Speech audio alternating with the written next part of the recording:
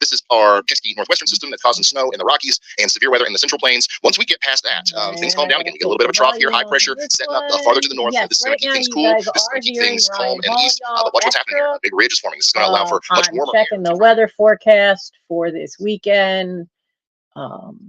My scouts were supposed to go camping this weekend, and it got canceled because we're supposed to get pretty much a heavy nor'easter come through, and they would be on an island in the middle of the Delaware River, so that would not be okay. So let me get to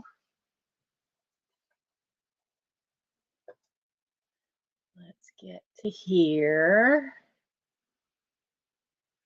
And hello, Maria. How do I do this? I have yet to figure out how to share things. I will figure it out one of these days, because I'd like to have a cool little, hi Val, I would love to have a cool little thing of owls for anytime I got a super chat, because like Nurse Flipper, Kat has this really cool thing with dolphins anytime she gets a super chat that she plays, and I want one with owls for my night owls when I get super chats and things. So I did not see One-Eye Jack today, which 2 days, you know, for 2 meals, he showed up. And so for 2 meals, I got to put medicine on that wad. It had softened up some because there was a lot of blood there, and I was able to get it apart a little bit and get the antibiotic cream actually right to the wound. It looks like it's not a tear. It looks like a slice. So somebody got him good. And then, of course, behind the ears, you could see in the one video, there was a lot missing from there. So I have not seen Jack today, but he showed up again yesterday for breakfast. So for 2 days in a row, he was back, which is great. When he showed up, he was half that size. And he showed up the beginning of the year around, probably around March.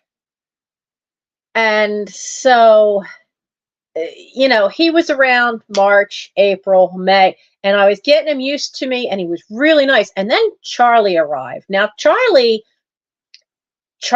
isn't fixed, and I don't know where Charlie came from, but wherever Charlie came from, he looks scruffy now, but Charlie, I think, was somebody's cat, but then he's not fixed. So can't imagine having a male and not having it fixed, because that'd just be a mess, because then they spray. Gotta get them fixed. Why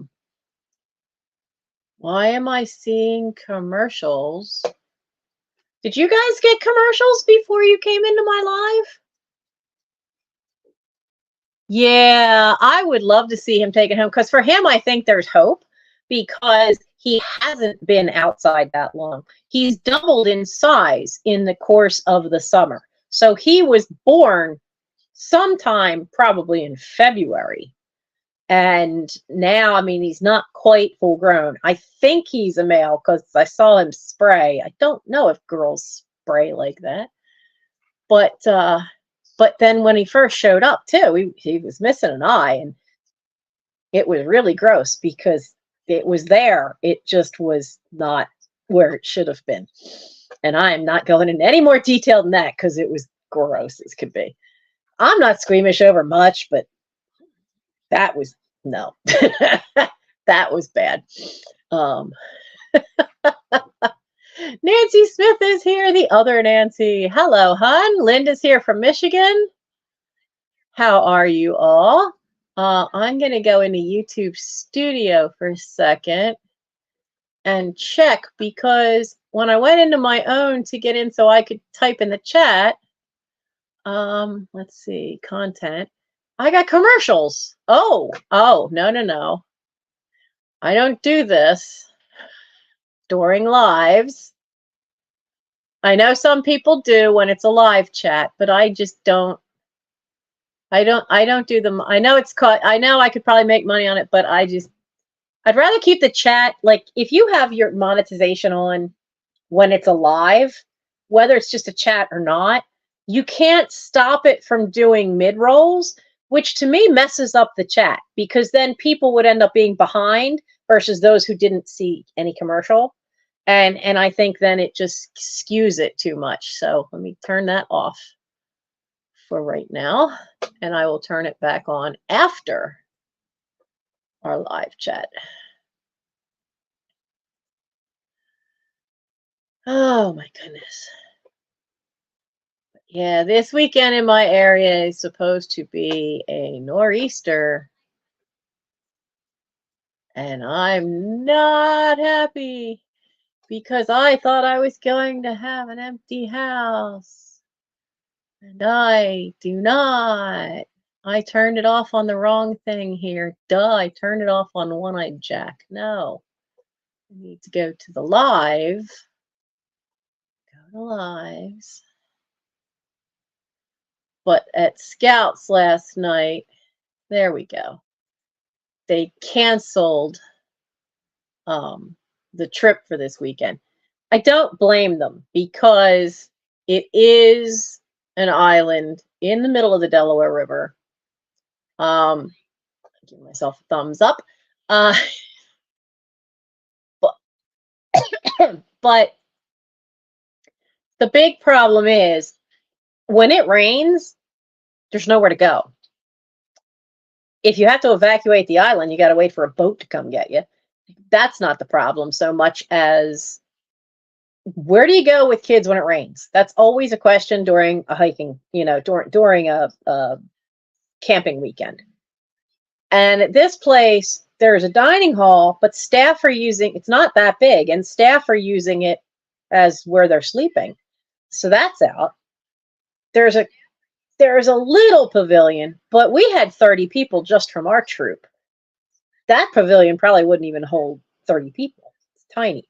And each campsite has what they call an Adirondack. Well, Adirondacks are built to sleep 8 people with bunks that go around the 3 walls, but that front wall's wide open. That's not going to hold 30 people trying to get out of the rain either. So Mike's going to be around on the weekend.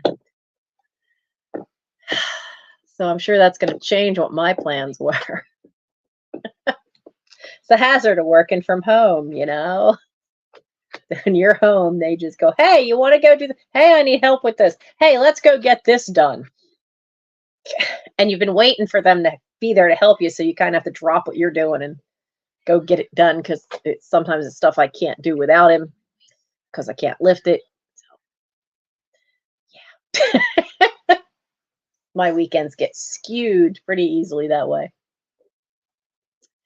So I had some fun looking in my YouTube analytics, because you can go in, not Switch account, no. You can go in and go to YouTube Studio when you have a channel, and there's a dashboard, and it tells you like what your latest video performance was. Like the one about One-Eyed Jack has had 239 views. It says the current channel subscribers are 1,158. 58. Gained a few. Yay! Remember, I really want us to get me to 1,200 by October 26th. So we got it. We got to get me a few more people. Because what? That's like, I need 42. I need 42 people, new subscribers. But it gives you all the estimates of stuff. It gives you what the current published videos have done. It tells you who are your members of your channel, those who've paid for a membership. Hi, Sherry. And I got 3 now. I have 3 members. I have Lisa, and I have Marilyn, and I have Nora. And thank you all very much. And under my memberships, I thought long and hard about this, and I did add a new membership this week. It's called the Fairy Queen. So, for that membership, It's $14.99 a month. Whereas that's a big price jump compared to the other two. A basic is $1.99. It gets you shout outs. It gets you the fun emojis. Gets you comments in things.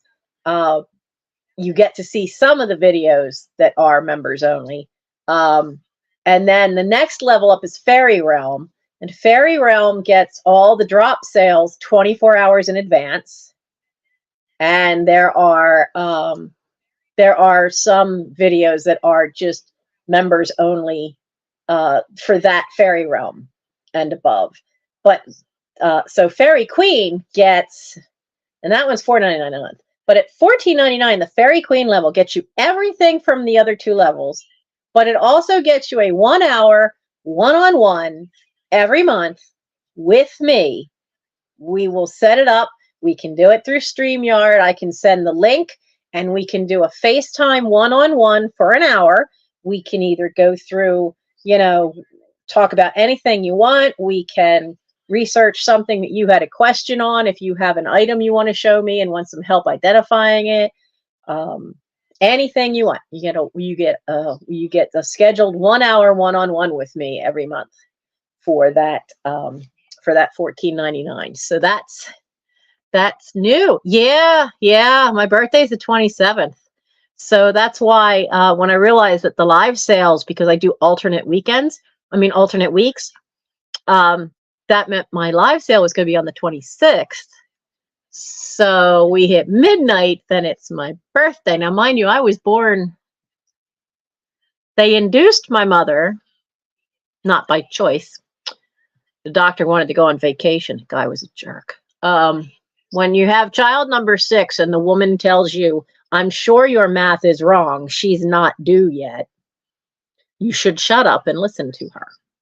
He didn't. He wanted to go on vacation. So I'm the only kid that was induced. I'm the only one of the 6 of us not on a holiday. I swear I was holding out for Mischief Night or Halloween.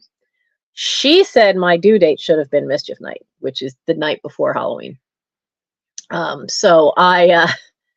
But every one of us 6 kids, except, the other 5 kids, they're all on holidays. Every single one of them.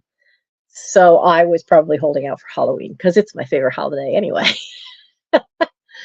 But when I saw, yes, Sebastian Michaelis, the sexiest voice in anime. J. Michael Tatum does the voice. So yeah, I just had a brain fart and lost my train of thought.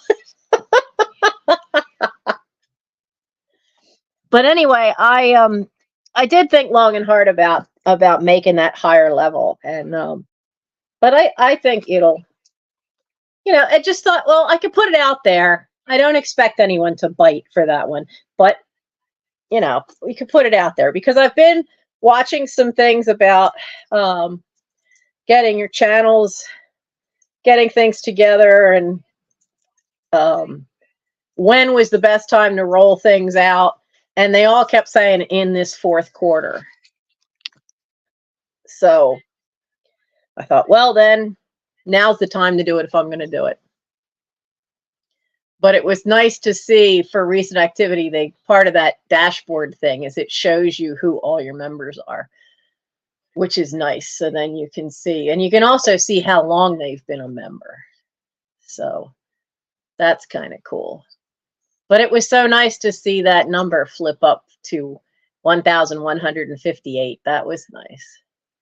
It's so nice to have a few more. I did get a laugh out of something because under the analytics, one of the analytics, it could tell you the countries you're in. And it was US, Canada, Britain, India, France, and then Germany. So I'm apparently getting around out there. I'm definitely getting around out there. So yeah, that birthday's coming up real soon. I have to do the math. Wait a minute. Born in 65. So I'll be 58. Duh. Had to do the math there. I'll be 58. So, yeah. Well, that should be in the kitchen. So how many of you saw that thumbnail, didn't you? That's my desk right now. The one I'm at right now. That picture is a pile that's like right over there. And it's a hot mess. I can't find my desk. And I've got things that I need to pack that sold on eBay. I'll show you.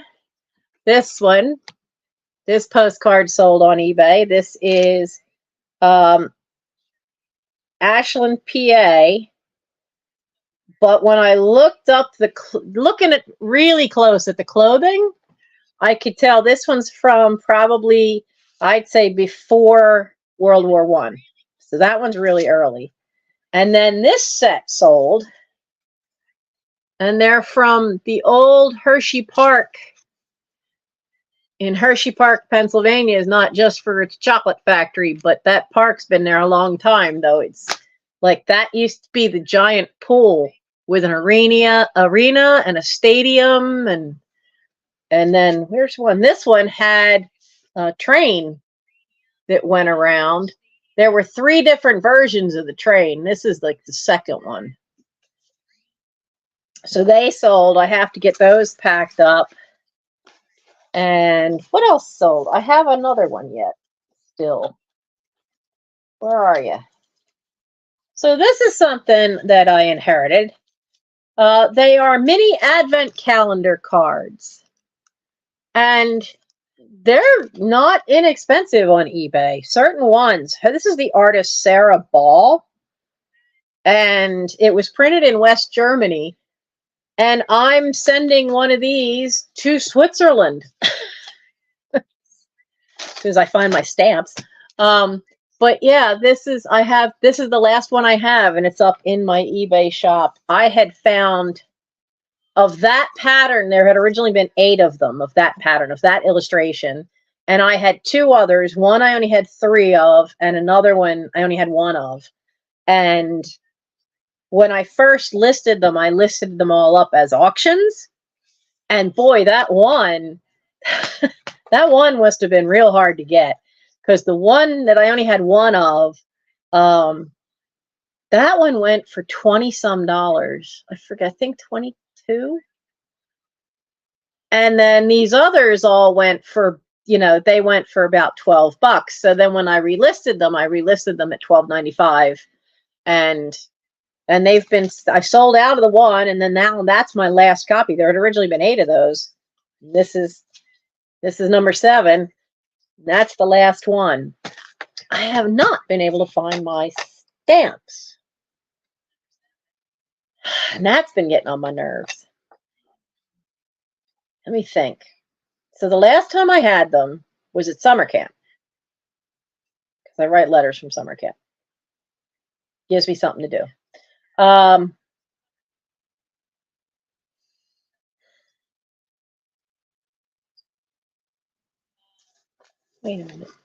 Wait a minute.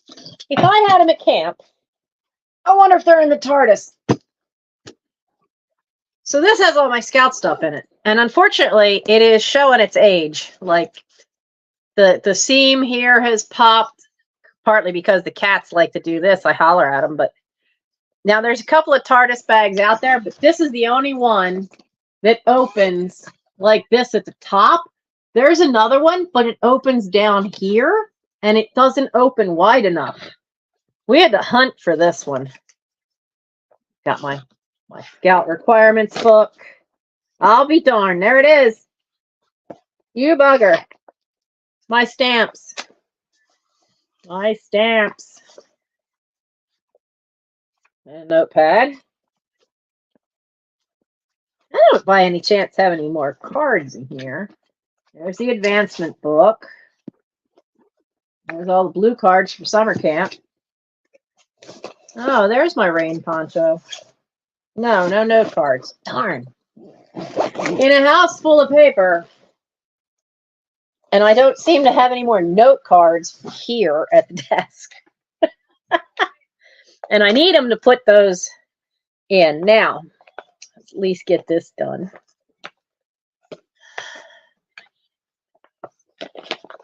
Oh, yeah, the one you got was a purple flower. That was probably maybe one of these.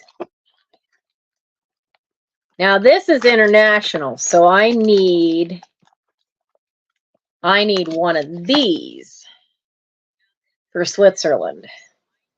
The international stamps are round, and they're $1.50, I think.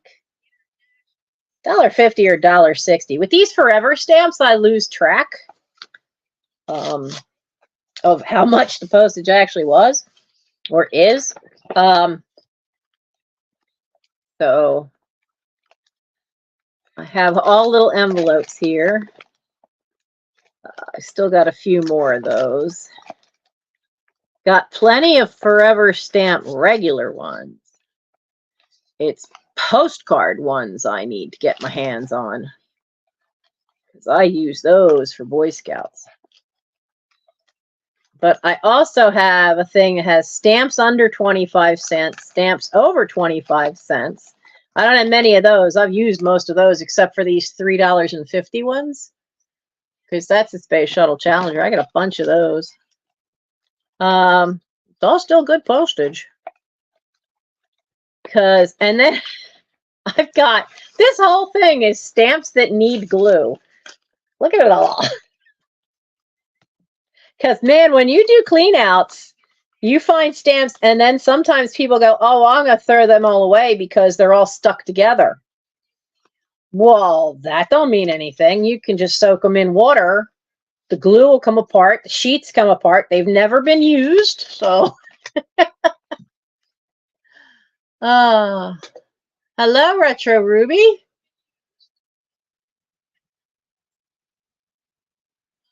Yeah, now, Nora, the chattel, it's weird because on mine, I look at it and it says top chat or live chat. And if it says that, you want to be in live chat.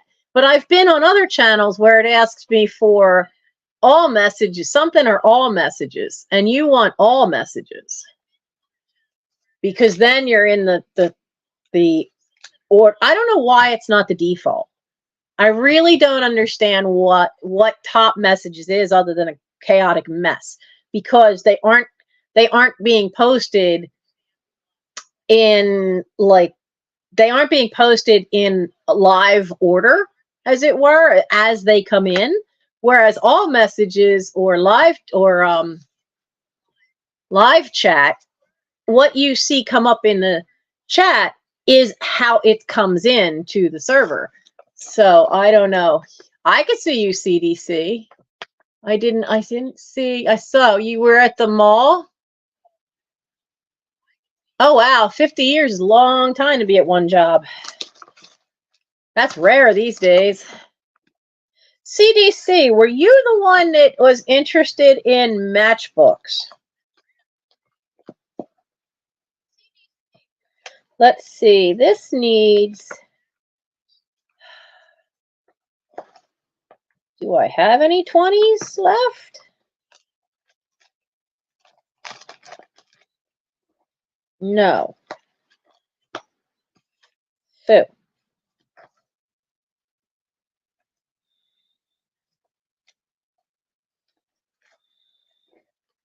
All right, here's what I'm going to do.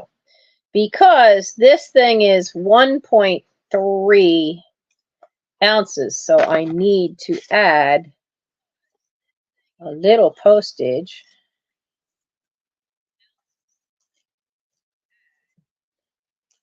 So I'm going to add an 18-cent stamp. I think I needed to add 22 cents. So there's an 18.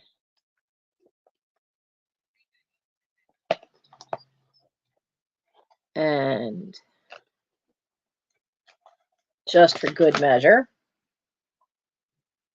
Oh, dear, that's one that needs glue, and I just licked it. Oh, you don't collect them anymore? Yeah, I have to go through them because I don't know anything about them. So, there we go. And, like, there's one bag here. There's another 2 bags upstairs, small Ziploc bags. And some of them are casinos in New Jersey. But I don't know what to do about them in that I don't know what defines whether it's good. Some of these look like they've been used. Others aren't. Others are in good shape. So I don't know how you tell. CDC, I am clueless. I'm just clueless. Okay, so that one's all set to go to Switzerland and can go out in the morning mail. But let's see, like, don't you fall down and lose all your parts. I need to get you onto eBay. It's like there's some that are nothing. They just say season's greetings, but then there's other ones. But this one's been used. Wow, that's Sparks East Reno. I don't think that's there. John Esquaga's Nugget. I think this became the Golden Nugget. So I don't know how. I don't know how to figure them out, whether they're... When people collect them, do they need to be completely unused? McCall's? Wait, that's the sewing company. That's their font. How did you end up with a McCall's one?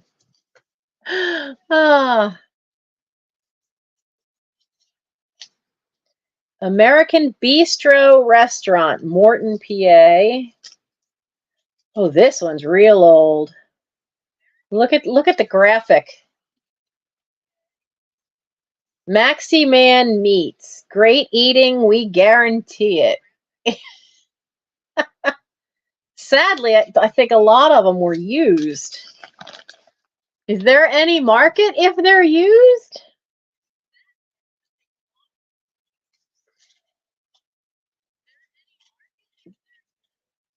There's a couple of these. Keystone Colorado Bank.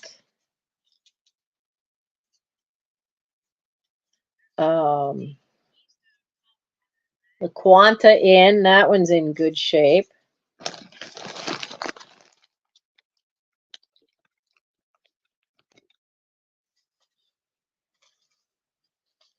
This one looks like it's got a little water damage on the back, but Salem cigarettes.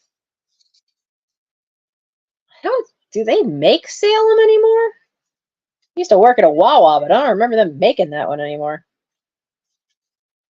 Well, this is an interesting graphic. Oh, wow. So it has this neat picture from the garden. It's for A&P Markets. Good deals, good meats. That used to be a supermarket chain here on the East Coast. They don't exist anymore. There's about 6 or 7 of them in here for something called AAA Markets. Weston, Concord, Westwood, Acton. None of those are names of towns near me. So I don't know where that's from. There's a couple of those. Old Wharf Inn, Chestertown, Maryland. That's an older one. Yeah, see, most places don't give out, or they give out little boxes of wooden matches that are crap, that break the first time you use them. I know, because in Boy Scouts, we're always... Now, what's this say? What? Oh, okay. Commander Palace since 1880. Commander's Palace, right? Well, I open it up, and this is the first I've ever seen this. It's down in New Orleans. But when you look at the matches, they all have words on them, right? I've never seen that. But what the words say must be stuff that's on the menu, because it has crab meat imperial, stuffed flounder, shrimp Orleans, soft shell turtle. Is that all of them? Yeah, that's all of them. And then it repeats. Oh, it's stuffed flounder. That's the other one. I've never seen ones that have matches have anything printed on them. These are somebody's wedding. And this is what happens a lot. Like the striker's shot. There's only a few matches out of that, but the striker is just completely roached. I had to ask when trying to find, because you used to be able to go buy a box of these in a grocery store, because we used to use them all the time to light the stove. And I had to actually ask in the grocery store, where are your matches? And invariably they send me to an aisle with a box of wooden ones, the big wooden ones. And I'm like, no, I want little matchbook matches. She had to hunt for them. She couldn't find them either. Kansas City's Riverboat, the Westport. That's a foil one. It's the light's just not cooperating to get that image on there. The Organ Grinder, a musical pizza eatery. This one's from Toronto, Canada.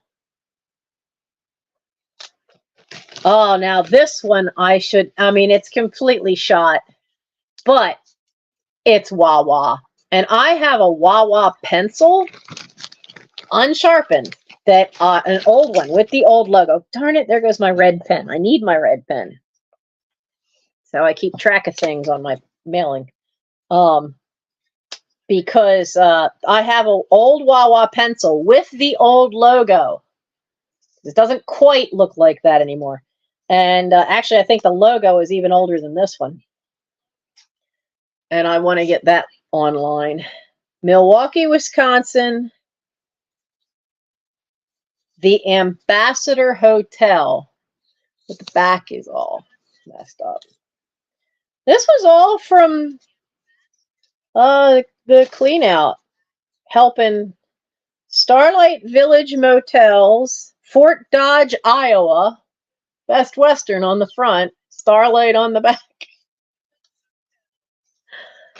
So, and this is just the one bag. There's a whole other bag, at least one other bag upstairs. Oh, this is a neat graphic with the lobster on it. The Georgian Park Square Motel, Boston, Mass. We appreciate your patronage. That one just says thank you. There's another Best Western, Starlight Village. The Italian Village. McDade Boulevard, Millmont Park. Family first since 1981. Off-premise catering hall. I wonder if that's still around. I'm not that far away from Millmont. Made in Camboran. Hello. And yep, and then that one's a repeat. So yeah, CDC, I have no idea what to do with these because I've never really. I had some a long, long time ago, but they were very specific and they were all of one type. And they had girls in bikinis on them. I do remember that you cannot send these airmail. Matches, if you send matchbooks with the matches in them, you have to send them ground. They can't go airmail. So, hello from Indonesia. How are you guys doing? Ah, my ruler's running away. So, I hope you're doing all right. When is the rainy season for that area of the world. Because it seems like some areas of the world have been seriously getting dumped on lately with more rain than is usual. And we've got a nor'easter coming on Saturday for my area of Pennsylvania.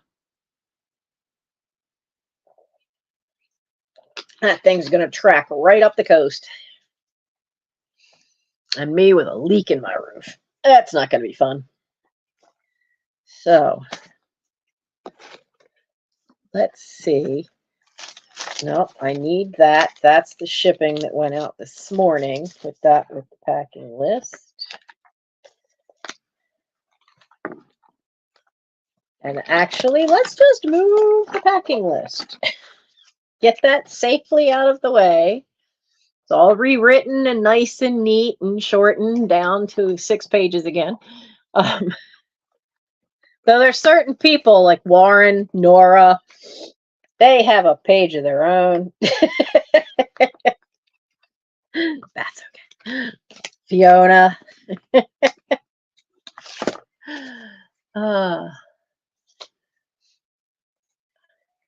Let's see. So, before I tackle that, I'll be right back. I'm going to check the ladies' writing desk in the hall and see if there's any note cards, because I'd like to get those ones that sold on eBay packed up and ready to roll. Because if I leave them on the shelf by the front door, my brother will just take them and drop them at the post office first thing in the morning. I'll be right back. I'll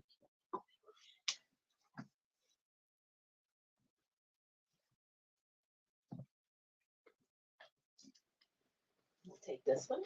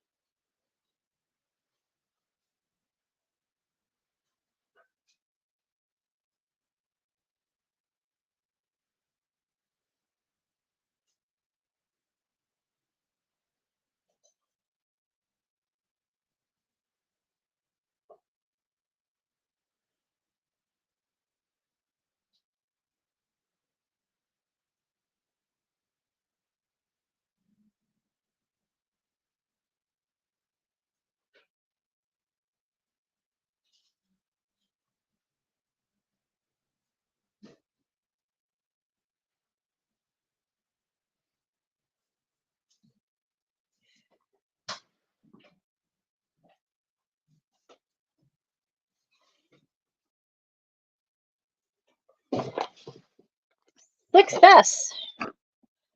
I found a few more. Okay. So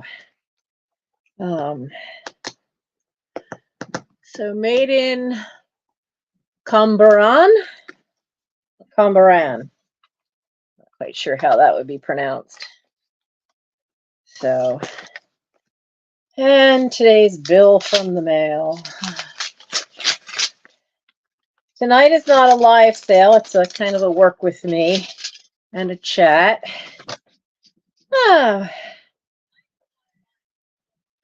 Stormwater Authority. Yeah. Okay. And another one that wants money. It's always somebody that wants money, right? Always somebody. So let's see. I need this because I have a notebook that I put all of what I've sold off of eBay or Etsy in a notebook. And let's start with the single one, which is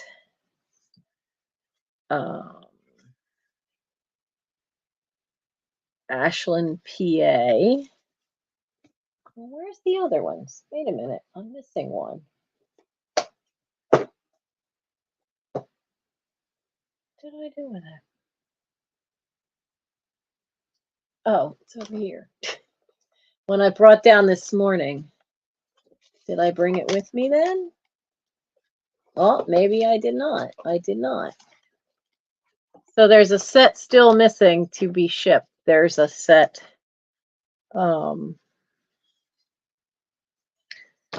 There's a set of the Rose Garden at Hershey, PA, that I must have left upstairs, because that's where the book is. I have a photo album book that holds yeah, CDC, it was the bill for the stormwater, and I'm behind on that one a little, so yeah, they're hoping for $80. They're not getting $80, but they might get half of that. So August, well, actually the whole summer was not the greatest. Was not the greatest. August for eBay and Etsy was just in the tank, as the saying goes. And I'm not the only one. There's quite a few other resellers that do just eBay and Etsy and don't do live sales. And they have said the same thing, that it was a really rough August. So that's made life interesting for a lot of us. Especially for me, as I'm still trying to make this work, as it were. There are some things that I wish I had known before I started.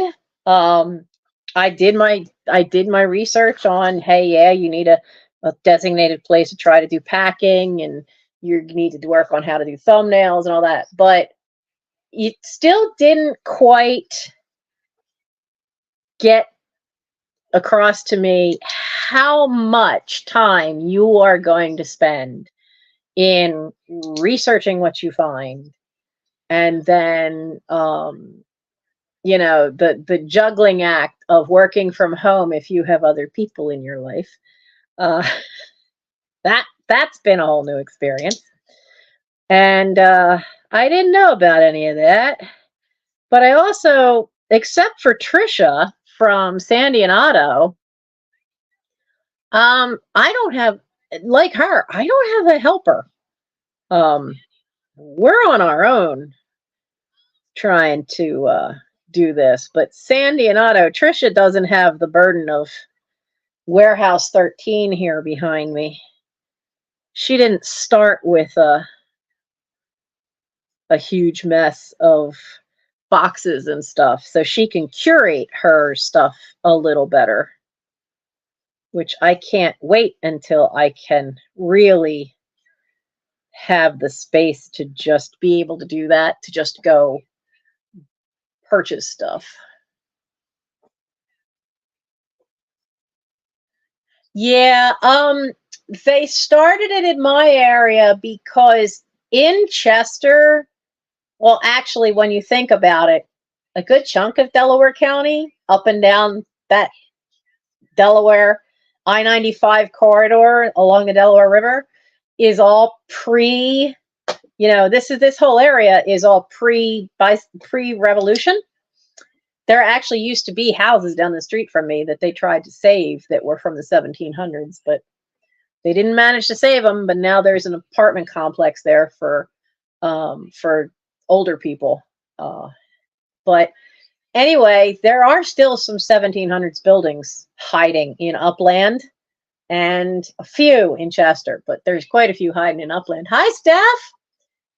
But they found that some of the oldest storm drains in the city and all along this shoreline of the Delaware River are wood. They're so old, they're wood, and they're decaying.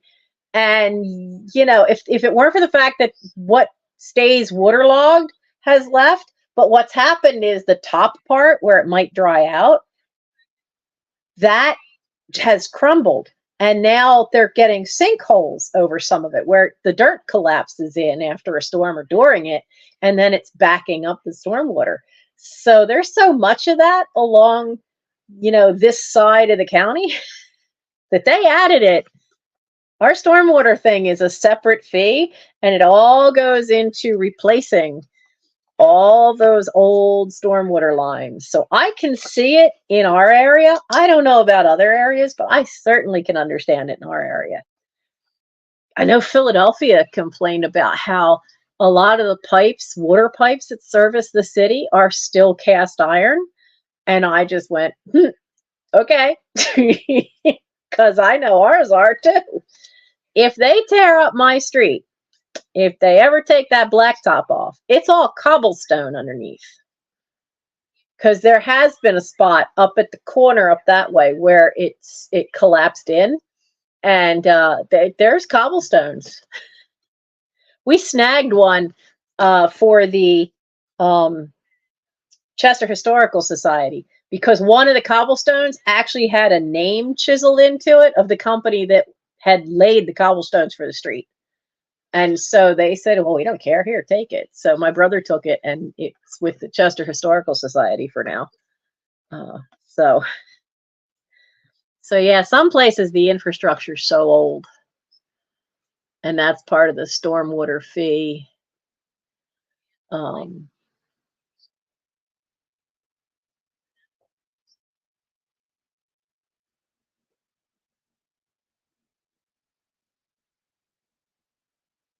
Oh, wow. Yeah, now see, I have the problem of when this house was built, a lot of those kind of drains from the house would have been made of clay. And the drains, often the downspout lines, often tied right into the city sewer lines, and that's no longer legal. So they want you to take the downspouts out of that. Now we've done that, but now I have a wet basement, whereas before I never had a wet basement, even though all those clay pipes went under the basement floor. So now I have water in the basement. But I know our sewer line out of the house was an old clay pipe. Because when my father was still alive, and he didn't pass away until 96, 97.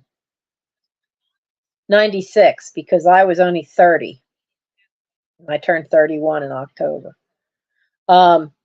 So he put a snake down through that one of the times it got clogged, and got all these tree roots and chunks of clay pipe. And he went, well, as long as it keeps running, I'm not paying to dig up the front lawn. So it's never been dug up. So I don't even want to know. I keep waiting for the front yard to turn into a sinkhole. I really do. I just keep waiting. It's one of these times I think it will turn into that. So there's something to be said for living in an old house, solid walls, no dry. Well, there is a little bit of drywall in this house, but real plaster doesn't get black mold. And so for all its problems, I wouldn't trade it, but I sure would like to not have anything else break. I really would be okay with that for a while.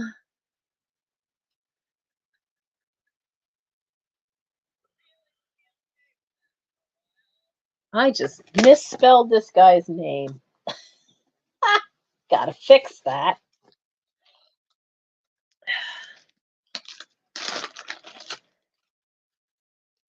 Let's see, what sticker am I going to stick over top of what I just screwed up? Let's see, what do I want to put over top of that?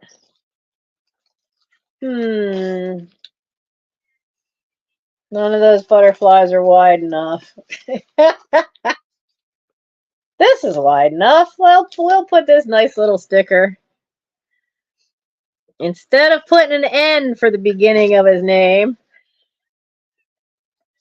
I put an M. That won't do. That just won't do. Not allowed to mess up the name of someone who has bought stuff from you. The only one really bad mess up I had, we're still trying to get squared away because I sent a candle to the wrong person.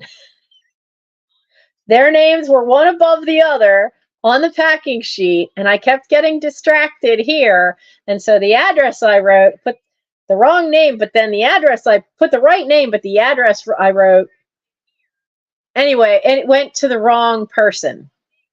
Now that person has had life cause a lot of issues for them, taking care of their parents, and so they weren't able to send it on timely at the time. But things have calmed down for them, things have calmed down for me. We're getting it all squared away. So, but boy, did I screw that one up. Why do I do it every other week? Because when I was doing it every week, I got so backlogged on the shipping and then I had a health problem, and with a pinched nerve in my spine, it slowed me down even more. And so I have stuff people have been patiently waiting for a year because was so backlogged in my shipping. And I've been plugging away at it. So one of the things that I really had to do was realize that you're drowning. You know, sometimes when the water's up to here, you got to recognize that you need to stop. So I stopped doing a sale every single week. Things have gotten better. I can actually do this, and I can turn and not have any pain. That's a huge improvement. You have no idea. Pinched nerves in the spine really slow you down real quick. There are videos where I was in bed flat on my back and actually did 2 videos showing off what was in my jewelry boxes of my costume jewelry and then the real jewelry, simply because I didn't want to lose the channel, and so I still made content. But at that point, I couldn't walk without a walker, and I couldn't stand straight up. So I realized it was like, it's taken so long. You guys saw that work with me, and you saw me hefting boxes. In 2021, I wouldn't have been able to lift any of those boxes. Nothing. I, for a long while, couldn't lift more than a 5-pound bag of sugar. For the first couple of months, I could lift my teacup, and that was it. Nora, I was smart this time, and I took it before we started. I took the blood pressure medicine because I had it upstairs, and I thought, oh shoot, I better take this. Take it now. So this time I've already had it. I had it down here, and then I realized that there are nights when, like Scout Night, I'm not here necessarily. So I took it back upstairs so that I make sure I have it. But on Thursdays, I've got to remember to take it because, you know, I'm not going to bed at midnight on Thursdays. So,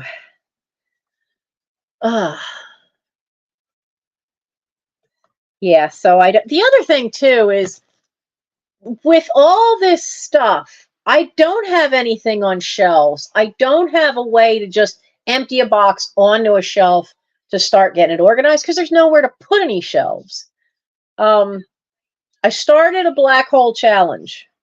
There's a room upstairs, had been my bedroom as a teenager, and that was, we were working on that one, clicking on along. You guys saw some cool stuff get packed into boxes, and all of that went into these boxes of craft stuff that I'm opening now, a lot of that came out of that room. And some of it was just stuff that we just, Mike helped me just pack some of it. So some of these boxes I haven't even seen. I don't know what's in them. But we just stuffed boxes and took them to Philly Flipper's warehouse. And he had them for over a year. He let it stay there because we had all that out. And then in April of 2021 was when I had the accident that pinched the nerves in my spine. And now in all those boxes, 113 boxes came back from Philly Flippers in January of this year. So what room I had gained to move around, I now lost again. Thank God the kittens are older, because the room they were fostered in is now, that's the playroom where we were on that work with me, where the boxes also tried to fall on me. The dining room is full of boxes. This room is still full of boxes from not the warehouse, but from the last storage unit. When I had to give that up, I moved it all into here. Some of it was in the front room, but most of it's in here or in the attic or stuffed wherever I could. Yeah, it's when you inherit 3 estates in short order, it's a challenge. But I hated to see everything just go in a dumpster. I get it if it's broken and cannot be repaired.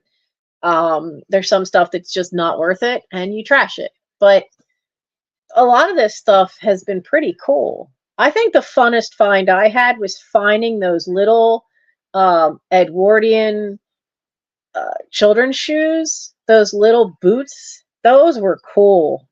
And I'm glad they have a new home. They had to have belonged to Annie Al, because she was born in 1900. And she's the only one that fits the time period of when that kind of little shoe was made for kids, that little tiny button-up shoe that didn't have any kind of a solid wood heel. It was still a soft shoe on the bottom. And so that had to be her. So it's kind of cool finding stuff from my great-grandparents and their kids occasionally in all this stuff. It is like a treasure hunt, because some of it's been in boxes for so many years that I don't know what's in them. But some of them are boxes I didn't pack to begin with. So they were from Mom's storage unit, which was some of it was stuff from her mother and her mother's house, and some of it was from her aunt's house, which had also been her grandparents' house, which was my great-grandparents. So it is a multi-generational treasure hunt around here. I have wondered about doing a special sale that's not vintage stuff.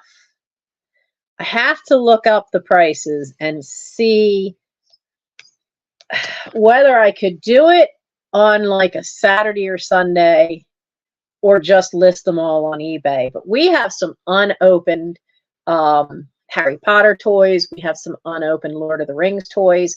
They're not really something that would be for the Thursday night vintage market of what I usually have that night. So I'm thinking that may have to be, if I'm going to do it as a live sale, maybe do it as a special sale.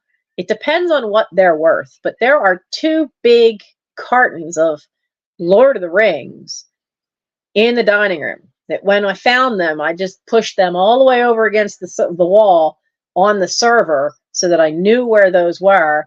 And then Mike was helping me go through some of the boxes that are in his room, and we found some Harry Potter toys that had never been opened. And he goes, "These weren't for me, were they?" And I'm like, "No, they were for me."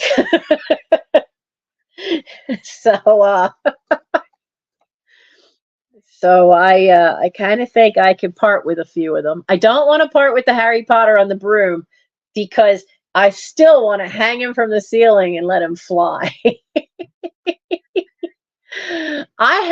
So one of the things that I have, and we didn't find that yet, but I know it's here.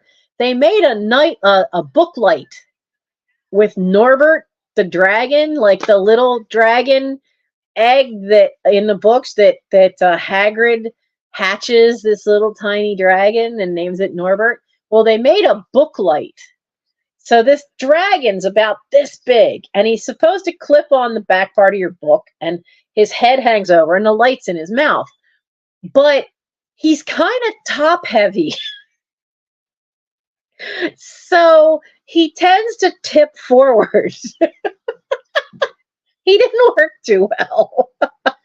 I know I still have a Norbert around.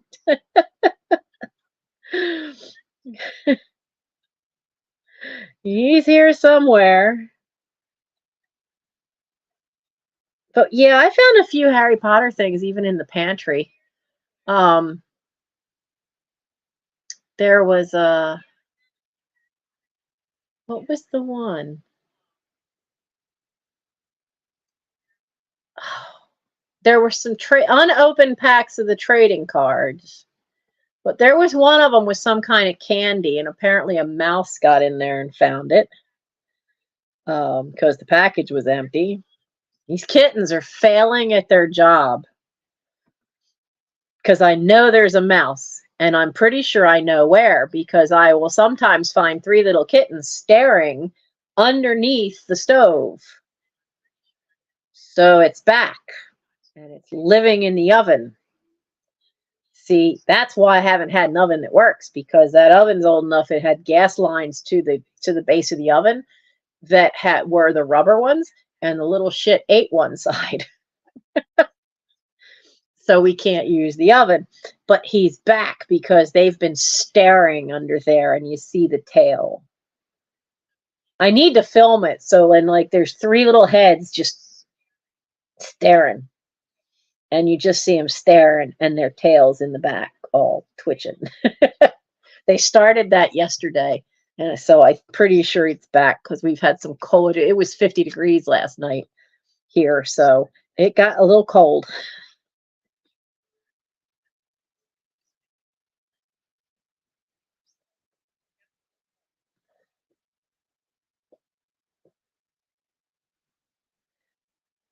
From my eBay. I do just like I do with you guys. I send stuff, even if it's eBay or Etsy, with a little note. Hello, Linda. Well, thank you. Yeah, I have definitely got the Irish bug of that. That being able to tell a story, that is absolutely 100% my mother's side of the family. That is the Trout side of the family. When they came out of Germany, it was probably Traub, Traub, but it's somewhere along the line somebody, because I found stuff that said Traut, and then somewhere along the line in census records, you see it change. The place and the name is the same, but suddenly the name gets changed to Trout by a census taker, and it kind of then became the family name.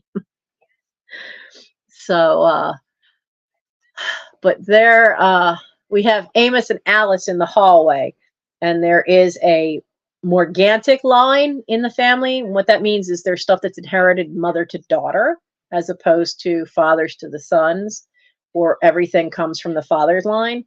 They did stuff from Alice that went from Alice to she gave some stuff to her daughters, and then when my great grandfather married, he married a girl from Philadelphia who also was part Irish, but she got disowned by her family for marrying a tradesman. Dude was a jeweler. They had money. That's pompous people.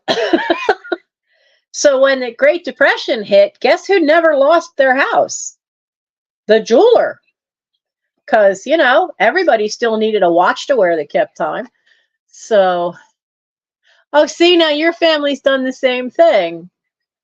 Now it's Tool, because somebody somewhere didn't quite know what the spelling should be. When you had back in the day, too, when you get far enough back, especially in the 1800s and the early 1900s, there were a lot of people that didn't necessarily know how to spell and write their own name.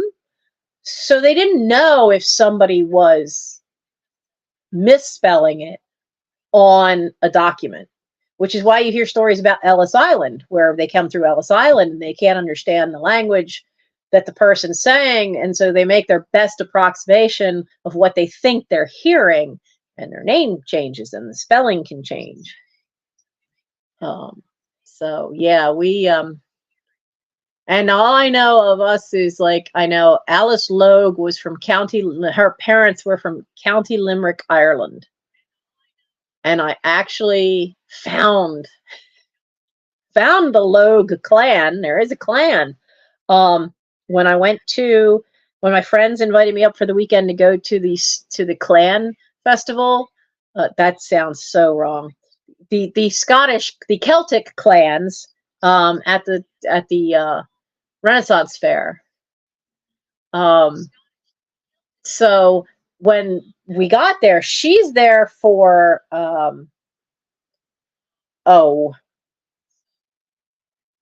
now I'm drawing a blank for the Scottish clan that Leslie is for. But right catty corner to us was a guy who had the Irish clans, and he had this fantastic poster laminated, and it showed all the heraldry, all the shields, all the way around the edge in alphabetical order, so you could find the name. But then he had a map showing where that name would be in Ireland, and darn, County Limerick, right there, Logue family. It's right there in the county. It was perfect. It's actually in Limerick, in County Limerick. In around, I forget what town it said, but I took a photograph of it. But the other thing that surprised me is Michael's mother's maiden name was McQuillis, and her father said he hired some company, and they said it was Scottish, and they didn't actually track his genealogy. They just looked up the name of McQuillis and then sent him all this stuff saying it was Scottish, but there's nothing that gives the names of his parents, the grandparents, the great-grandparents. There's no genealogical reference. But while looking at this one for the Irish, I could never find a McQuillis in Scotland at all. None. No records, no nothing. And while I was looking for Logue on this Irish poster, what do I see? Just a little further over on the map. So, literally like 2 inches over on the map, isn't there McQuillis right there? And sure enough, there's a clan McQuillis. Spelled the same way with the Q and everything. So I was quite surprised that, Mike's may not be Scottish blood after all. He might have that Irish German on both sides. Though he's got his grandmother to thank, because his mom's mother was Italian, and that kid tans. I burn to a crisp. I can get a sunburn from moonlight. Him, sucker tans. It's the only one in the family that does. That's his grandmother on his mom's side. That's the Italian in him. None of the rest of us tan. None at all. I'm so pale I glow in the dark. At least that's what my Boy Scouts tell me when they try to play capture the flag. If there's any kind of light, any moonlight, they just look for somebody whose skin glows. That's Miss Krause. I can't play capture the flag in the dark. They find me.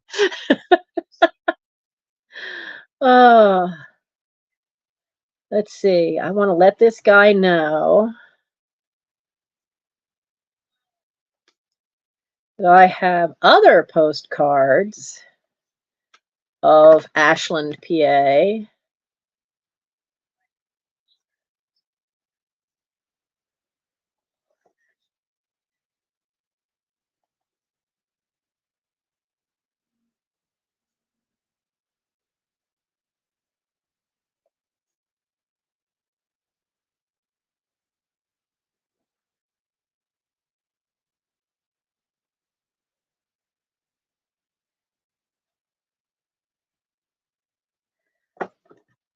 Actually, I think I will just let him know My email address.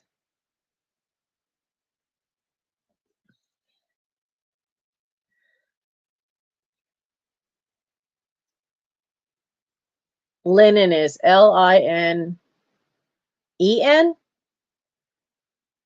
I think. I always get it backwards. Yeah, a lot of names got Americanized.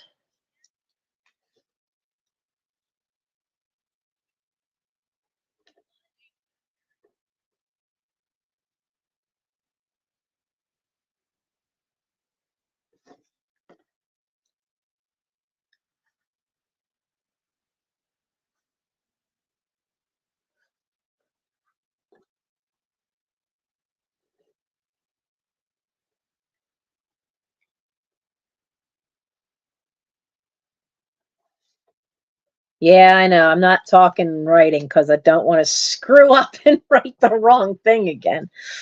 So let's see. One thing I do add when I make an eBay at Etsy is I put in, when I make a sale online, is I let them know that this overstuffed house can be found on eBay, Etsy, Instagram, and YouTube.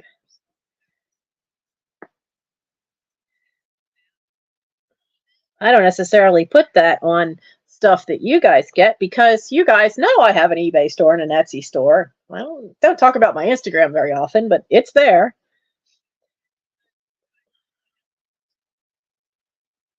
eBay, Etsy. Actually, I think if you just did a search on this overstuffed house, you'd probably have it all pop up. And YouTube. There we go. Now, gotta make sure the ink dries because I do not have the little plastic sleeves to get these suckers in. It's on the list of stuff that I want to get, but I don't, you know. One thing that really sucks when you're not working is bills back up, so I'm still digging out of that. And then there's stuff I want to do before winter hits. So I'm still working on, got to get enough to get that wood putty that you can paint over because I have one basement window that termites just destroyed. And termites are gone, but their damage is still there. And that's one of the heck was that? That's one of the windows that the cats got out of because there's, instead of being a pane of glass, one of the basement windows, one of the 1911 windows, has which I think I'll just use a sheet of stationery to wrap around this. But one of the basement windows has a sheet of plexiglass that has a square cut in it for the vent thing for the dryer. And the cats just pushed it out. But the bottom part of all those 1911 windows, my dad and my brother-in-law replaced the two front windows. The one on this side, one of the ones on this side, they put glass block in. So now you can't open it, so you don't get any cross ventilation to get any of the damp out of the basement. And then there's a crawl space back there. The window that was all the way at the back, they just did that with glass block. Now that makes sense because nobody's crawling back there if they don't have to. So that one made sense. But then that window on that side has completely rotted, and the cats were coming in and out. The doctor, we kept finding the doctor somehow in the house, in the basement, and then we figured it out. She's coming through the window. So I have boards over that one, but it's a heck of a leak for air, cold air in the winter. So I need to wood putty the bottom parts of the frame enough so that they'll hold the glass in just to stop the draft for the wintertime. And but the same thing has happened on the one with the dryer vent, and then there's a double window over where the soapstone sink is in the basement. And that's all done the same thing. And all the panes of glass, because this bottom piece has started to rot, all the panes of glass slid down in. And then there's no, like all of the glazing has come off over the years. So that's all got to get done. Now I know how to do glazing. Done that before. And now we've got cooler weather. And I finally feel healthy enough to be able to do it. There was no way I could have done it last summer. So I've got lots of stuff with this cooler weather that I'm being careful so that I don't do too much and hurt myself. You don't want to do that. That's not allowed. So I am probably going to go and see about, I was hoping to get out on the roof with Mike tomorrow, but things got changed for his work. So he's not going to be home. But Marty's been working on the house next door, so I'm going to go knock on the door and ask Marty if he will come up with me and go up on that part of the roof and look, because he said he would, just to come ask him when I was ready. And he would then go over and take a look and see if there was a hole to patch so the water stops coming into my room down the wall. So you don't have to worry about me crawling around on the roof. Gonna ask Marty. Because he said, I saw him at the end of the day when he was leaving, and he said he'd be back tomorrow.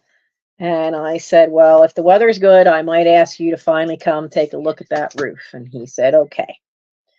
So don't worry. I'm not going to be climbing all over my roof. Heck, I'm 100 pounds heavier than I was when I used to do that to clean out the gutters and stuff. So that, and, you know, pinched nerve. After all, they're still this side. Mike and I were at the grocery store about 8 o'clock, 8:30. And he said something about how I was walking. He asked me if I was okay. And I'm like, yeah, I'm all right. I said, but I noticed like everything on the left side is now a lot looser, and I move and have such great mobility, but this right side is still very stiff, and a lot of the muscles and movement is still very tight. And it's like having one side. He said I was walking like a robot. Because, you know, even the knee doesn't swing right because the hip is so tight from the pinched nerves. So, yes, I know you guys made your point. That you were all very concerned about me getting out on that roof. I didn't think anything of it because I've done it for years. I mean, I used to go out on the roof with my brothers and clean the gutters. And I was afraid of heights, so there are sections I wouldn't touch.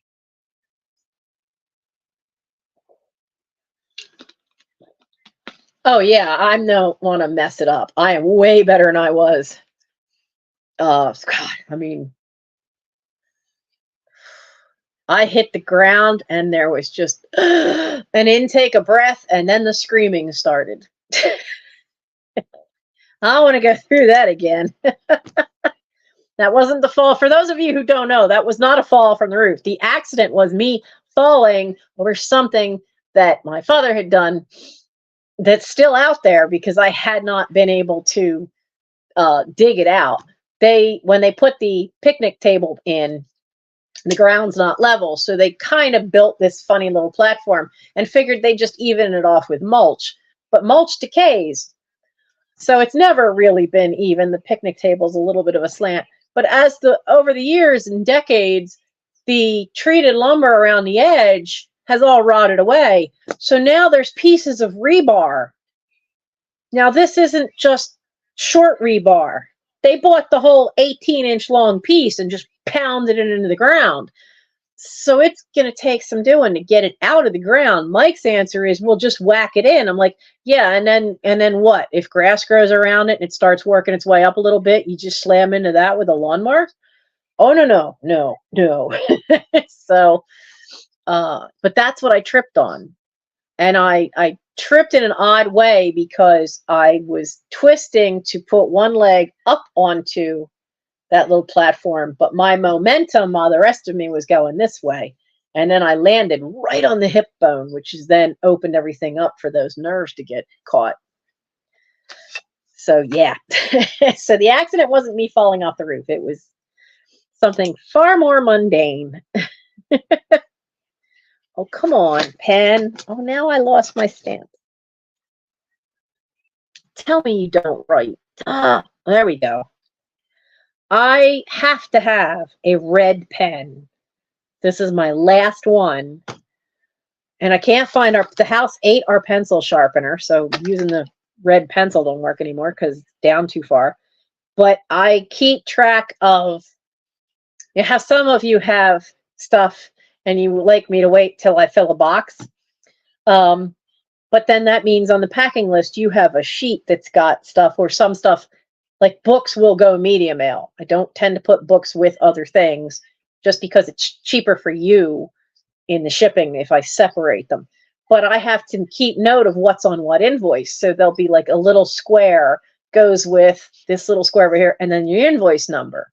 And it'll say when it's paid and then when it was sent. And that's always in red because that way I don't spend an hour looking for something I already shipped. Which I did. The first month after doing a live sale. Come here, Stamps.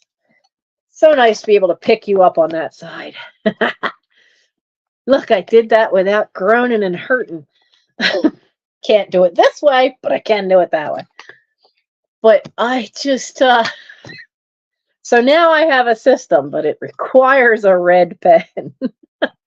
And this is my last one.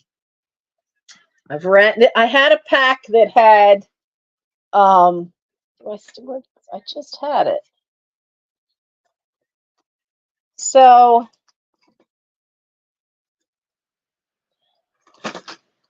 it was at Big Lots and it had 18 pens.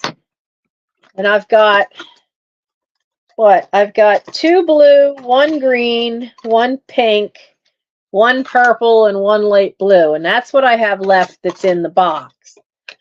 There's a light green and the pink. And there had been orange. I put orange in somebody's boxes as a gift. And I'm probably going to do the same with a light green. I think I still have 1 light green one. Pass them along as a gift. And probably the pink one, too. So I like using purple and green to write with. And having that turquoise blue is kind of cool, too. I like that one. But the red ones I absolutely have to have. This is my last one, and I just took it out of the box.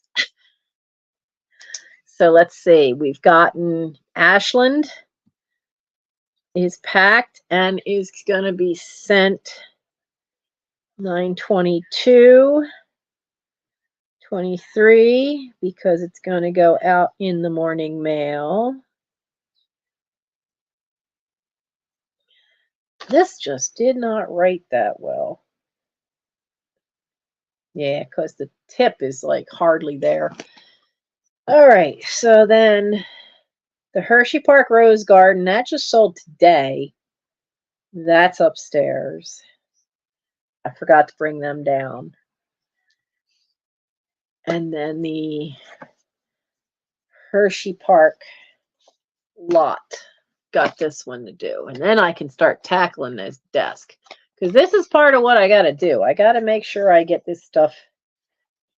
I don't want to lose it on the desk because it's too easy to lose paper stuff. How many of you have a spot where you have just too much old mail just kind of stuffed? I think my phone moved. There we go. Because I hit the cord for I accidentally moved the laptop, so It moved the phone a little bit because it's leaning against it. Who said hi? Picasso Cat. Oh, that reminds me. So in the description for this video are 2 links. They are 2 channels that are trying to get to their 1,000. Now, you've heard me talk about Lorianne over at Sugar Britches Sweet Ass Stuff. That is the name of the channel. Lorianne just hit 700. She just got her 700. So we've a couple of us channels have been trying to get her there. She just got to her 700. Now, Picasso Cat is Kathy. Kathy has cool stuff too and has live sales. But Kathy has over 700. Each one of them needs to get to their 1,000. They need their 1,000 so that they're monetized. Mind you, you're not going to make a huge amount on that monetization. Because in all honesty, I've been monetized, what, for over a year? I've had one payout this year because they don't pay you until you've made $100. So there was one payment of $113 that I got earlier in the year. I'm only halfway to that now, and that was in February. I'm only halfway to that now. So far this year, eBay says that I've made $43. So yeah, I'm not going to see another payout probably until February. But we need to get them up to their 1,000. So if you're watching this later, you're in the chat now. Both their links are in the description so that you can just hit the link and go see if you're subscribed. And if you're not, please subscribe to them. Let's help get them to their 1,000.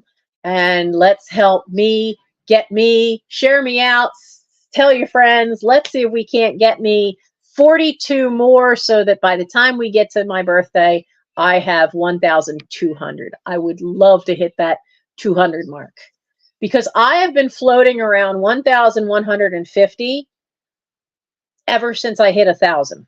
I've been sitting at that same spot, plus and minus 3 or 4 in either direction. Usually, I lose 3 or 4 and then it goes back up, and I might get to 153 and then it goes back to 150. So it's been bouncing around that 1,150 for an entire year.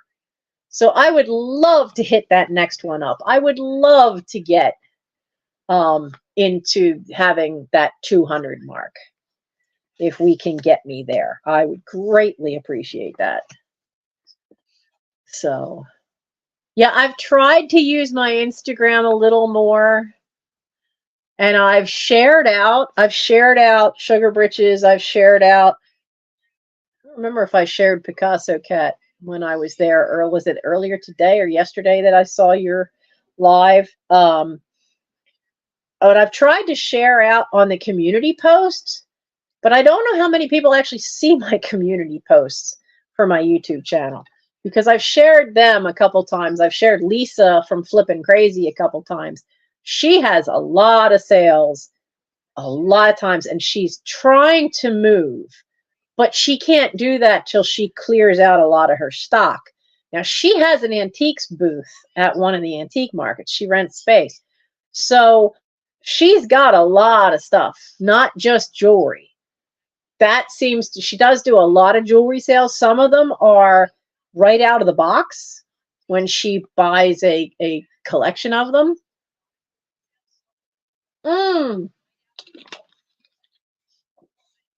Oh, that's awesome. Picasso Cat just needs 8 to get to 800. That's awesome. Again? Oh, yeah. Yeah. Yeah, I hit 100. I hit 1,000. Well, first off, I hit 1,000 3 times. And then I hit 1,100 3 times. So yeah, sometimes that happens. It does help to watch the commercials. They don't count the commercials in that they unless you watch 30 seconds. So that means 2 short 15-minute ones. Or if it's because every once in a while I see a commercial that's like 3 minutes long, and I I'm not watching that. But from all the research I've done watching some of the channels that's all they do is help you out and learn the algorithms and stuff. You have to watch at least 30 seconds of commercial time for it to count.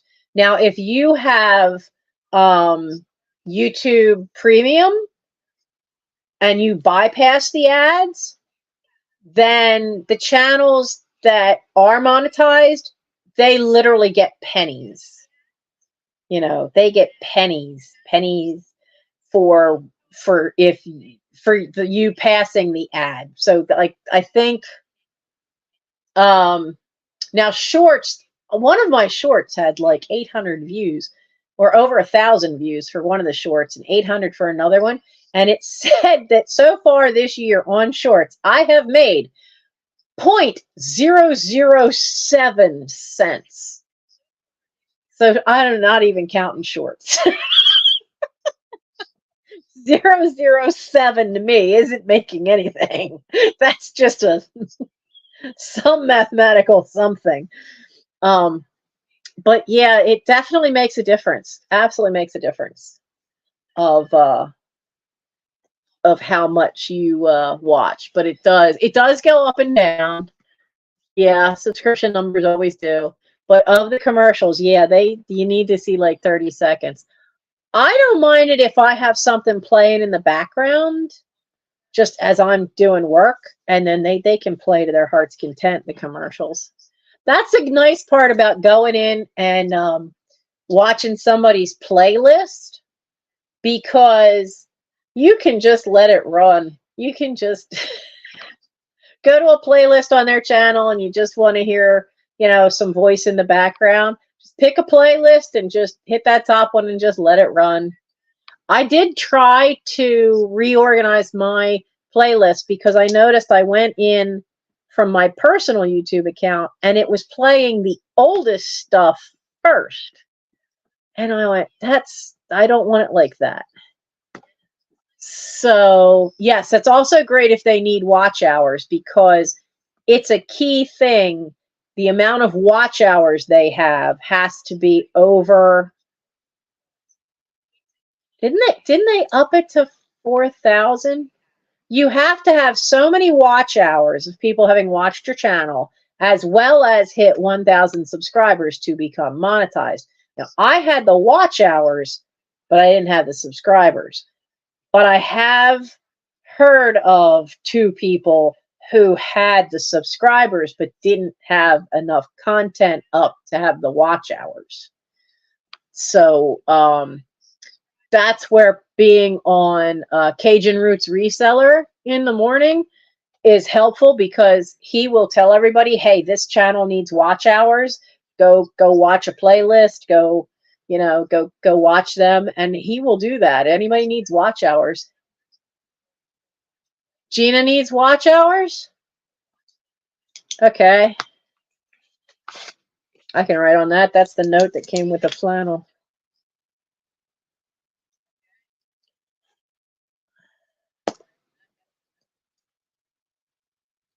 Here we go. Wait a second. Okay.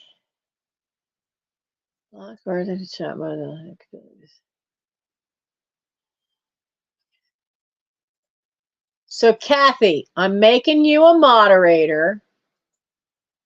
So why don't you put the link in for Gina so that anybody who wants to can go watch some of her stuff. You're tipping over again. Why do you keep moving? And then put a link for your own channel in so we can really need to get a mount thing for this.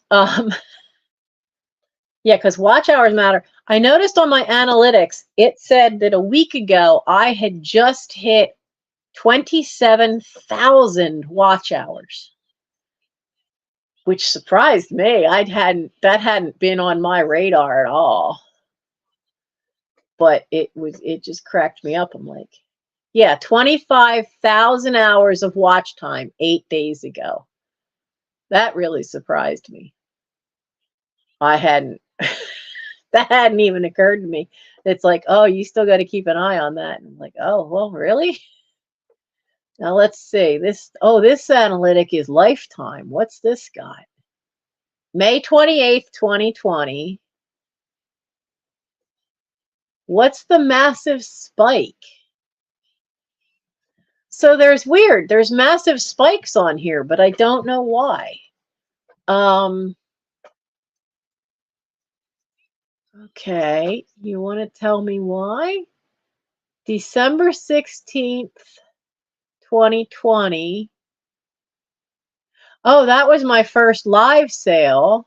And then there was this really nice glass sale. And then there's a couple other spikes. What's this one? Oh, that was the first time I had guests on my channel for a sale. And then what's this spike? Ah, this spike is when I came back after being hurt, because this is July 5th, 2021. And that was the first time I actually even tried to do a live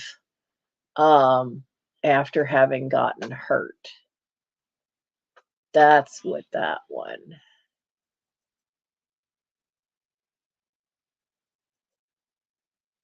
That's what that one is.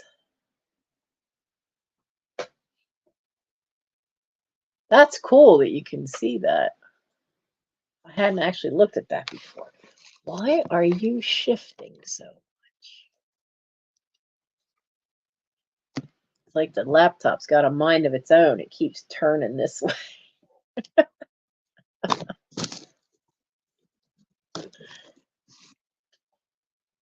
Yeah, it's funny. Mike said something about that.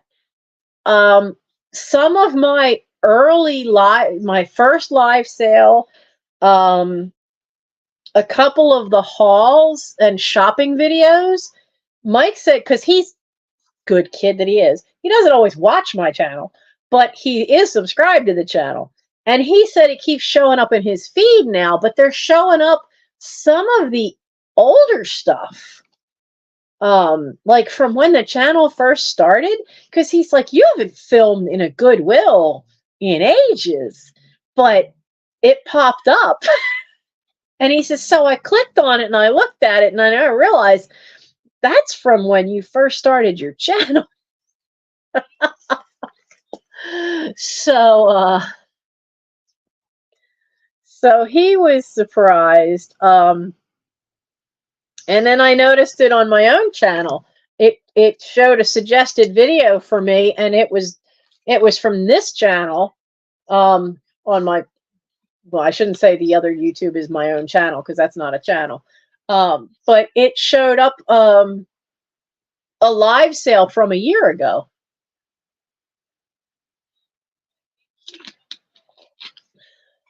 Yeah, I mean, older shorts. Honestly, I think because it's fourth quarter, I really think YouTube is throwing everything out there, because there's more people. The fourth quarter has more ad revenue that they can get. So if somebody watches something, watches the ads, that's more money for YouTube. It's also more money for the creators.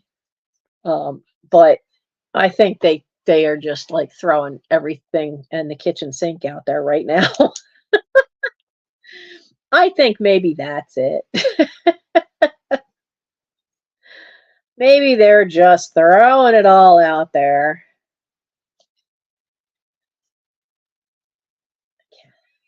General delivery. Wow, I haven't seen an address like that in a long while.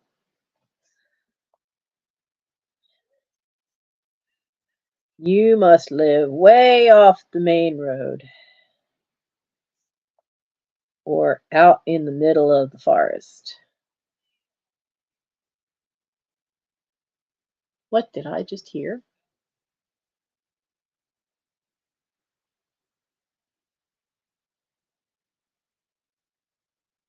Well, now I don't hear it. I heard a noise I'm not used to hearing. I swear I heard a dog. Oh, wait a minute. Kevin's home now. I might have heard he might be letting Matilda out. I don't know if watch hours, I think watch hours are total, that you have to have, like, it's cumulative. But I mean, it's harder than you think to get, 4,000 watch hours. I was trying to come up with anything for content, and I didn't know about drop sales early on. So, and honestly, when I started doing this in 2020, people weren't doing drop sales. That came along later. And the vintage reseller channels just exploded in 2020 and 2021. So many people were getting on and making channels. And they're all starting to, some of them have dropped away for various reasons. One my pet peeve is somebody says they're live, but they're not. They're feeding their whatnot sale to their YouTube channel. The reason that's a peeve of mine is that they have absolutely zero interaction with the people that are watching it on the YouTube channel. And the people on YouTube have it's basically, it's a way to advertise your whatnot sale. And I get that because there's always this big QR code on the image to try to get you to come over to whatnot. But it just annoys me. It does annoy me. Because I'm like, why would you? I don't think it's fun watching them, because you have zero interaction with anybody except the chat. You could talk amongst yourselves in the chat, but you have zero interaction with the person you're watching. And I just don't find it as enjoyable. Even in the repeats, I just don't find it as enjoyable. But yeah, it doesn't matter what if they're watching your current stuff, if they're watching your old stuff, anything where they watch that adds to your watch time hours, it's cumulative. So, but I think it's 4,000 hours of watch time you have to have before you get to your 1,000 subscribers. And that's what makes you monetized. You have to have both. We'll get you there. We'll get you there. Southern Siren, right? I've forgotten the name. I was at hers earlier this week. Oh, come on.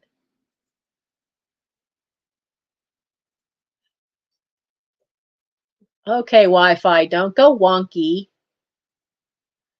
All right, it's not going to let me go. It's being weird. Oh, my goodness. All right, so I've got one more to pack, and then I got to tackle this pile tonight. So this is Catherine. I sent Gary to the post office this morning. And this is the bag I use. How big it is. It's huge. I only had it half full though. It was up to here. It was half full of boxes and books that went out today. So, and then now tomorrow, I'm a little concerned because I have not heard from my from my little old lady. She'd smack me if she heard me call her that. Oh, an AI aid for help you make reels. Huh.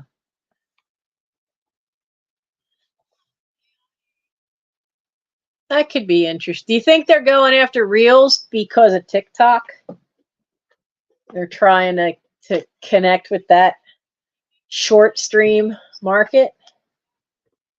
I don't have TikTok on this phone. I had it on the old phone, the real old phone, and then the port went and I can't recharge it, but I don't remember my password. So I need to get into that phone to see what the password was.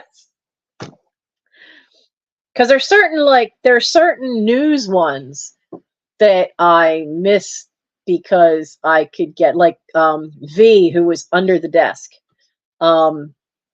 She even had former President Obama, come on to her under the desk news, and I missed that one. And I miss Hell's Bells off of TikTok because her stories were really funny, and especially to anybody who's ever worked retail or help desk. Oh, music and background hints. Yeah, I I've tried doing the thing where they put up an AI background, a filter kind of thing, but I don't like how it looks. And then I thought, well, sooner or later, everybody's going to see the hoarded up mess behind me, which is all the inherent stuff. Since there's no living room furniture, this was the logical place to empty the storage unit to, the majority of it here, into the living room, because the living room is so big. And I'm not going to hide who I am and what's happened. That I know my siblings just think, oh, you should just throw it all away. And I'm like, especially now when this is my income. I did look at a couple of part-time jobs and actually went and talked to two of them before I ever put an application in. And because I can't lift that much, because they were all retail. And so that didn't work. Not at all. And one of them would have been at PetSmart. Would have been great. Because then I'd get a discount for buying cat food and cat litter. And I could tell Michael in the morning I emptied the last little bag of cat litter into their thing. And they're getting so big, I gotta get it. We gotta figure out a new litter box. We need another one. 6 cats, 1 litter box is not. No. It's working so far because the doctor goes outside. She was raised with a dog, so she thinks that's what she has to do. If it's raining or snow, she wants a litter box, though. And the kittens have taken over her litter box, so she don't want to use it. But once we get to the cold weather, she's going to need a litter box. So, yeah, I've got to work on how to do music and voiceovers and all that, because I had it figured out once, and then Windows did some kind of update and it took away the software, the movie maker that it had, which I had finally figured out how to work, and the replacement sucks. It's not intuitive. I can't figure it out, which is why you don't see edited videos anymore. So the next time I get a laptop, it's not going to be a hand-me-down. We're going to buy one. And I really, really, really need to have Word on it and Office, because I don't have any of that on this one. And I really need spreadsheet capability for accounting stuff and all that. And because it takes up a lot of my time doing the accounts for Tosh, for this overstuffed house, trying to keep account records by hand in a notebook. That takes up a lot of time. I'd be so much easier if I had Excel. I'm not that great at using Excel, but I can learn, but I don't even have it at all. So that's the goal for next year. The goal for this year is a lot smaller. There are a lot of little small goals.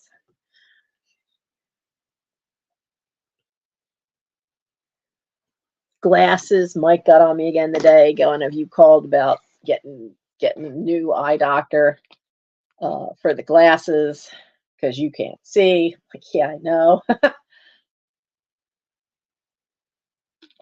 I have to get. I got the new approval for the MRI for my knee. That came today, so I got to call and get the MRI done on my right knee, and I still need to do the CAT scan for the hernia. And the kitten's knocked over a bunch of paperwork, and I can't find. I have to call that doctor and have them give me a new slip. I gotta sneeze again because I can't find the original one.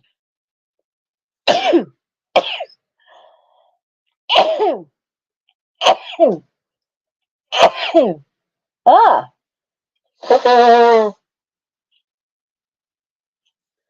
Welcome to fall, everyone, when Nancy will sneeze all the time, whether she's taken her allergy meds or not. And I did take them. My biggest allergy is leaf mold. And I'm a Boy Scout. Yeah. Oh, my goodness.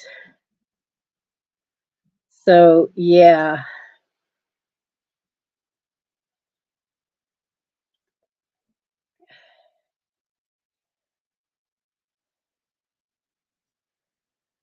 I go through a rough fall when it rains, and then having that leak is not helping because that's wet wood when you're in the upstairs hallway. I have a box fan, and I bought filters for central air, and I thank you, Nora.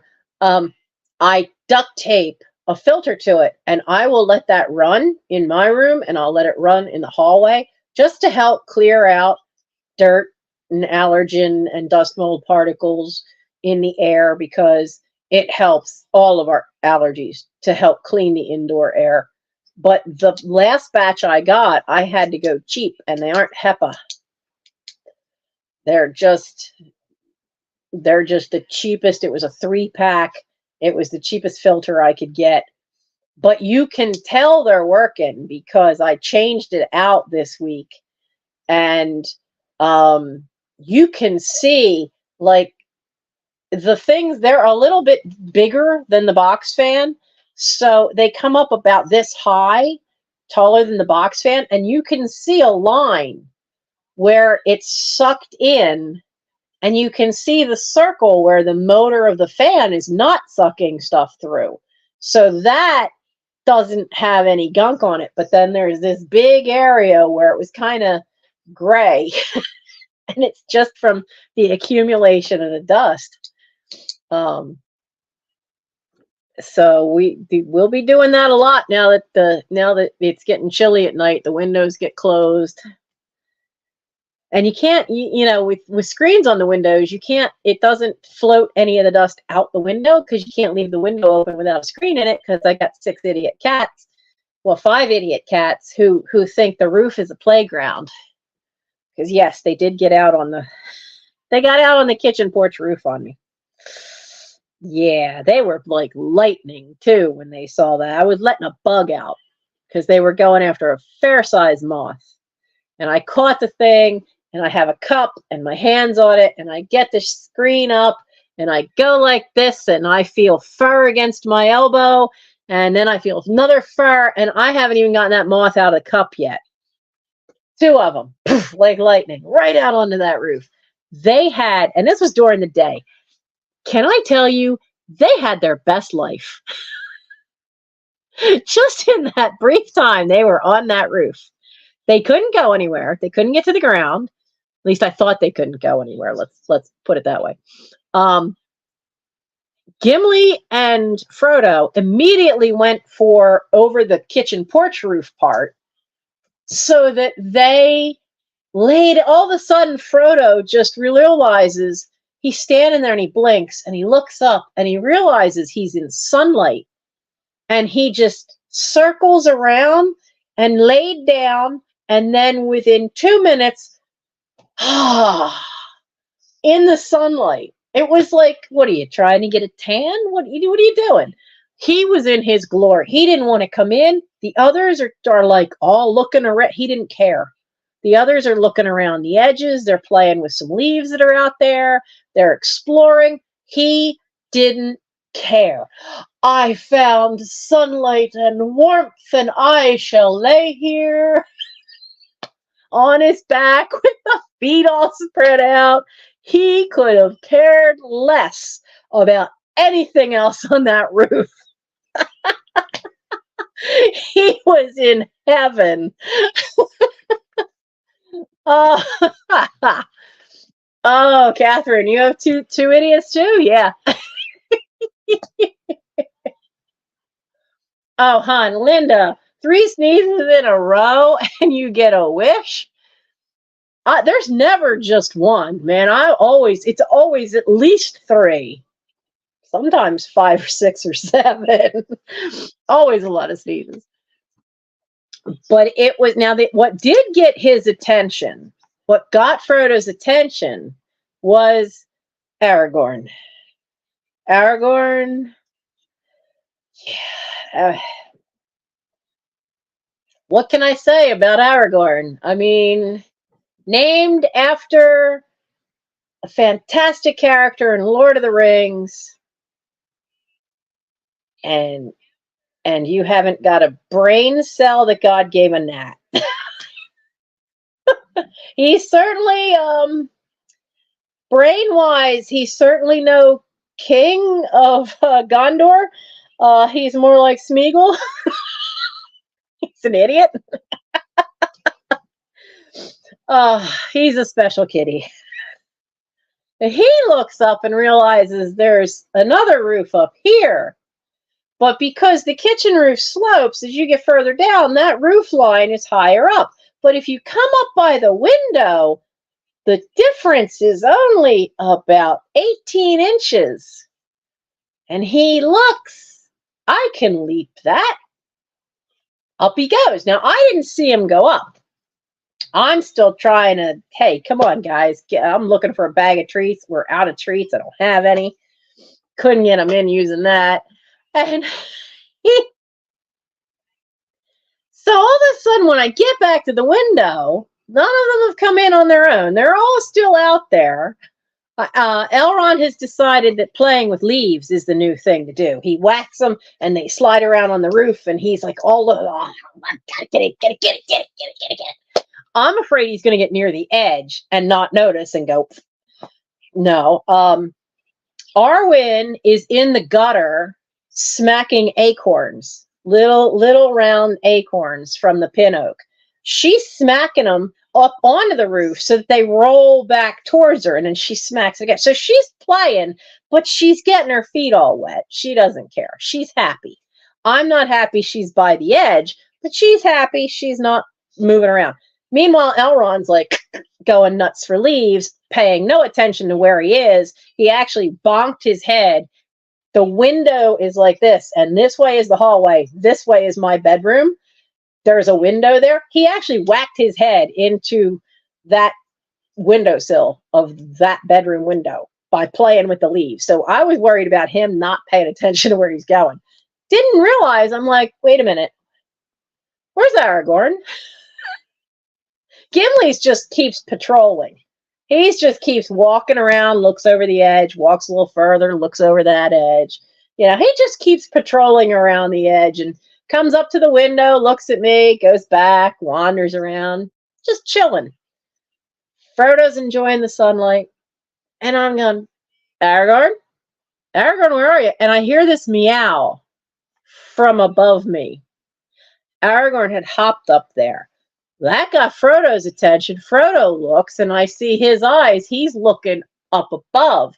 Well, he gets up. Now, he's bigger, stronger than Aragorn. He's as big as the doctor, but he's not the muscle man like Gimli. So he comes over to the window, does the same thing, hops up. Well, that gets Elrond's attention. Elrond's that wonderful little creamy one. And oh, I was not happy. I absolutely was not happy that they were up on the higher roof. Because on the higher roof means they're on the third floor roof. That third floor roof leads to the peaks of the house that they could, if they wanted to, go up and over and end up on the front of the house. I was not happy that they went up. Kitchen porch roof, it's fairly flat. There's a slight incline, so the water runs off. I'm okay with that. There's nowhere they can go, but up there, there's a lot of bad places they could go and a lot of steep pitches on 2 spots. I was not happy. Kitty Mom was absolutely not happy. But Elrond then, bless his little heart, oh, my brothers are up there. So he tries to follow Frodo. Now, keep in mind, he's trying to jump up an 18-inch spread. He doesn't make it. He can't. He's just too small and not enough muscle.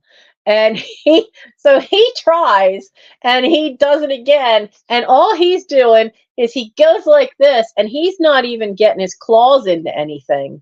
He can't quite reach the edge of the roof for the shingles, and he's hitting the wood part. It's not wainscoting up there. I don't know what the term is for, but he's hitting the wood part, and there's so many decades of paint on it. His claws they're not making any purchase into it. They're just scratching right off. He gives up, but he can't do it. Gimli watches this. Now, Gimli is over about 10 feet away. He's watched his brother try to do this. Gimli is at the part where the roof slopes, so it's now probably more than 18. We're probably about 24, 25 inches high. He just comes, does a running start, hops right up. No problem, like it was nothing. Frodo couldn't even do that. And I'm sure Aragorn didn't do that. But Gimli is built like the dwarf he's named for. He is all muscle. He's not as long in the body as Frodo, but that dude is heavy. He is solid. He is muscle. And he just right up there like he was flipping Tinkerbell.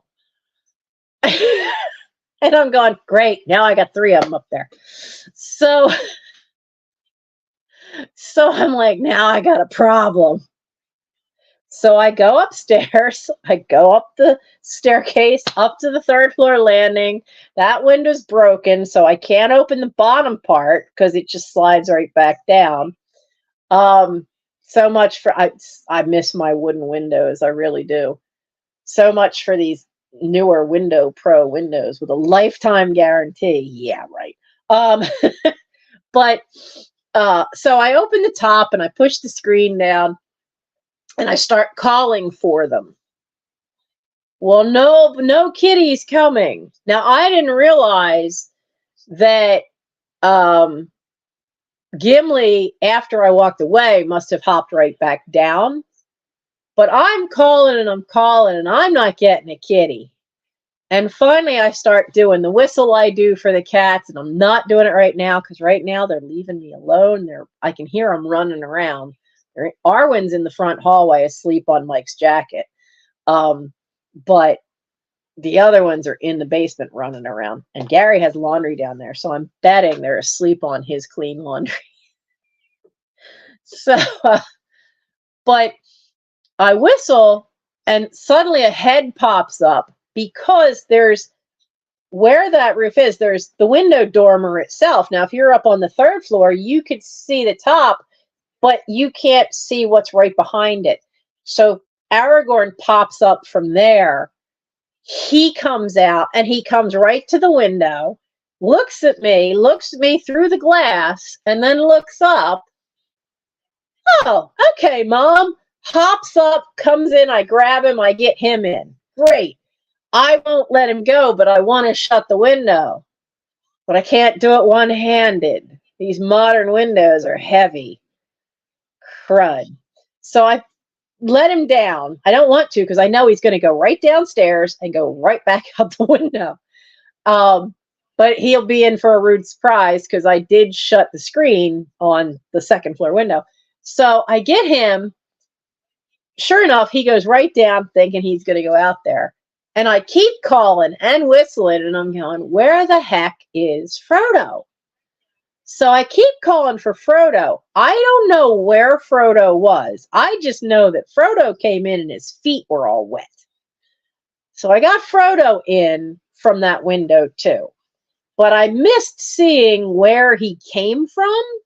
So I don't know what part of the roof he was on, but we get him in. So now I have 2 in, but I don't have any sign of Gimli. And I know the other 2 are still stuck on the second floor roof. So I get the 2 in, I get the window shut, I come back downstairs. Now, Elrond and Arwen have noticed that our route is shut. We can't get back into the house. They don't like this. No. This was fine when Mom was at the window, but Mom's not at the window, and I don't like this. Which is usual. If something happens and I disappear, they will follow me. They don't like not knowing where I am. They don't like it if there's trouble. And if they get out the door and they're not supposed to be, it's like, well, where's Mom? So they were not at all happy I wasn't there. So as soon as I get there, I've got the other two juvenile delinquents. Frodo's on this side. Aragorn's on this side. At this point, Aragorn still had a collar. Those snap release collars, these guys fight too hard and they lose them. So I pick Frodo up, I put him on this side, I have him wedged under here, and I've got Aragorn's collar, and I open the screen up, and the 2 small ones come right inside. No problem. Quick, put the screen down. Gimli, however, is just sitting there watching me. Gimli, you coming in? Meow. Okay. Gimli, you coming in? Okay, I guess that's cat for no. So he starts wandering around. Finally, he comes over, and I'm like, I don't know what to do with you, so fine. We're all going into Daddy's room. So I get him into Mike's room, because then I could shut the door and lock him in there. And I get them in, I shut the door, I come over. He's now laying in the sun. And I call to him, and he just, just turns around over the shoulder, gives you that look. What do you want, human? No, so I ended up just leaving him there, but made sure the screen was down. And I went into Mike's room, and I thought, okay, well, now what? So I played with the others a little bit, made sure they were all okay. And I think I waited about 15, 20 minutes before I went back out. And by then he was sitting by the window, by the screen, just, gotta look my best. Gotta look good for when I go back into the house. And he's just sitting there cleaning himself. And so I open up the screen. He walks in as if nothing has gone wrong. No drama. I'm here, feeding me now. And so I put the screen down and I shut the window and locked it. But it was just so funny because he just, I'm not coming in till I decide. And he's like that, though. He door dashes on my brother constantly and ends up getting out front. And I go out front and I just sit on the porch and I don't go chasing him. The minute I go off the porch and try to chase him, he runs around to the back of the yard or he runs into the neighbor's yard. And if he goes into the neighbor's yard at the front of the house, there's poison ivy and ivy. I'm allergic to regular ivy. I don't want to know what poison ivy will do to me. I've always steered clear of it. So anytime he has run into that, he either ends up having to get a bath, which the kitchen sink, Gary had just emptied his room of all the dirty dishes, so the kitchen sink was full. And I have a few wipes, which are on my Amazon wish list of stuff I use for the cats, but I need to get more wipes because that's what I end up doing. Is like I grab him and I can do it right on the front porch, and I very carefully grab the collar and I will wipe him down with those wipes just so there's no oil residue from either one of those ivies on him, because the last time, well, it all healed up now. Just from the regular ivy, I had all these little bumps. Now, poison ivy makes little blisters. Regular ivy on me makes all these little bumps that are really teeny tiny, and they're all teeny tiny little blisters. And so I usually have to come in and wash right away. And if it's really bothersome, I have to pour hydrogen peroxide on it. But I have quite a few things that get that same kind of rash. There's quite a few oils. Like I love the smell of lavender. I can't have it anywhere near me. I can't have lavender oil on me. There's something in Tide detergent. I can't use Tide in the house because there's something in the detergent. If it doesn't 100% come out of the clothes, then wherever it is on my clothes, I get those blisters. Regular ivy, I get that from, and there was another one, not latex. There's a plant. I can't remember which one it is, but there's another type of plant that same thing, and it just turns into this little teeny tiny blisters. But man, he's a pest because he knows he shouldn't do that, and so I have to use those wipes to wipe him off because I don't want to know what poison ivy would do to me if regular ivy does that. And since I had been hurt, regular ivy is popping up everywhere on my property. And I keep trying to get Mike to dig it out because he goes, no, I'll just cut it with the weed whacker. That just makes more ivy. Because all it needs is a 2-inch piece and ivy will root. Stuff is a pain in the neck. But oh my goodness, can you imagine though, having a little brat like that? Just, oh, you got the others in? Oh, I'm going to lay in the sunlight now. Tough, Mom. He is something. He's been making me a pin cushion this morning.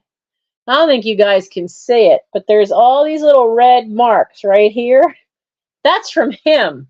I have one sweater that's really fuzzy, and he makes biscuits while he's nuzzling into my arm. But he makes biscuits, and he's got some sharp claws. And he actually, poked through the skin, the first layer of skin this morning. He wasn't 100% weaned when Morgan got out and got hit by the car. The others were all completely weaned, and he wasn't. And Mike even tried buying a rug for him to, thinking maybe that would help, but he likes that one sweater more than he likes that rug.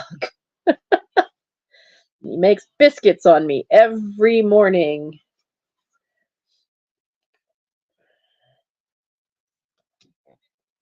Oh my goodness. Okay, let's see. This is for the Hershey's.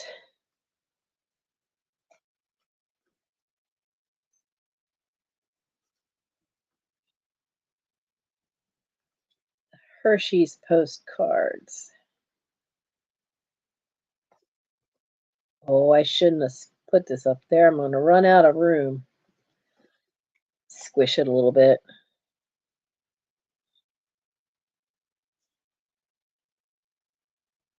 Hey, would you guys... Oh, I know. You gotta love him. He's quite the character.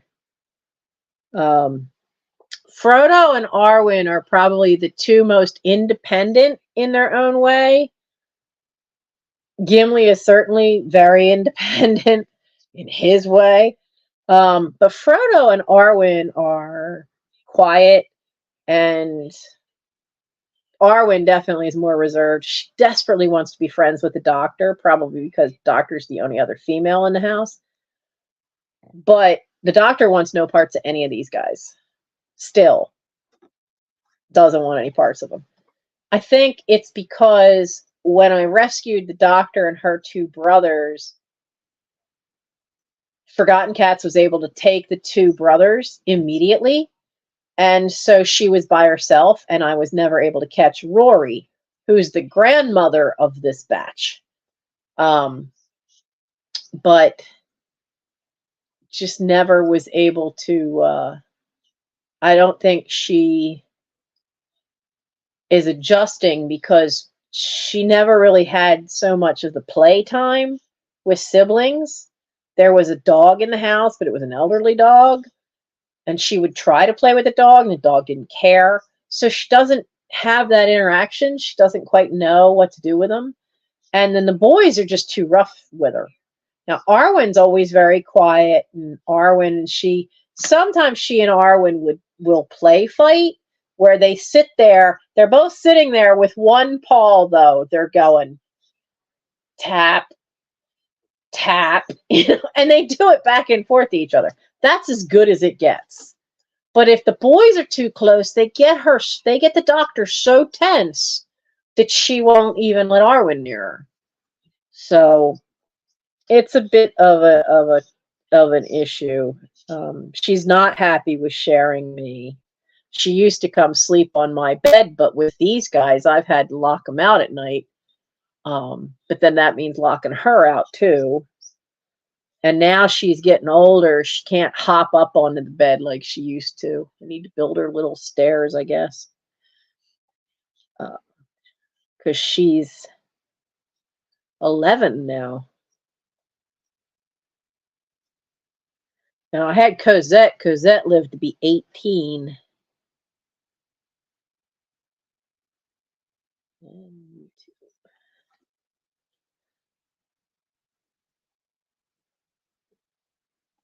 I spell enjoy right, duh.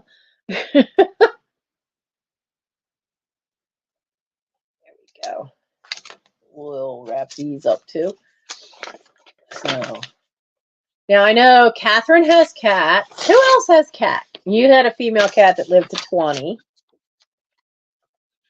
That's cool. Yeah, I mean, cats, if they're some of them, they can be fine. Their health, they can last, 20 years, some even longer than that.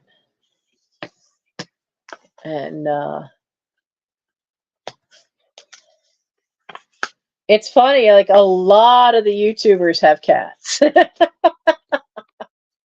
I really kind of would love to see a t-shirt come out with everybody's cats. Dee from Thrill of the Thrift has Binks. Catherine Young, Catherine has kitties. I have kitties. Lisa from Flippin' Crazy has kitties. Trisha from Sandy and Otto has kitties. I'm sure I'm missing kitties. I'm sure of it.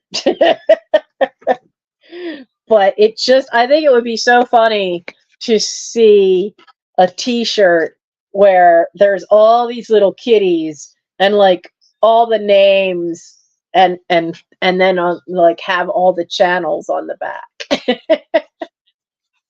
Oh yeah. The only reason like Cosette went outside, and the only reason though is Cosette was raised with a dog. I had to bottle feed Cosette, just like I had to do Frodo. But Cosette, when we got Cosette only had the fangs in. And when a cat comes, somebody assured us it was a little girl.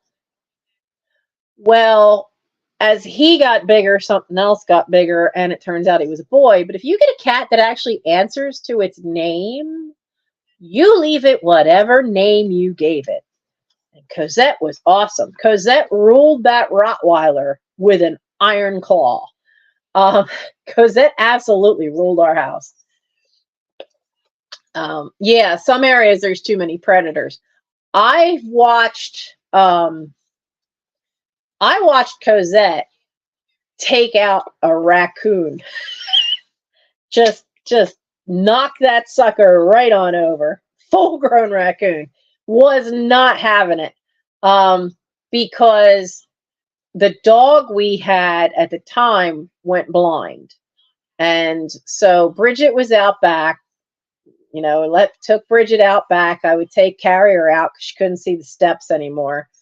And I hear this ruckus, and the raccoon was coming up onto the porch for the cat food for the stray cats outside. And it got too close to Bridget, and Bridget couldn't see it, but Cosette could. And Cosette went having none of it. Was not allowed near the dog. So Cosette had this great way of body slamming, which she learned from the dog, because Cosette would torment Bridget by smacking her in the head, knowing that the dog couldn't see her. So while she's smacking her head, the dog's gone trying to get the cat. So if the dog finally figured out that if she could figure out where Cosette was, where he was, she would run up and stop, and then just let her back end swing around, and she would body block the cat. Well, the cat did that to the raccoon, and I could see him because they were at the bottom of the steps from the porch. And so he just body blocked this raccoon and knocked it sideways.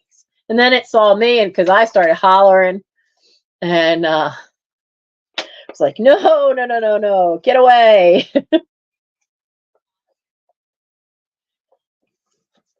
But so when that cat was coming up, I mean, he thought that going outside to do your business, we always had a litter box in the house, but they didn't really want to use it. Just like with the doctor, thought that if you're doing your business, you do it outside. And so they ended up being outdoor cats. Though sometimes the doctor disappears. I don't like that. But Cosette never left the yard. I've never had a problem with Cosette disappearing. Always was in the yard somewhere. Usually where you could see, and would follow me. I could take a walk around the block and Cosette would follow me. It's the only time Cosette wasn't on the property. But Gimli's an idiot. When it comes to, he has the zoomies, he gets outside, he will run circles around the house. We keep trying to take him out on the lead.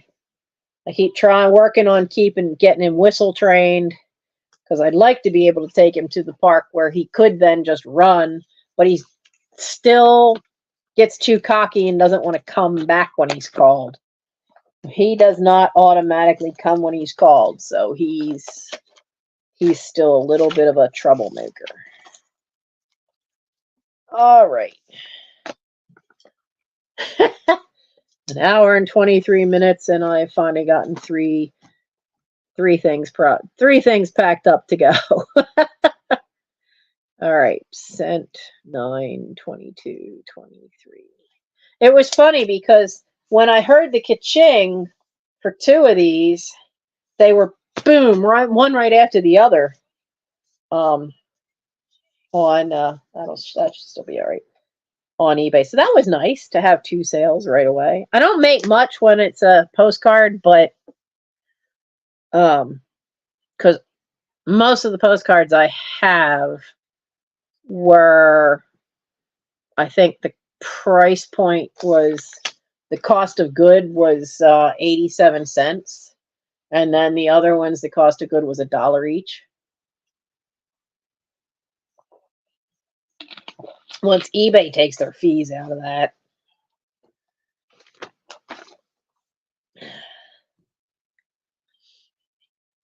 Yeah, because I probably should have had the Hershey's Rose Garden ones a little higher.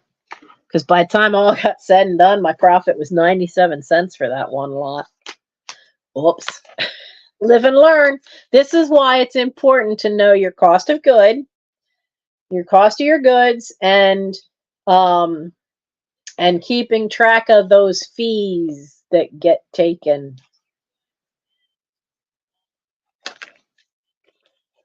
Because I didn't price them when I first listed them. I didn't price them right, so I made more money off the one lot than I did another lot that sold because I didn't pay attention. And that's an easy seller mistake. And I've only just finally started listing these postcards, so I could not handle 11 cats. I'm going nuts now with 6. Mostly because some of them are all young. I mean, you figure a cat at a year old, we estimate their birthday was roughly around April 1st. So they're what? Not quite a year and a half old. April. So what? The end of October, they'd be a year and a half old. And that really is like kitty cat toddler. They're really not full grown, as it were. Not yet. Not yet. All right, we're gonna. Oh, there's no envelopes for you. Well, envelopes must still be in the desk. All right, so then this can go where it needs to live, in there. The stamps and the address labels can go in here where they need to live, next to the box of postcards. My trash bag's over there. We can start dismantling this pile and see what the heck. More address labels. Man, that's something I'm going to end up with a lot of. Isn't it this time of year where you always seem to get all the address labels? Oh, this is one I need to research and look up. Oh, that's why my laptop's moving. Okay. I see the problem now. So every time I move my knee, I'm moving this, and this TARDIS is sitting. Oh, this thing's got too much in it. The TARDIS is sitting on the cord, which is from the Rollo printer up to the laptop. So every time I'm making TARDIS bag wiggle, it's pulling the cord, which is pulling the laptop, and then that's pushing on the phone. That's what the heck that problem was. All right. All righty then. All right. This came to me in this, and I'm not sure I can get it out. Oh, just 66 good old time-tested Pennsylvania Dutch recipes by Your Craft. Cool graphic. But it's just held together with this little fancy little bit of twine. Retro Ruby, honestly, have you have 5 kittens together? They act like toddlers. Though I guess now they act like a gang of a bunch of 6-year-olds. But in April it was more like a bunch of toddlers spilling their food, still hadn't managed to eat out of the bowl without making a mess, knocking the water bottle over. They still do that. Mike went to all the trouble to get these water bowls that have the bottle as a reservoir, and you screw it in, and then gravity does the rest and keeps the bowl full. Don't these idiots constantly knock them over? So I bought a dog bowl. Well, I didn't buy it. Mike bought it. We were out together, and we bought a metal dog bowl. It's like this big and that high because they can't knock it over. And yeah, see, they're toddlers in the mess they make. Getting into things, everything's a toy, putting everything in their mouth. So that's what I mean by toddler. So that was definitely a problem. But I have I was gonna send it for aluminum scrap because it was part of a clean out. But it's an aluminum, I guess it was a cake pan for a sheet cake. And it's all aluminum. But instead of being like the ones that I grew up with that have the the square corners. So the aluminum actually has like, on the outside always looks like it has like a fold line. This is rounded, so it's more industrial looking. So it looks like it's all one piece and was pressed. And then the outer edges are rolled. So it looks like a more industrialized made aluminum cake pan. But that's what I've had to put their water bowl in. So they don't get the ones that Mike bought because they knock them over. Even if I put the regular dog's bowl, the heavy metal dog's bowl in there, and then put one of those with the water reservoir in it, they will knock that over and spill all the water into the pan and then drink out of the pan.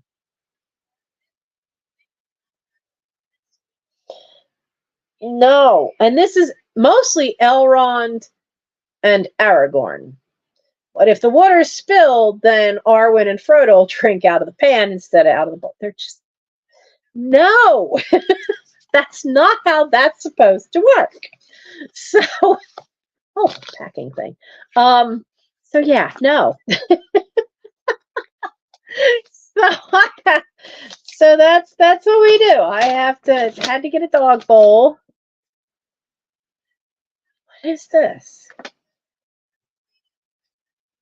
Instructions for spoon drip mold.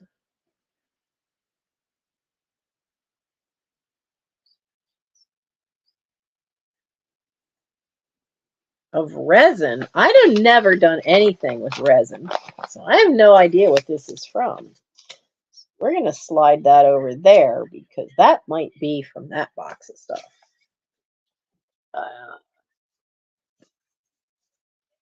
Bank statement belongs in that file cabinet.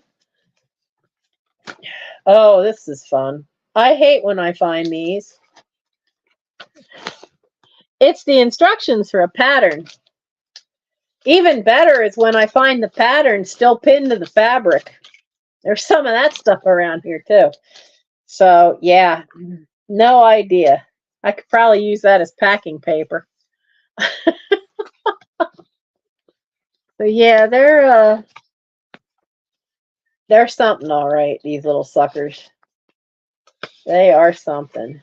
20 free bulbs if you donate to the Arbor Foundation. No, that's how I got my trees. We still have 3 of them not planted.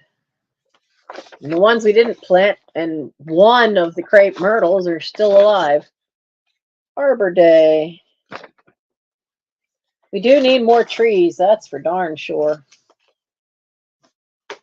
I could tell the difference just from walking into places like Swarthmore and Arden that are tree cities. They keep their trees. And then places like Chester where they got, and areas of Philadelphia too, where they got rid of all their trees. And it's just, it's hot. And it's, they call them, what was the science I found out about it? They call them microclimates. And trees with cities have better air quality, higher oxygen rate, less pollution, which Chester certainly, living this close to this many refineries is certainly something this city could use. More trees. It used to have a lot more when I was growing up, but even areas where they've clear cut, they've clear cut so much of some of the parks where there's just a strip of trees and no forest left, so it's all grass, which is such a waste of space. So, but they have said that they can be as much as 20 degrees cooler. Usually the average though is about 15 degrees cooler than surrounding areas that don't have a significant number of trees. So what do I have here? International Stamp Exhibition from the British Post Office. Okay, but who are these people?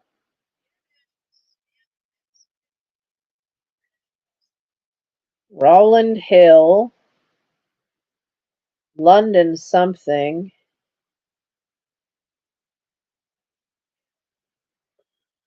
I don't know, because I can't read. Oh, it's duh. If I just turn it around.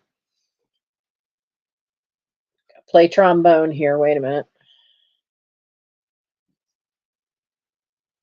Okay, so this is the second miniature sheet issued by the British Post Office.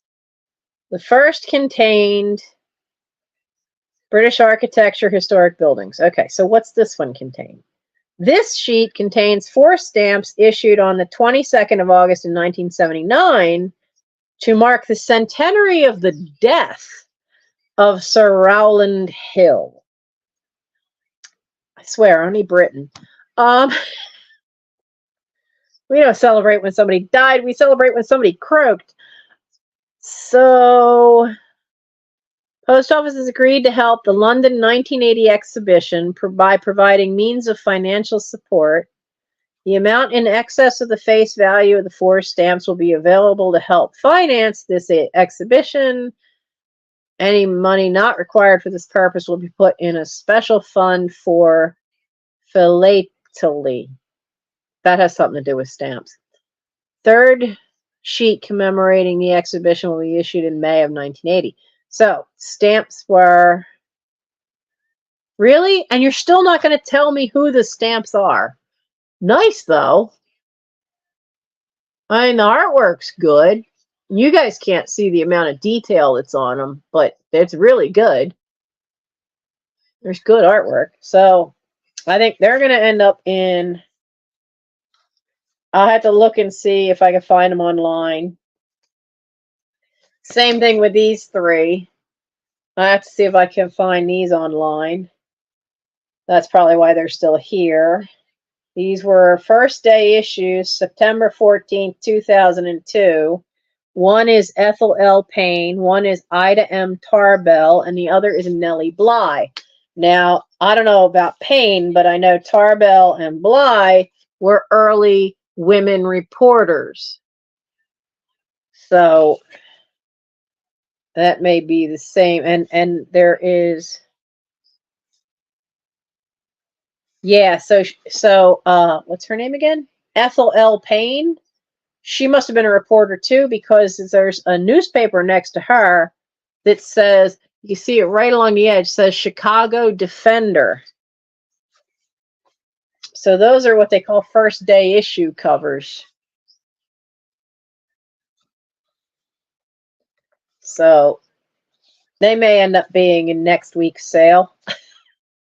So where should we put the stuff that we need to not lose for next week? So there's that.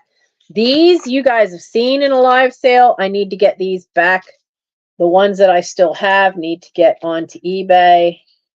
These are the decals. I don't have all 50 states. I have Washington, Kentucky, New Hampshire. Come on. Who else is left? These were from my great aunt and uncle. They traveled a lot. We got Wisconsin. Envelope on the one completely fell apart. Tennessee.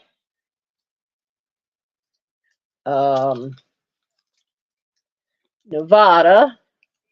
Yeah, see, that one's falling apart too. Nebraska. You should be in your envelope. You're not. Well, I'll get it in there later. Who's the last one? Last one also has an envelope that's disintegrating. Wyoming. A lot of these are so old that these envelopes are wax paper. And so they're getting brittle and they're breaking. So most of these are probably all from the 50s and 60s. Honestly, looking at them, I think the newest one is the Kentucky one. But those are the ones that I have left. And I have to get them onto eBay. And when I list something on eBay, I then delete the pictures. Well, probably shouldn't have done that because I still have some of these left and I had deleted all the pictures. Don't want to lose this because I know this has to go on eBay because that's a postcard that's worth it. What else we got? Oh,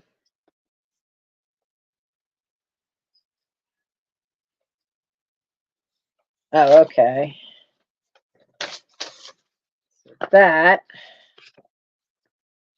That's just a notice. That I don't need. This I do need. Wait, who is this one for?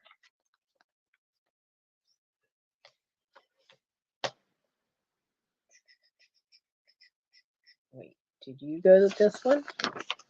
How many of you do this where, you know, you've got mail and it's stuff that you didn't need to deal with right away, but okay, so this goes with this one. Now, I already called them and have something set up, but if I hang on to this with the envelope, I get a little extra, I can send them a little extra. I have to go through the old debts and see who's the lowest one that I might be able to clear out. Yeah, I have a separate account for this. I still don't have enough for this one. This is the school tax. Still, school taxes where I live are 1/3 of what they are anywhere else in the county. That's why I didn't move.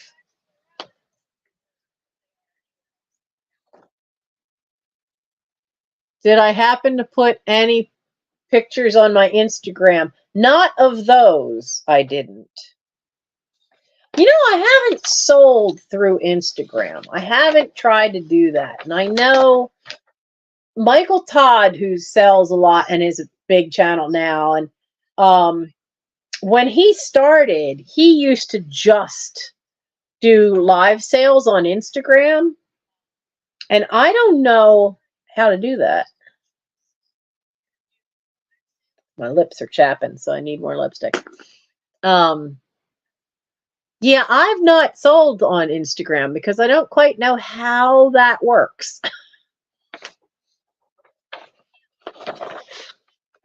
Because honestly, there are some things that I wouldn't mind. Like, can you put a video of like a drop sale onto Instagram? I don't know how that works. Because I would love to take my drop sales and put them on Instagram as well. Because the bigger an audience, especially for like the last drop sale I did was a book sale. So far I've sold one.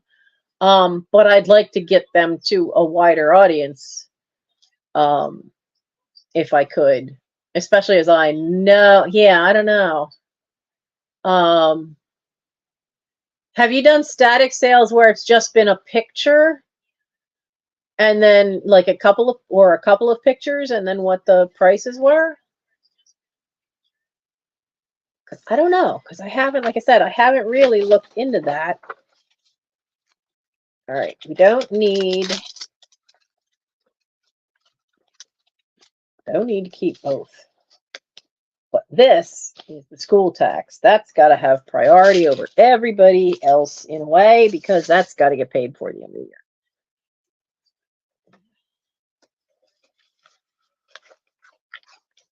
This little note, it does that. Oh, okay. So yeah, just the, hi, Lorianne. Just the post with the photo. I may try to do that with a couple of things. Especially with, like, I mean, we're going to be going through so much craft stuff because y'all saw that pile of boxes. When we did that one work with me, you saw that pile of boxes. It's in the playroom. It's craft and books. And then in the dining room, there's still that big pile, plus whatever's in the dining room. Now, are you set up? Okay, this is one thing people don't always realize, is that especially when you're single, you got nobody else to help out there. Do you have an illness or something that cuts your pay, or you don't get any pay? Your credit cards will drop you like a hot rock. And then one. Because if one does it, then the others start looking at you funny. I had just dug my way out of all this kind of mess when, okay, so that's that one. That can go. And then ended up in it again. Not happy about that, but it is what it is. Oh, Lord. I don't think anybody wanted these. Thought I had 2 of them. If you don't like clowns, look away now. I just found that. Oh my goodness. They are plastic faces. Now, there used to be, what was it called? Friendly plastic. I know I still have some. And you could take, they were sold in like pieces like that big, and you would soak them in hot water, and then you could shape them. And they used to sell the faces so you could make the stuff around them. And in the 80s, it was big to make pins out of them. So that was a face. I have a couple different faces, but yeah, that's the other problem too, is when you go to make, if you want to go and make any of this stuff, it's all kind of scattered. Like I found some friendly plastic in one of the boxes out there, but I didn't find any of the heads. But I know some of the heads are in a box that's upstairs. Okay, that's all one. Oh, is this a current one? 2022. This is not a current one, so that's useless. I need another cough drop. So yeah, I will try that, Kathy. I will try to I'm running out of cough drops soon. Best cough drops are those Ricola. They're original. I love those.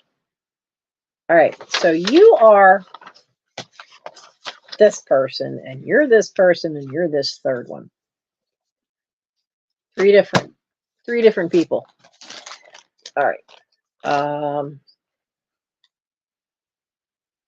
I wonder, would, oh, it will. A postcard will fit in you. There's another postcard I have to get listed. It says, welcome, the West begins in Texas. And this is actually worth putting up on eBay, that particular one. Postcards are kind of annoying because they do take some time. I knew I had 2. Now, you will be good for postcards. And I'm going to sit you up there because I got more postcards to do. That's to clean my eyeglasses. I just got stuff tucked everywhere. It's a hot mess.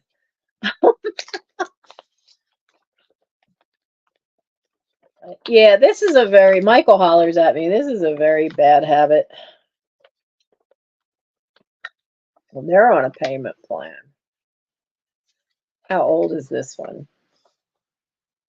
I hate when you don't put a date.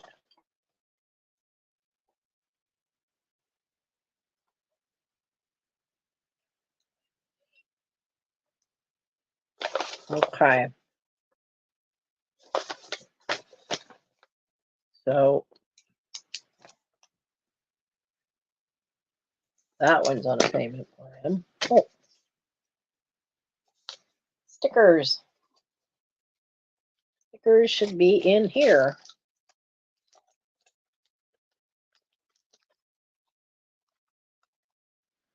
Oh, stop, Lori Ann. I already owe you money. She's tormented. You see what she does to me? You see how she teases me? She's just so mean to me.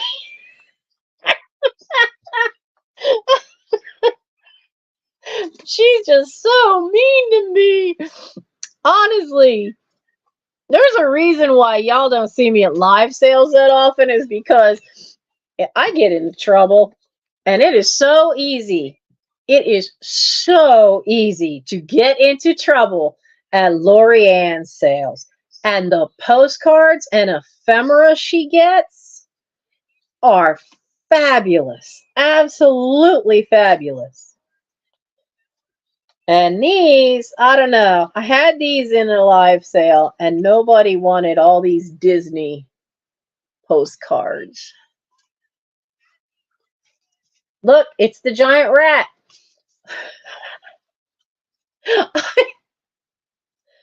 I have never liked Mickey. And then for my graduation, my sister and her husband and my parents took me to Florida for a 2-week vacation. It included, oh, we're taking you to Disney. So you could always tell where Mickey was because of the screaming of small children and the tears and the crying. Because little kids see Mickey in a picture book or in a cartoon on TV, and Mickey's little. Mickey with this giant head is over 6 feet. He's like 6 feet tall, at least, because the ears stick up well past 6 foot. And now these little kids freak out because he's huge. You could always tell where Mickey was because of the screaming and crying tiny children. It was so bad. I got into an argument with Captain Hook. Interesting to have a nonverbal argument with somebody. This is, oh.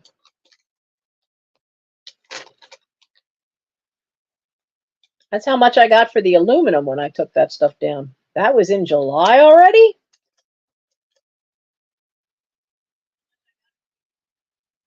Oh no, we've been there since then. I'm sure we went,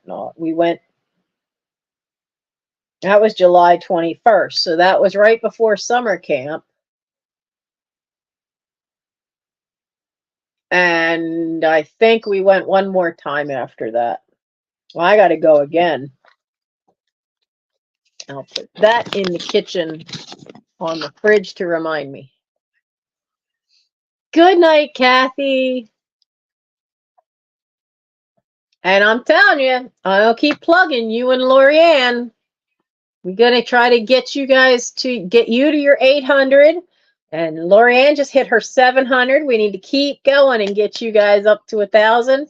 And if honestly, if you guys get a chance, look for Cajun Roots Reseller in the morning. His morning show is nothing but promoting channels. And that will help you pick up some more subscribers. Because that's how I that helped me pick up. I think I picked up about 90 on the times I had been on his channel. I still pop in now and then when I can.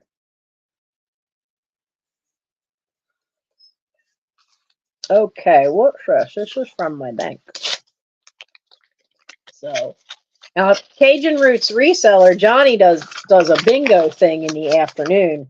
So if you just like want to go in the afternoons, there's usually a bingo thing that's done on the internet, and it's kind of fun when you win different things, usually moon pies, which are some strange little cakey thing with marshmallow in it, as near as I can tell. I'm not sure what a moon pie really is. Okay. Checking account stuff. That does not need to stay in the box. What, pray tell, is this? I'm pretty sure. Oh, no, these are the extras. So I had these in a live sale, and I sold a couple of them, but I still have 4 more. and it's from the island of Nevis. I think it's an island, but it commemorates one of the landings. Apollo 11 20th anniversary. So it's from July 20th, 1969. But this is for the 20th anniversary. I was selling them for $4 each. So if anybody's interested, just shoot me an email. I have 4 of them. They were $4 a piece. If you would like one of those. Didn't know I still had them. I still have one of these too. It's a first day issue, but it's one of the ones where they did a very special postmark with the steam engine from May 19, 1975. Now the actual, I'm sorry, May 19, 1976. Now the actual envelope it's on, the postmark is for the American Freedom Train, and then the card itself, the envelope itself, is bicentennial era, the seafaring tradition, which is why it's got the boat on it. And I think I was selling these for $2. So, if you want them? Shoot me an email. These should be in that box. Oh, you just followed Johnny? He is a great one for promoting channels. Absolutely great. So, and it's so nice, but it is early in the morning, and when I was working third shift, it was hard to be up to get to him. This I'm pretty sure got paid because last year was rough and I didn't get all my taxes paid. So then they send it to a collection thing and you got to jump and do all that.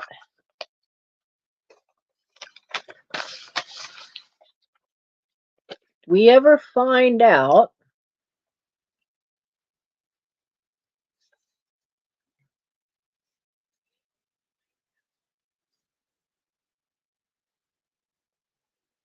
oh, that's the router password. All right, hang on to that. And that's City Team.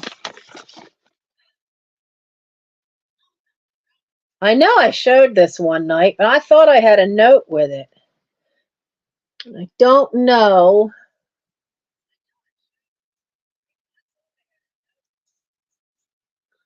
Where's it? There we go.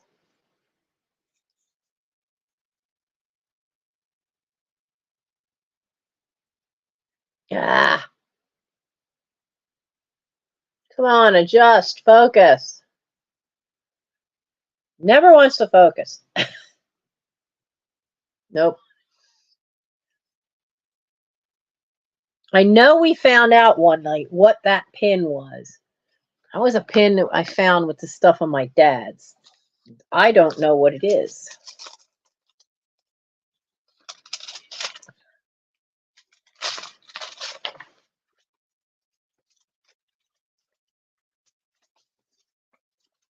Have to figure that out.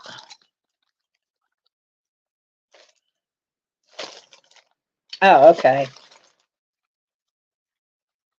I know what this is. I was smart enough to know I needed to keep that. These are all my slips when I take stuff to the post office. Gary brings me the slip back. And then I write on the slip what each package was, who it was to, and then if it was eBay, Etsy, or YouTube. So that I needed to know where that is. Because you should be keeping track of your expenses and stuff, but it's not as easy as you would think. You don't have something. to write it in or keep track of. And I don't know. I need a secretary. I know that. And Mike won't do it. I've tried. I want Mike to see. Speaking of which, there's a slip from Maria, California Thrifter. When I sent something to her, tuck that in there where it belongs.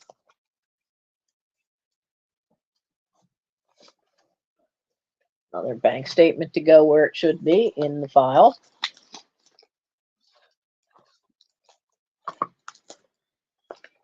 I know what you are. You're not going anywhere.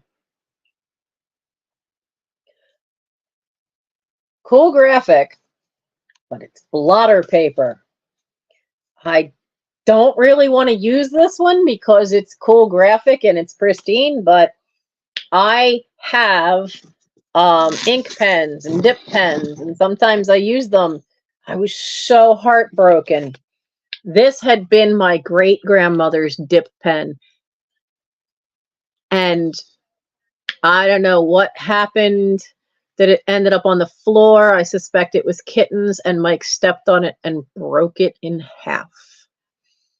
But see, this is a dip pen. You just dip it into the thing of ink. So a fountain pen has a reservoir. I was heartbroken because this handle was all mother of pearl.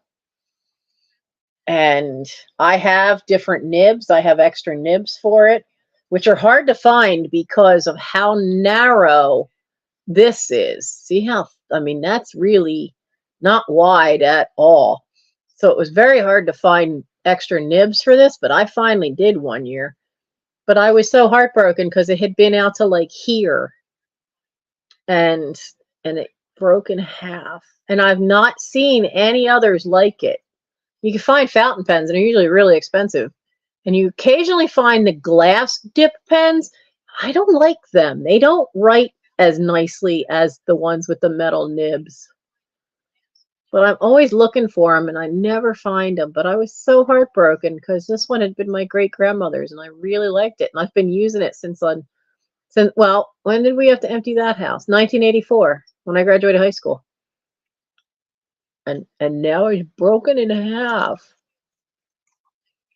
Not happy. I understand sometimes crap happens, but I'm still not happy.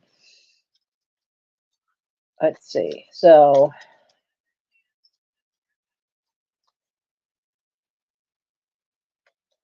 oh, okay. There you are. That was an Easter card I was going to keep.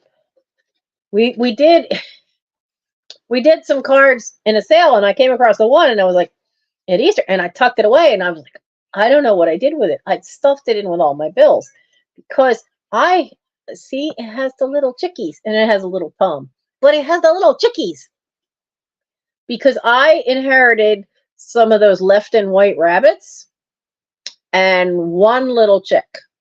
So now I have a couple more little chicks and a couple more little white rabbits.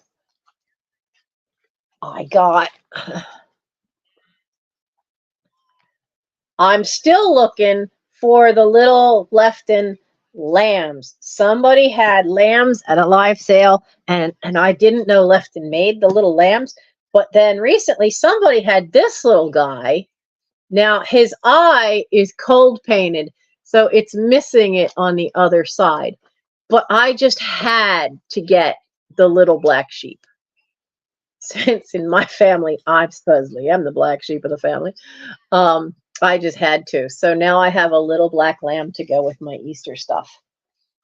And so actually I will, hello, Elrond.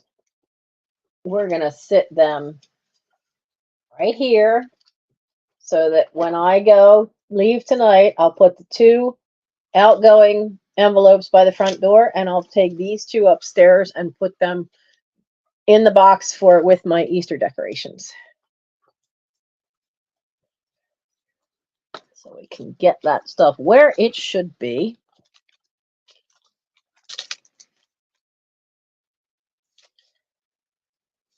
This looks like I was starting an ephemera packet. because there's little stamps. There's some interesting postcards. There's, oh, that's pretty. That's an old advertising card. So seems like there's a bunch of odd little things in there. So we will sit that there.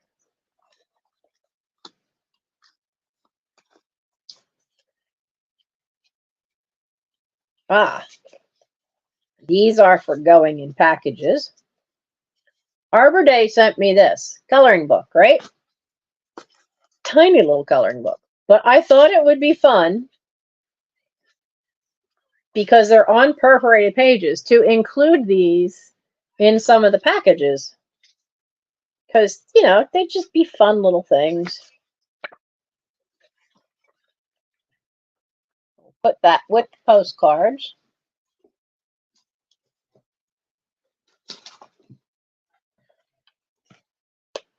What?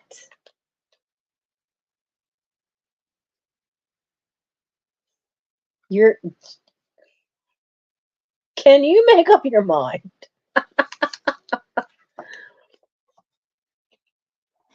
Elron showed up, and he's trying desperately to make a bed, but he keeps sliding off. Oh, that's the card I just got from my niece. Her birthday's the same day as mine. My sister did a very sweet thing. Oh my goodness. This is so cool. This is the second one of these I've gotten. This postcard glows in the dark. So all those little birds and the deer, once this gets charged up and the lights go out, then they all glow in the dark. This is the second one I've gotten of this. There is a thing called post-crossing on, now I don't remember if it's postcrossing.org. I think it's .org. Let me find out.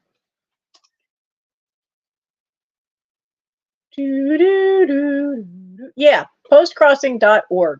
It's free. It is for postcard enthusiasts. And you create an account and you log in. And what you do is you send a postcard.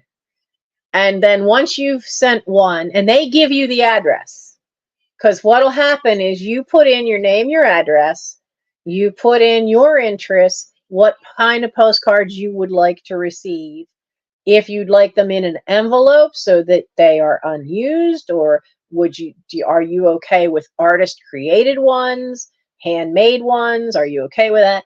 But you put all that in your description of when you sign up.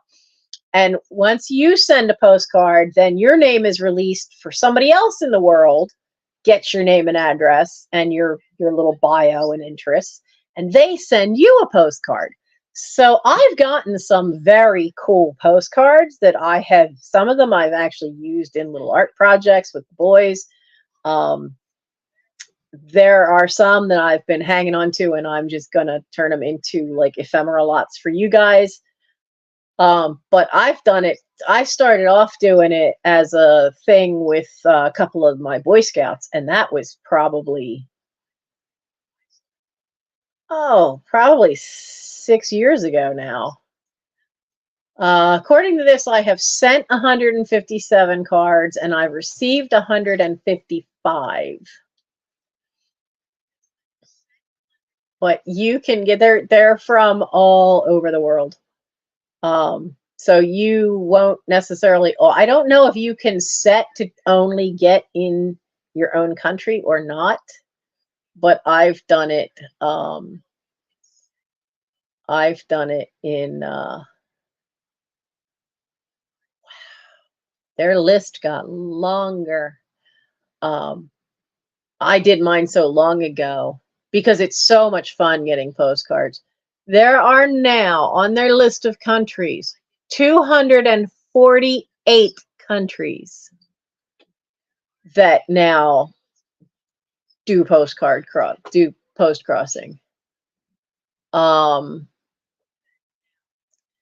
Wow. And you can look at they have the stats too. What does this top part say? So they have an estimate of the population for each one of these countries on their list.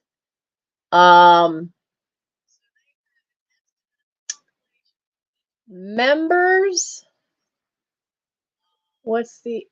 Oh, you can sort it by members. Like Australia has 6,299 members to Postcard Crossing, and they've sent 830,000 postcards. 800,000 postcards. Wow. They've been busy. But it's, yeah, I mean, I've sent them to some places. I haven't sent anything to Chad. I've sent something to Bolivia.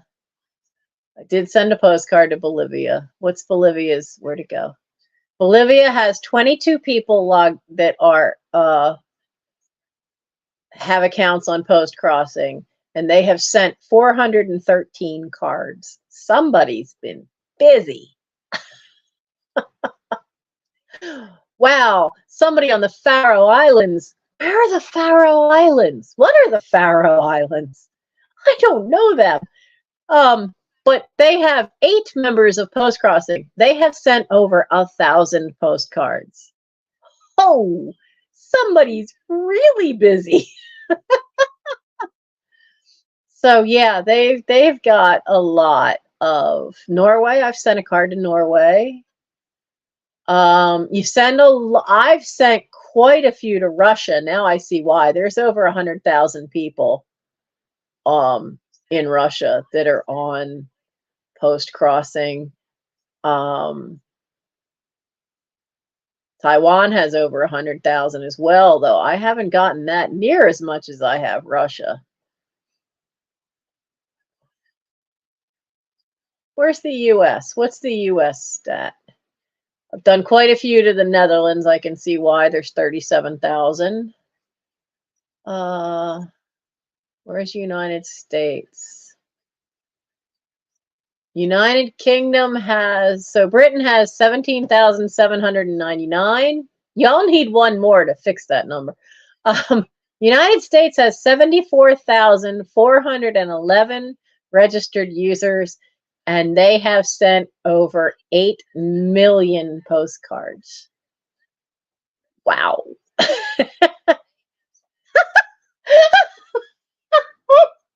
Okay, I'm laughing because it suddenly looked down the list and it says Vatican. I had not expected to see that, but apparently there are 3 people at the Vatican, and they have sent 892 postcards. Whoa. I did not expect to see Vatican on that list. Not at all. Not at all. So if you like sending and receiving postcards, now you can put on there if you're interested in having pen pals. You can also say no, no, that you're not interested in having actual pen pals. That's okay. You can do it either way. That's not a problem. I've put down that I've been okay to have pen pals because I miss having pen pals. I've had pen pals all over the world, and I lost a lot of them. With getting Michael, there became less time to write, and then when Mom died, there was just no time to write, and I've kind of lost track of a lot of them, most of them. But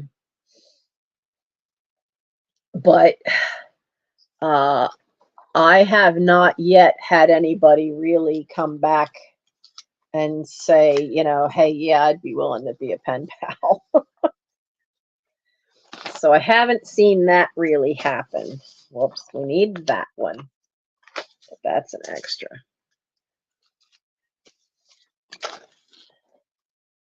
But it is fun. It is fun, and I find it kind of fun seeing if I have postcards that'll match up to what their interests are. And what happens is then you get a code number to put on it, and it'll have, like, all the US ones have US dash. So every country has a 2 or 3 letter abbreviation, and then dash, and then the actual number. And that's what you enter in when the postcard comes to you. Like, this one was kind of hard to read because of where they put it.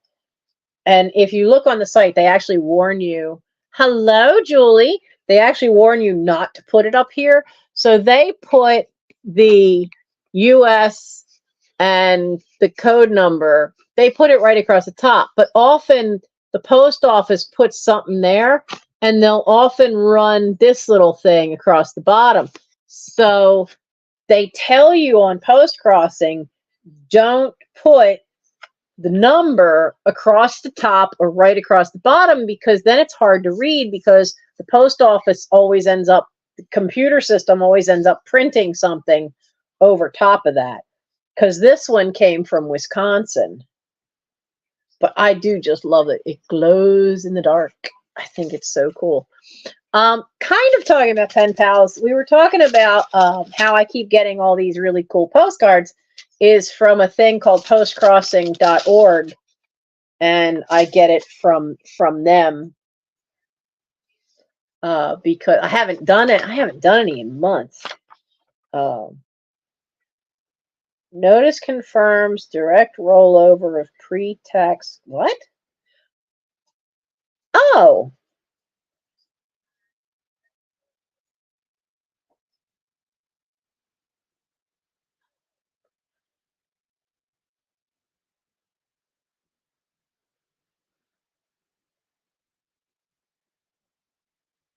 So what are you? I guess you're, let's figure out that one. Think that's the Roth IRA. So it is fun because you do get to have fun seeing where they come from. And oh, another Vanguard thing. Where are you? Oh, it is the IRA account. Okay. All of that rolls over. There ain't hardly any squat in it, but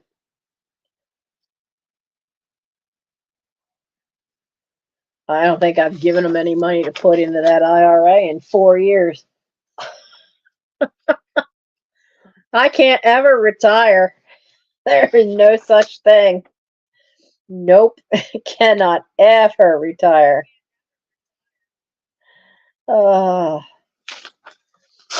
So, yeah, I miss having the pen pals in Japan.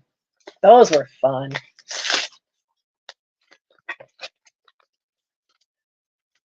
One of them was funny because she would send me stuff to correct for her in English. Because she was trying to learn. She didn't have anybody. She was in one of the more rural areas in the north. And so she would have me correct stuff for her and then send it back.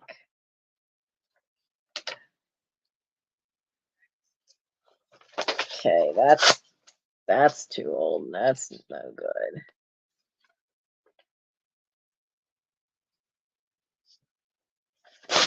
That one's done. So we will find this desk. I'm telling you, we will. Oh, okay. That one's paid off. Nice to know that there was something paid off. Oh, one of the few American Farmland Trust. One of the few places I still try to send at least $5 to in a year, because they do a lot to help small independent farmers.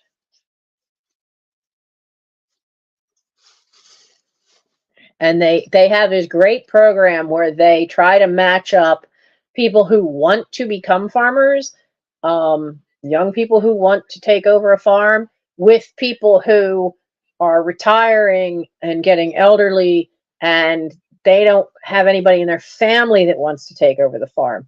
And they will actually hook them up so that they can come and learn from the farmer how to farm before they just take over the farm. So that way there's a higher success rate of oh yeah, this was the letter from Lowe's, you little shits. Oh, I'm sorry, I shouldn't have said that out loud. So when you get into any kind of trouble because you've had a medical thing that caused you to end up not having a job, so you might get behind on one or two things. Well, if one of them decides to close your account, you get other ones who you didn't owe them any money, you've never had a late payment whatsoever, and they cancel your card. That was the letter from Lowe's. They canceled the card because somebody else had closed their card. And it was like, really? Well, thanks a lot. No, I haven't done this in way too long. That was the thing paid off. That was from 2022, that bill. So, yeah, it can be a real problem.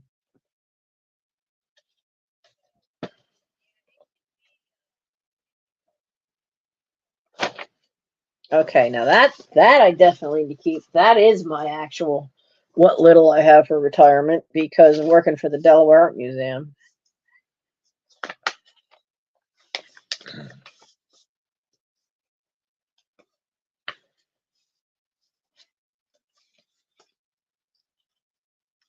So, oh, 2:22 in the morning. So what? We've hit 3 hours, haven't we?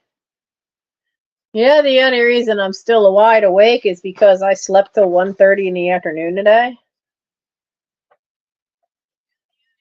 I was just like so surprised, and so I have not been sleeping well and this whole past weekend, and I just didn't feel good. Like, do you ever feel like you're on the edge of a cold and it doesn't go into a full-blown cold, but you just don't feel that good? This is family tree information. And that's what the whole weekend had been.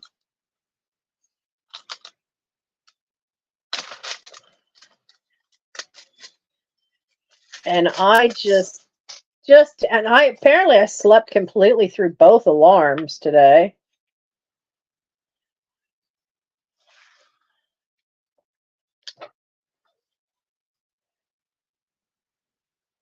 So why did I get a bill for the injection to my knee for all of $3? Well, I don't need that part.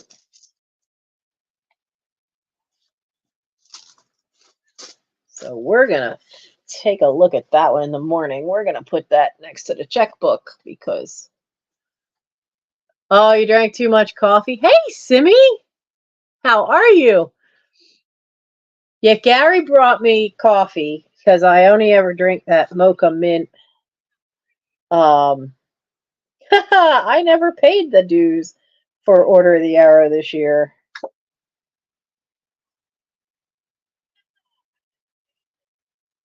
Does it say how much the dues is? No. How can you send out a notice, Boy Scouts, for the Order of the Arrow dues? There it is. Way over there. Okay. We'll put that one there too. I should keep that up. But yeah, it just oh, that's Forgotten Cats. I am like a brainless girl. But yeah, I just conked out and just slept and slept and slept.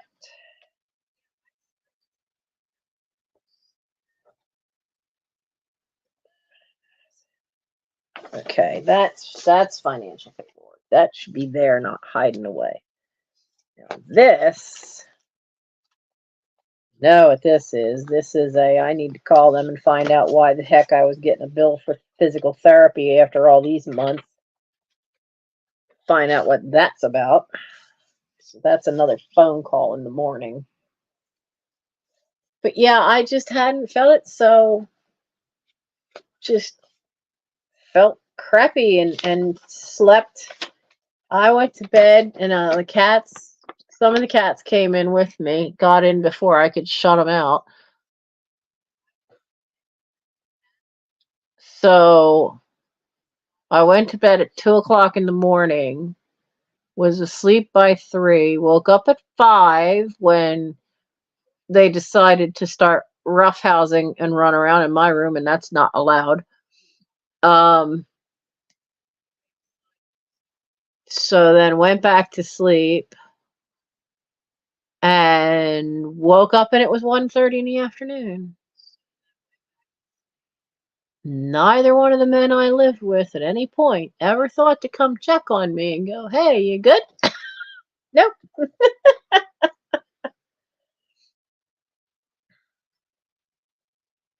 Even Mike said, I wondered because, you're usually, even if you sleep late on Fridays because you've been up late after your live, you're always up by noon. And I'm like, and he never thought to come over and tap on the door was open, check on me. No. So I know sleep is important, but that kind of threw me because I was going to check in on my little old lady today. Because I won't have a car tomorrow morning. Gary has doctor's things he's got to take care of. Now watch, if she calls tomorrow. Who are you? I don't know. You go over here then. So we'll see, because her daughter and granddaughter were in last weekend. So I went over with Mike and we filled up Mike's car and did a Goodwill run for her. And got a bunch of stuff out of the way. I didn't keep very much from that. There really wasn't much to keep, but so I did that and got that out for her.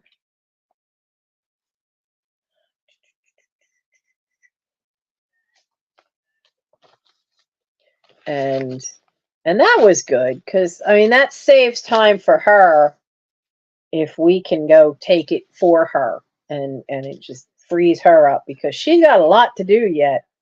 Can you imagine? I don't know what she started with, but I've been going over since 2020 picking stuff up from her, but she, it was kind of, and months would go by and then she'd go, "Hey, can you do another run and pick some stuff up for me?" And so yeah, months could go by. So she really wasn't, really knuckling down like she needed to. And now she really is knuckling down because the house is sold. She's got to have everything ready. She's got to be out in October. So doing what I can. And she keeps saying about paying me, and I'm like, "No, you're not. You've already paid me in stuff. So no." We're not doing that. You're not doing that. Is this one still?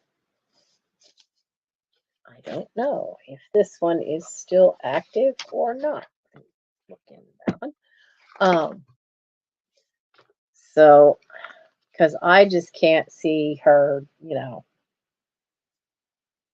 she shouldn't have to do that.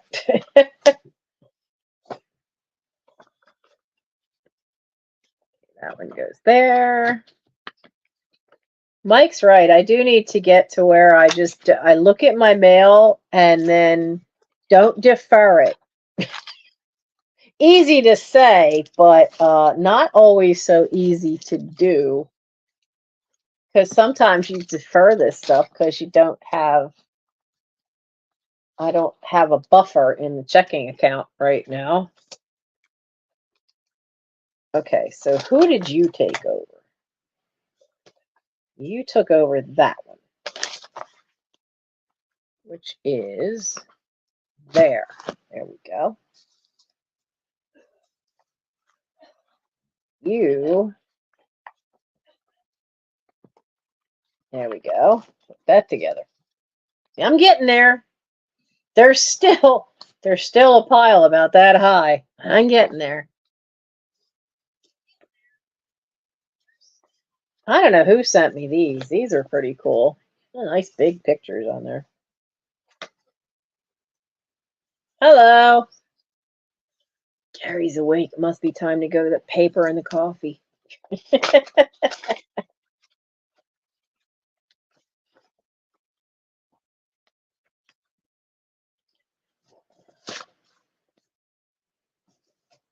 Do I need to keep this part?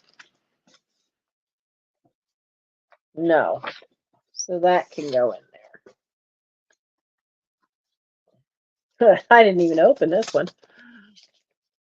Oh, Janet and her guy, from Antiques from Karen. Oh, they have been so busy. So they were getting, they had finally gotten the house they bought, Journey's End, which they called Journey's End, finally gotten that to where they could really start rehabbing that so that they can get moved into that. And then they put Mom's house on the market because there was a big push then to get everything cleared out that was still left at her, in her hoarder house that she had inherited with all the antiques and stuff, to get all that moved out to Journey's End or to storage. Just because they have shelves and everything. They've got a lot set up at Journey's End. So I think 90% of it is actually in Journey's End. But now they did a big push and took time off and got her house prepped. And her house just, what, I think the announcement came through 2 weeks ago. Her house has now sold. So they will be back. She's been posting a lot on the Facebook group right now because they still have to get through settlement, I think. But she should be back. I don't need this anymore. If she's not back now, she should be soon. Because I've been laughing at some of the stuff that she's posted, because remember we heard about Oreo the kitten that Dean brought back, and well, the pictures she's been posting on the Facebook group have been so funny because Oreo follows Dean around like he's a dog. Like Oreo acts like a dog. He follows Dean around everywhere. If Dean goes and does something, he's right there to inspect. It is just really funny. So she put something up 12 days ago. Something about a 1960s John Deere bulldozer. So it must be something of his. And then 3 months ago, they did a plush and dolls sale. So she's done a couple of odd sales here and there in the last few months, but not many. But that's what's going on, is that they made a really big push to get her house ready to go and be sold, and spruce stuff up and painted stuff and did everything the realtor said would be a good idea to do, and got that all emptied out as well. And it's a lot of work when you consider, like, not only all the stuff that had to come out of her mom's place, but even if your own house is in good shape, there's still a lot of work involved in my pillow's moving on me. In getting your house staged and prepped, and then you can have somebody interested in buying it, but You always hold your breath until settlement, because settlement, stuff can happen and things can fall through and you never get the settlement, and then your house is back on the market again.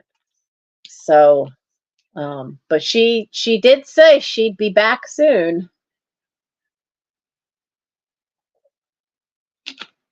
She was hoping to get videos started again soon. I forget what the big project is that they were doing right now. They were doing something. But yeah, so that's where she is. She's still thinking about us. She's got a lot of fans on that channel. Like she said, it was so funny because she felt kind of guilty because she hit 1,000 before I did, but she had gotten on Dr. Lori's channel, and so her channel just exploded, and then like she said, her channel kind of went viral, and it did, and she just kind of became the flavor of the month. And she was so worried that I'd be upset by that at the time it happened. I'm like, I'm fine. First off, you have cooler stuff. Your mom was an antique dealer. The stuff you're finding is what the vintage market, a lot of it is what they're looking for. Me, I don't know what I've got. Nobody was an antique dealer. So, mine's just typical everyday family odd mix through about 5 generations. So don't worry about it, but it just, it did bother her. And I'm like, it's fine. Oh, look, a noisemaker. I am not setting this off. Not setting that off. Sit you there. You're not on the agenda right now, little noisemaker. Besides, if I made that noisemaker go off, there is a solidly asleep cat that would freak. Oh yeah, the Oreo pics are just absolutely adorable. Aw, I hate when that happens. A perfectly good mailing label and the stupid little foil piece comes off and now it's stuck. Oh, you're toast. You are empty, right? Yeah, I don't feel anything. That away. That's toast. Oh, more. Oh, I have not donated to them in years. It's Pet Pride, and it's a shelter, and I just got a letter in today's mail. I don't know what I did with it. What did I do with it? It's a shelter out in the Pacific Palisades. Here's the letter I got today. I don't know how I ended up. I think because they may have been, my brother in California may have helped them. I know for a while there they were fostering kittens at some point, I think. But I got a letter from them today. They're in Pacific Palisades, California. Now, Pet Pride started as a shelter that had a no-kill, and they're not your typical shelter, because what they did is they bought a house, and each room is set up differently for the needs of the kittens. So and the cats. So they have one room that's just sofas, because these cats were surrendered and they're older cats and they're used to being up on the furniture. So that room has furniture. Other cats don't have that. They have each room separated by the needs of some of the cats, and what they're used to. But it's kind of cool because it's all done very cleanly and neatly in a house. They also have medical facilities. They have vet care. But their house, apparently, the storms that have been coming out in California, they're near Los Angeles or in Los Angeles. But the letter says that the storms have really damaged the house. the extent of the damage at their facility is beyond repair. So either a new structure will need to be built, but the building they were in was built in the early part of the last century and has served us well for over 50 years. They started in 1965, so they're as old as I am. They need to find a new facility as soon as possible, but that would mean then that they have to purchase a building located in the proper zoning as required by their permit. There are suitable homes located in residential zoning, but it's difficult to find what we need in the zone required by local city ordinance. That's probably because of the fact that they have so many cats, because most places, if it's a residence, you're only allowed a small number of cats. Plus, they need large rooms. If you go to Pet Pride, I looked them up, Pet Pride, and I put in Pacific Palisades and found them. And the pictures are really cool to see how different rooms. Some cats are really active, so they have stuff where they can climb up the wall. They have the little shelving and stuff that goes around. That's not necessarily a good thing for older senior cats. It'd be great for these little lunatics. But they need to relocate as soon as possible. So basically, it's a plea for funding. They don't believe they'll be able to send their annual kitty Christmas stamps this year, which are these things. I get these, I think every other month, I get a thing with asking for a donation, and they send out these stickers with these gorgeous cats. Look at the face on the black cat. All you see is the eyes. That's so cool. But these are all cats from the shelters. And you just get this little thing like that with a little piece of paper in it. Can you donate? And then but yeah, I was surprised because this was the first time I knew something was up as soon as I opened it, because I'm like, there's no stickers. Why is this so light? But that was wise, because they're in trouble. They're in trouble. So I love that little face. You know, it's not the whole face, it's just all the important lines. It's such a cute logo. So, but they are one of the oldest of the no-kill shelters. This goes to my Rollo printer. That should be underneath the printer. So it's if I can send something, I will, but right now I need to take care of my own kitties. Okay, I know what this is. This is a batch of cards I need to make up my mind about. These are all postcards I've gotten from Post Crossing. These are all ones I've gotten from there. This one wasn't. This was a Christmas card that a friend sent. But look at that images. Isn't that awesome? And then look at the back with they happen to catch the rainbow. Isn't that awesome? I'm just dying. Like, I want to figure out how to make some kind of an assemblage where that's the background, and then you put like little things in front of it.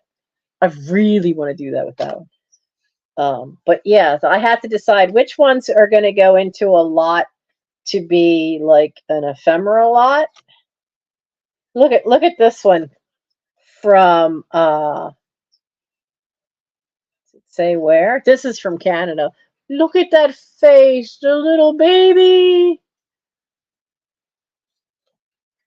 Yeah, I thought so. The Pacific Palisades, I was like, I don't think that's an inexpensive area. They're going to be hard pressed to get a place in that area.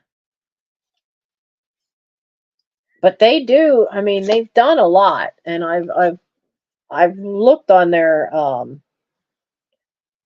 Facebook and their channel, on their not their channel, on their internet site a couple of times, and they're just they were one of the first ones to ever just decide that they were just going to be a no-kill shelter. And some of the cats they've had that I've seen pictures of are, some of these stickers, what did I just do with it? Some of these stickers have cats that you just look at and you go, where did they get that? Because sometimes these stickers, what did I just do with it? Oh, I guess I sat it down here. Anyway, some of the breeds on those stickers, you're looking at a purebred. I mean, they have had some stunning looking cats and some rare breeds on those stickers. One of them was one of the naked cats. Those things still creep me out. I think they're creepy. Those hairless cats, the Sphinx, they give me the willies. I don't know what it is about them, but they just creep me out. I don't like those cats. Other people love them and say they can be very sweet. I just think they look like something that came out of a Halloween display. But they've had them. They've had some beautiful seal point Siamese with the blue eyes on those stickers. There was a white fluffy Persian that just looked like it came right out of the cat show because it looked all puffed up like they do if you blow dry the hair. So they've had some gorgeous cats on those stickers. They've been great. Now somebody sent me this card, and this is from Australia. So I don't know who Ginger Megs is. And that's actually, the stamp is actually down here with a special postmark on it. But that's a cool graphic. This one was from Russia. I just laugh at that with the cats.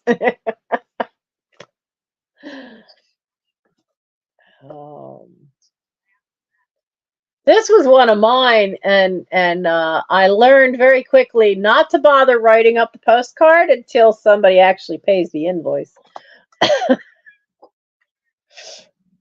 I've gotten a couple of these where it's windows or it's doors from all over the world. I've gotten ones like that. Those are kind of fun. This one is from another one from Russia. And it's art. It's an artwork. One problem with them sometimes, though, is that it doesn't have an English saying what the artwork is. Now, this one, I went looking for what this one is from, and I'll be hanging on to this one. This is from a Studio Ghibli movie called Only Yesterday. And I hadn't heard of that one before. So I went looking for it because I love Studio Ghibli stuff. So that one I know was a keeper. This one I might just hang on to for a while because that's just beautiful fox face. This one is from Holland. This one's from Holland. You also tend to see some really interesting stamps on the back. This one's a watercolor. This card is one of the Japanese myths, but she didn't say which myth. But look at the watercolor, it's beautiful. But I wish they'd put what the myth was, because I'd like to know. Now, this is one I'm going to keep. This came from Canada, and this one makes me laugh even now. It's called The Snooty Bookshop. And the caption says, "Yes, we do have a copy of the book you are looking for. You'll find it in the vastly overrated section of the so-called classics department." Come on, we've all had that, especially when we were in school, in high school or college, where we had to read something, but it turned out to really suck. for lack of any other term, that it turned out to really be not a good read. We've all been there and done that, where we've had to read something that just turned out to not be a good read. So yeah, I completely and especially after having worked in a bookshop for 8 years, completely understand that vastly overrated section. We would have loved to have had a section we could have just done that with. just put it in the vastly overrated section. That'll be fine. What's this one? Will slip 4. What year? Oh, this year. Gotta hang on to that.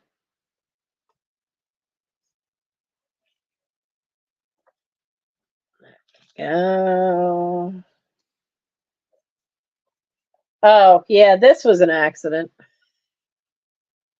This was my 2022 receipt for my 2022 school taxes. I paid it online and I told it to print. I forgot to change it to Mike's printer upstairs. So it printed on my Rollo. Oops. Okay, more Goodwill. Are you from this year? You're from August of this year. Oh, wait, no, wait. You're not at Goodwill. You're the post office. We have a spot for you.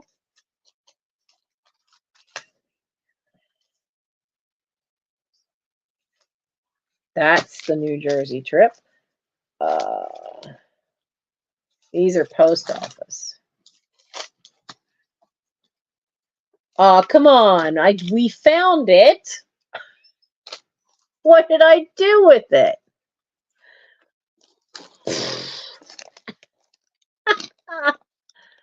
Oh, man. What did I do with it? Oh, duh. I sat it on top of the Rollo printer. Brain like a steel sieve. Ideas just fall right back out of it sometimes. Okay, there we go. They have a place.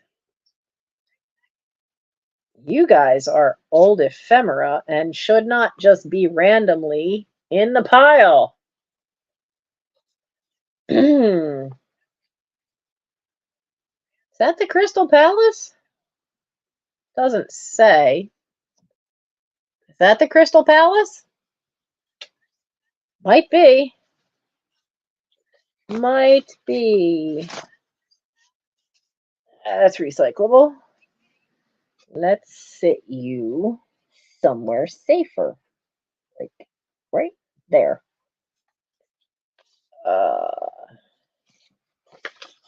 That can go.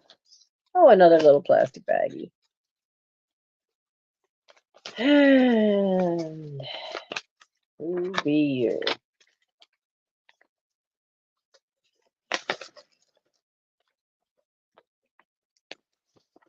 Oh, you're the ones that took me to court without ever friggin' telling me? Yeah, you're the assholes.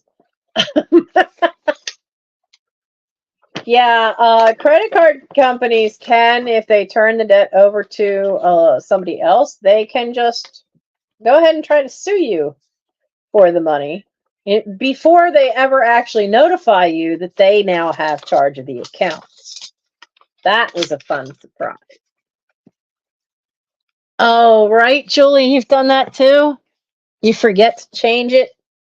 Just knock over. You forget to change it and then, you know, and then darn, there it is. Next thing you know, it's printing out of the Rollo printer. All right, so you need to go with this one. You are the ones I am keeping. Those little postcards will take you upstairs. You are the tax one. We'll stick that with the bills. You are a letter from American Farmland Trust. You can be recycled. Gotten through half of it. Oh, pension info. You are the Delaware Art Museum. Yeah, how nice it is that I can turn around. I'm so happy. I can turn around without wanting to scream. Well, at least that way, anyway. What is this? Oh, okay. This is just a notice of what Keystone First covers, sort of, until you actually try to find somebody who takes it. Oh, gotta get these glasses done.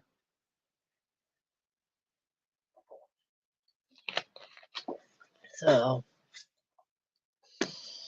I slept so late, so I'm not tired. Like normally by now, I mean, look, it's going on 3 o'clock in the morning, so we've been on for almost 4 hours. You'd think I was Lisa.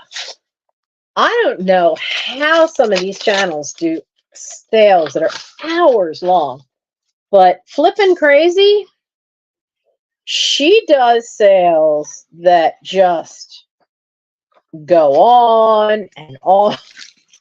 Bless her heart. My voice would give out. I mean, I'm surprised my voice has lasted this long, because usually it gives out by now. Come on, I know we had you. Where are you? Did I not put you in here? I was sure I had put you in here. Where are the ones from Pivot?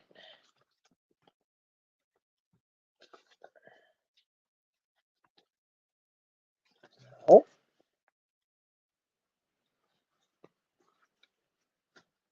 You're not in here. What did I do with it?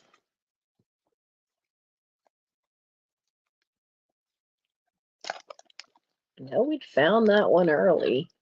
Or earlier. Water Authority. School tax. Need to find that.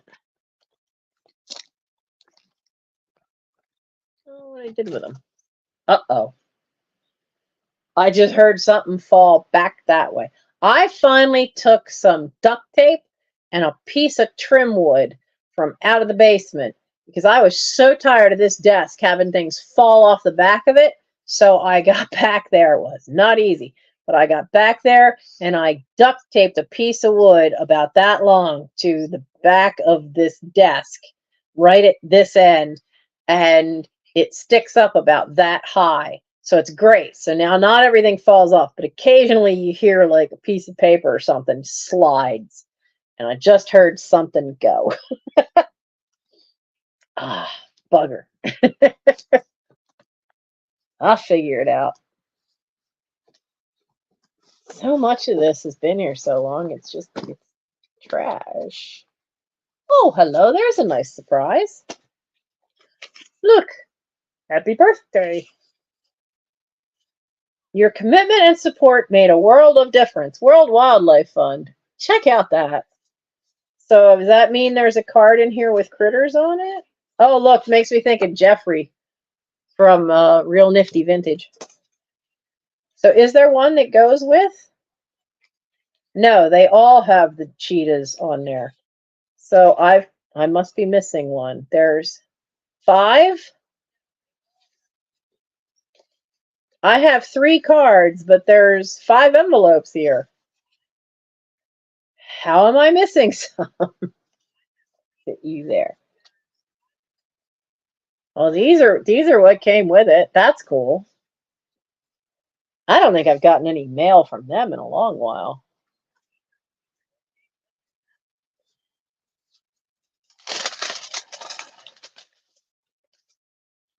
Okay. Yeah, I have a very bad habit though of not taking this stuff in a timely manner and getting it organized. When was this paid? Okay, so this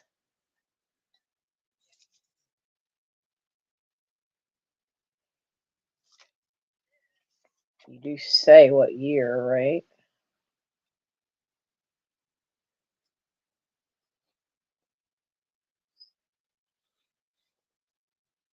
Oh, you buggers, you don't actually say that it was for the 2022 school year.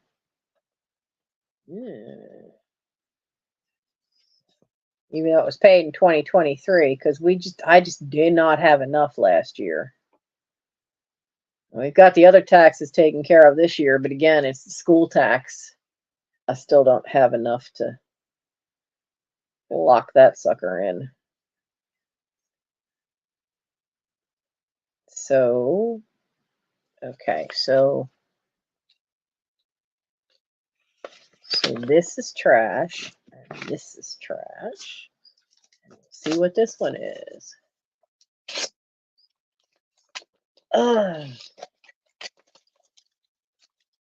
Mike asked me something this week. He says, "Were you ever organized?" And I went, "Yeah, all through high school, college."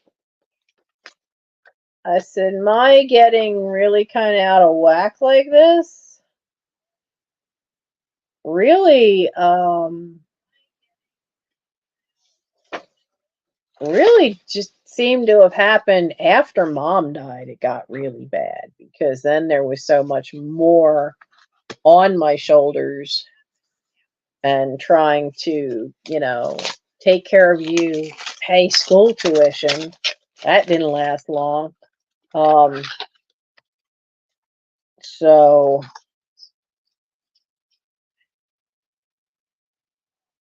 that was just a real problem. And they say that, most hoarding can be tracked to a specific trauma. And yeah, I told him, I'm like, I can guarantee it. Think about it. The house got filled every time. Lots of people I knew were dying. But at the same time, I was having issues because I never had the time to grieve for Mom because I had to keep things together for him, for Gary, and I didn't know I was getting the house, so suddenly all the bills of the house are in my lap. That was a heck of a surprise. Would have been nice if I'd known ahead of time. But I didn't know. So you just keep going, do what you can do. Where's this from? Okay, so this should go back here. And I realized that I really wasn't, I was working on all those books, but I really wasn't working on anything else while working at Wawa, as far as trying to get stuff out of the house and get it sold. I was not working as hard as I could have been.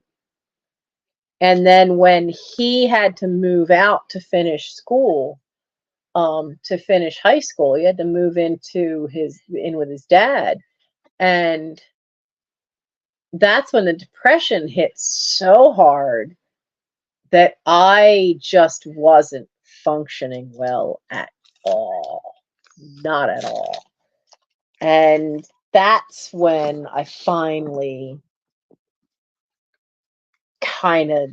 I started, like, I was buying some stuff to put on eBay, but I never would quite get there. And that's not good. What is it? See? Thrifting without listing is hoarding. Oh, what's her channel? I haven't been over to see them in so long. Chapter 2 Vintage. They had those buttons for sale, and I keep it right there to remind me that you have got to be listing. You can't not list. And I've done pretty well since I came back from summer camp. I don't get something listed every day, but I'm getting at least 3 or 4 things listed every week. I need to increase that so it's every day, but right now there's just not. I wanted to work on listing them, but this pile has taken a lot longer than I expected it to.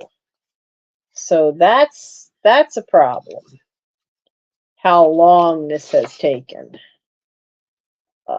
Because you do, when it's a pile of old mail, you do need to go through and check what it is, because you don't know what you might have accidentally tucked in there. I have in the past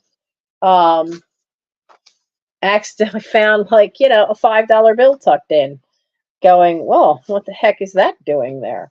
Well, it's because, it must have been in my jeans pocket, and then I just added it to it, and I just sat it there and forgot it.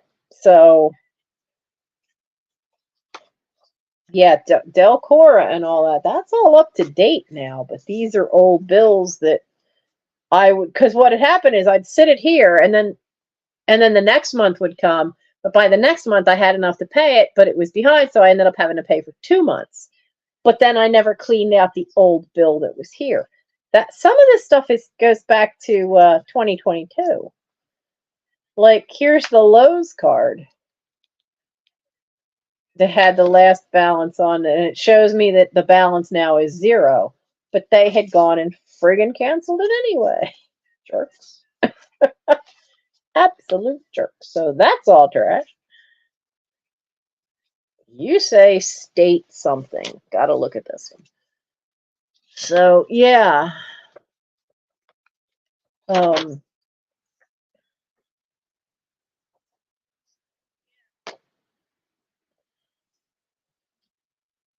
this was about the SNAP benefits, which was the food stamps, which I haven't been getting.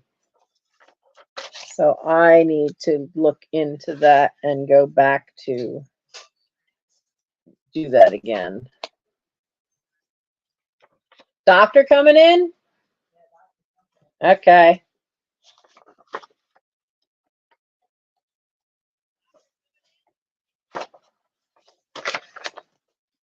Yeah, Gary just got back, so yeah, I could hear him talking to somebody, and it wasn't hollering at a cat saying, don't go out there. So it had to be the doctor coming back in. Oh my goodness. It's getting too chilly for her to stay out all night, and there must be somebody must already be in the little shelter out on the porch. Otherwise she would stay out there. There's straw in the shelter, because I have a styrofoam cooler, and that's got straw in it. Okay. That's for the Disney Visa.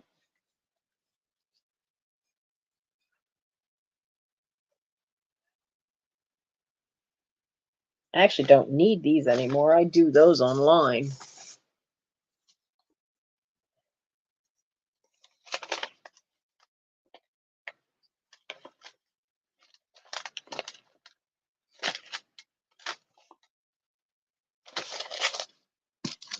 That is family tree information.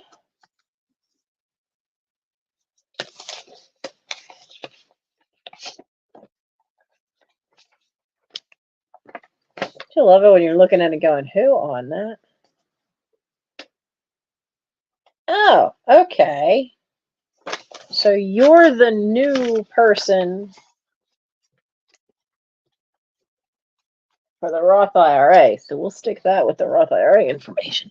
Dang, stupid little, stay there. Honestly, I need to get to Joann Fabrics and buy some high density foam for this chair. Oh, I love this. I cannot find a way to stop getting rid of these.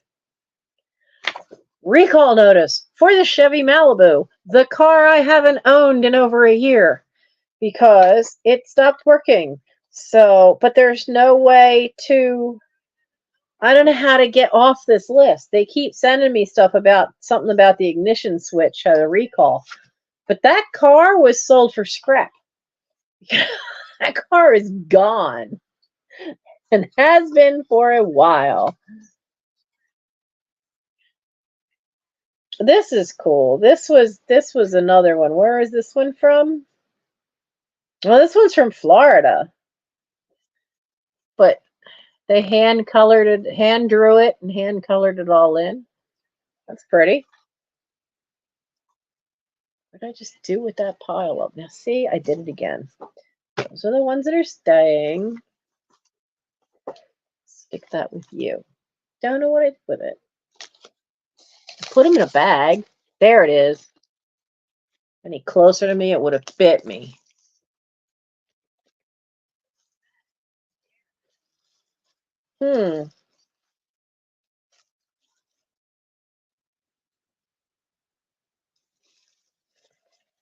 Usually I put a check mark next to the number, but that doesn't have a check mark.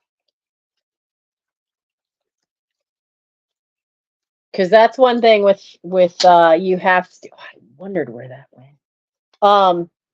That's one thing you have to do with post crossing is when you get a card, you do need to go into post crossing and register that number that you got, so that they know it was received. I had just had these, and I don't know where I put them.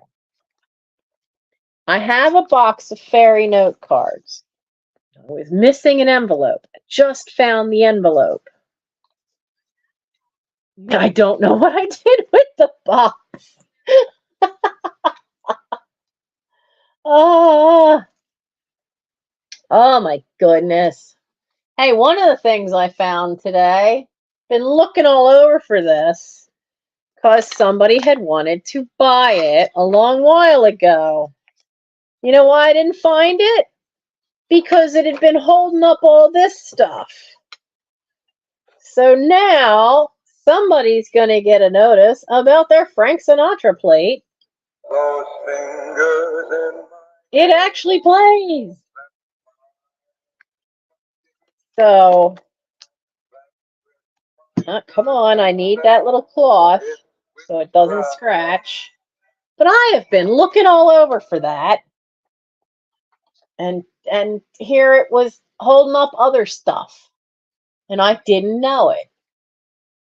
And they've been very patient with me about that. So, at least that wasn't one of the one.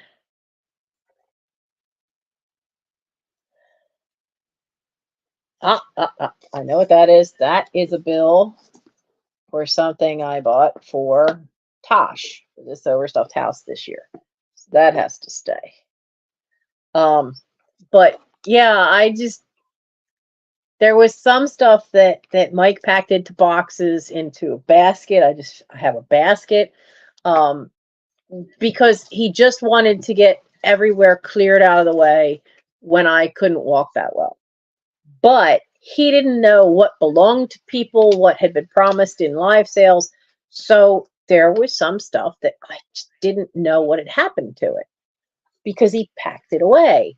And then in moving more stuff out of the way for me to have room with the walker, and then when I would have a relapse, there was a brief time that I had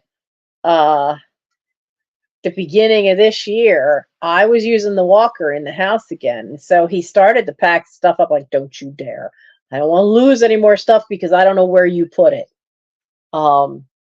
So we had to come to an agreement about how that was going to be handled because I have everybody's list. This is an old packing list. And it's safe to show that because I'll just cover up her name because she passed away. But it has what date the sale was. It has what item number, the price. I have all that information because that's what I keep track of on my packing list. So if I don't get to you right away, I have it all. And I have all the stuff. I keep track of it. But with the way my health had been, that's how I ended up with so much backlog. But I can guarantee you, I still have the stuff. Still held for you. And so you will always get an email now I'm getting caught up, and that's been great. I've been very happy. That packing list went from 9 pages down to 6. It probably would have been down to 5 and maybe half of the back of it. But that notepad is not the same as the size. I'd been using notebook paper before that had really little lines, so there were more lines per page. But I've actually run out of that old notebook paper because that pack of notebook paper has been around since I was in college. And I finally used it all. And so the notepad I used doesn't have as many lines on it, has more space. So I was like, okay, well,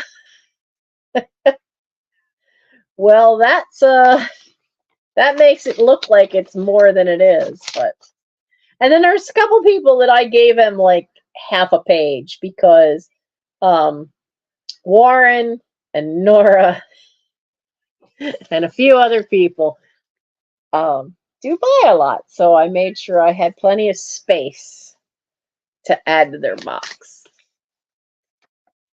So I have not even looked to see how many people are still watching. I don't even know if anybody's here. 20 people are still watching me. My goodness. My night owls are serious night owls tonight. Oh, this is from the guys that do our heater repair.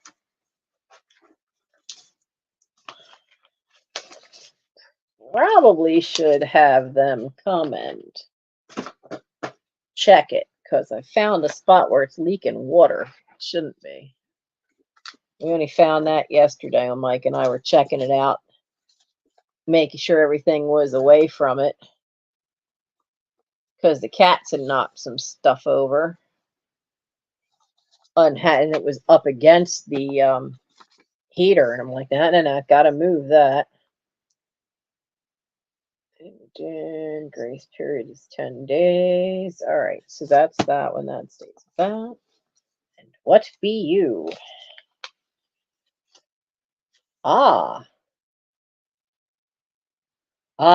Yeah, these guys I meant to put on eBay a while ago and then didn't.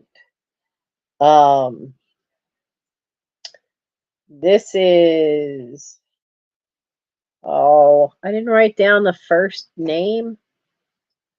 Draylen, but it's the artist that did the Campbell's Soup Kids.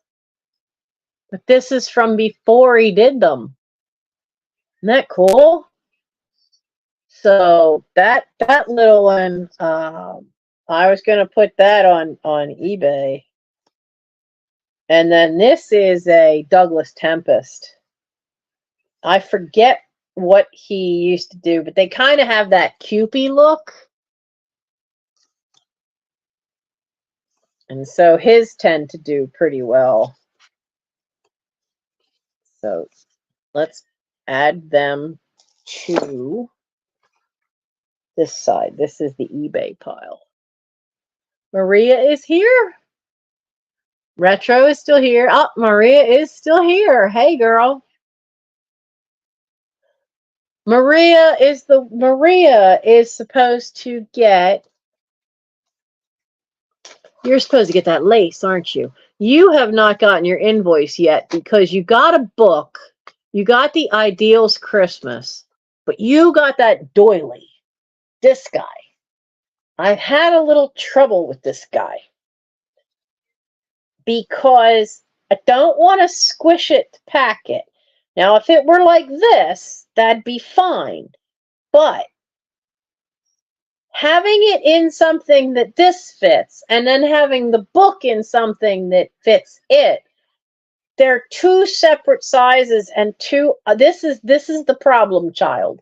So I'm having a little trouble finding a box that I can fit this into with the Ideals book. So that's why you didn't hear from me yet. This is this problem child, which is so cool, but at the same time, for shipping purposes, is giving me a headache. but I will get it figured out.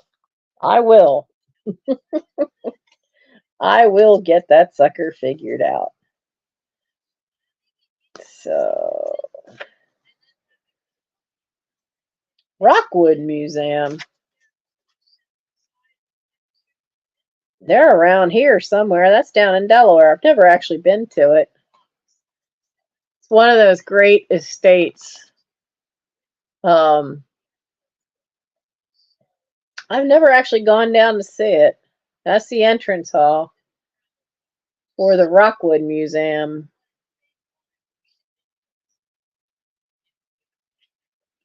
It's only down in Wilmington. It's not that far away. I might need to do a road trip. We'll tuck you. Our vintage postcards, we will stick you there until you get checked. Oh, nose is twitching again. Oh, nice little drawstring bag. Save that for something.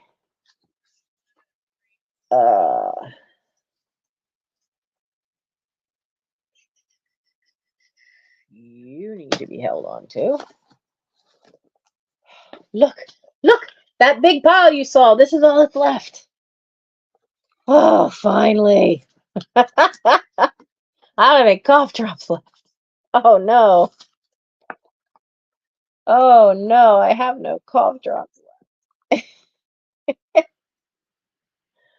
That's not good. So what do we got here?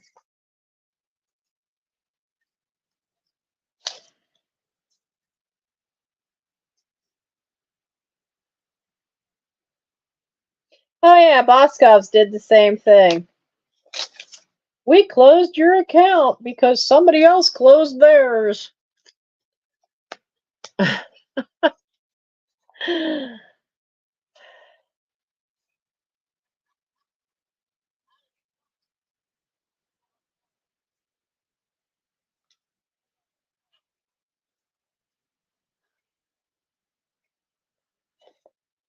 Oh, okay. That's IRS from 2021. Mind you, they didn't send it until well into 2022 when taxes were already dealt with. That one's trash.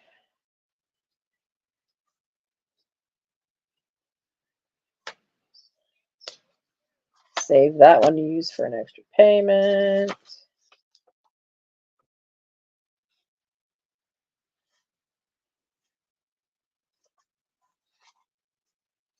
Save that one. That one's trash. What date are you? Oh my goodness. Oh, you're from February. You're already taken care of. Another one that's trash. He's so nice to have my desk back. What did I say? Just good night, Bonnie. See, now we see who the real hardcore night owls are, right? I used to work third shift, so let's see, 3:23 in the morning would be where you're probably putting shipment away.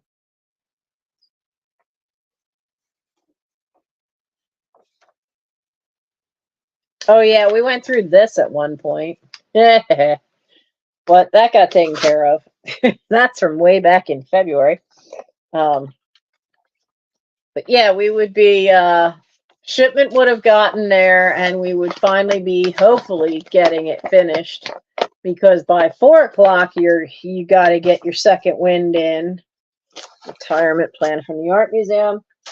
Because if you didn't, you were sunk, because by 4:30 in the morning, you had people starting to come in looking for their coffee and their sizzlies. Those sizzlies, I don't think technically would go supposed to be on sale until 5 a.m. All I know is they were. That was a challenge, and I would not be able to do that again. I can't go back to Wawa. I miss the people. I really do. I miss the customers. But I just would not be able to go back again, because to lift 2 gallons of milk and lean forward to push them forward on the counter, I couldn't. My back will, even now, I can only do 1 gallon of milk, both hands, and I cannot extend it out from my body. I can't. It makes my back hurt way too much. That's just not gonna happen. So, your bag thing is down low in the counter, so you're scanning stuff and drop it in the bag, but that means you still have to lift that bag and lift it forward and out and over. And there's just no way. Ah, yeah, and see, that's being a caregiver, that's a lot of work. That is a lot.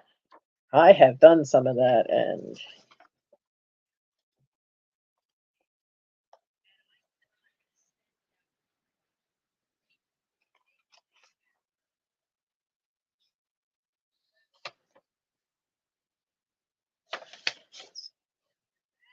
oh, that was a medical one we got squared away with.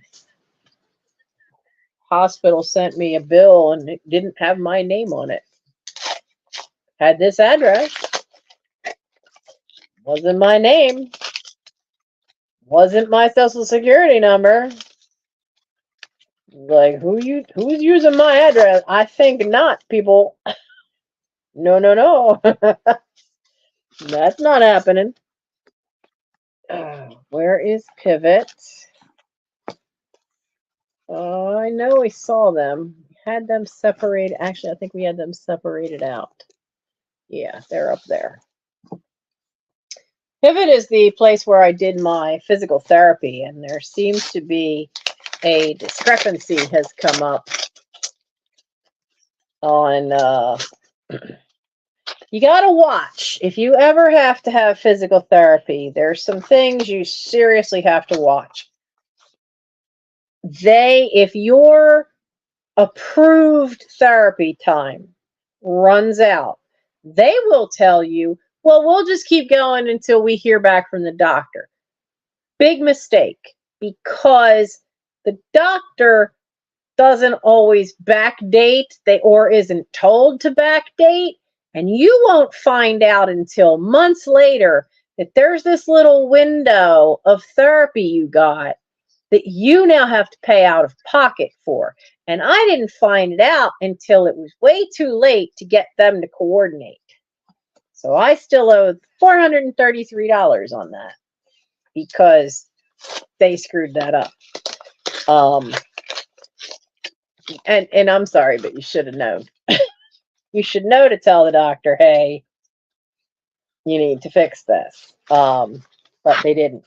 And I didn't know anything about it. So now, and Dr. Baxter would like to send me back for physical therapy, just to see if we can't loosen up this right-hand side since this side went. And I said, no, let's get the MRI of the knee done first. And then I told him about this bill I got. And he said, oh, you should have told us right away. I did. And you know what happened? I got told that it was too far past the date for them to be able to do anything. But I didn't know until 6 months after the fact. And that's automatically then too late to be able to do anything. So that's a real problem. So be mindful. And then I found out in talking to a couple people, that has happened frequently with people getting physical therapy. These both go back here. These are all banking statements. They can once I can get into that drawer, there's a file in there for all of those. This is from the art museum. Yeah, see, my retirement account, $14,000. That won't last long. but I'm happy to have one because I've spent my life working in retail. When you work in retail, you don't get a retirement account. That kind of thing just doesn't happen. So, you just don't get one. So I'm always going to be working, doing something. I need to be doing something anyway, because otherwise my brain would turn to mush. The now defunct Lowe's. I still have my Home Depot card. So,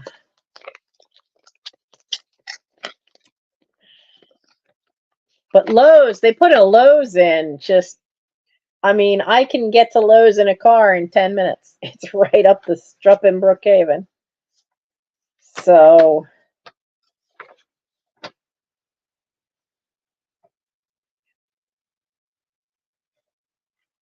I don't think I'm eligible for that one.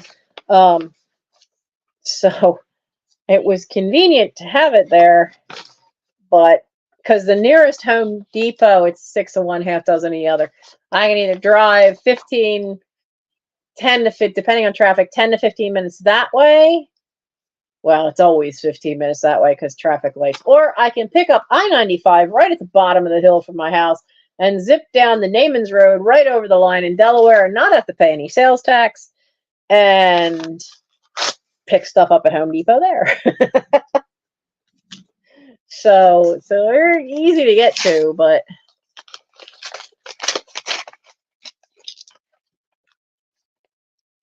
yeah, well, I'm only going to be 58 in October.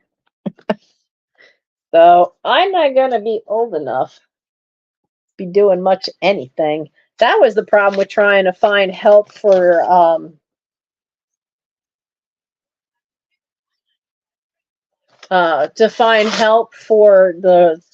getting the roof repaired. Everything I'm finding, you have to be at least 62. I'm not 62. That's also now trash. What's this one?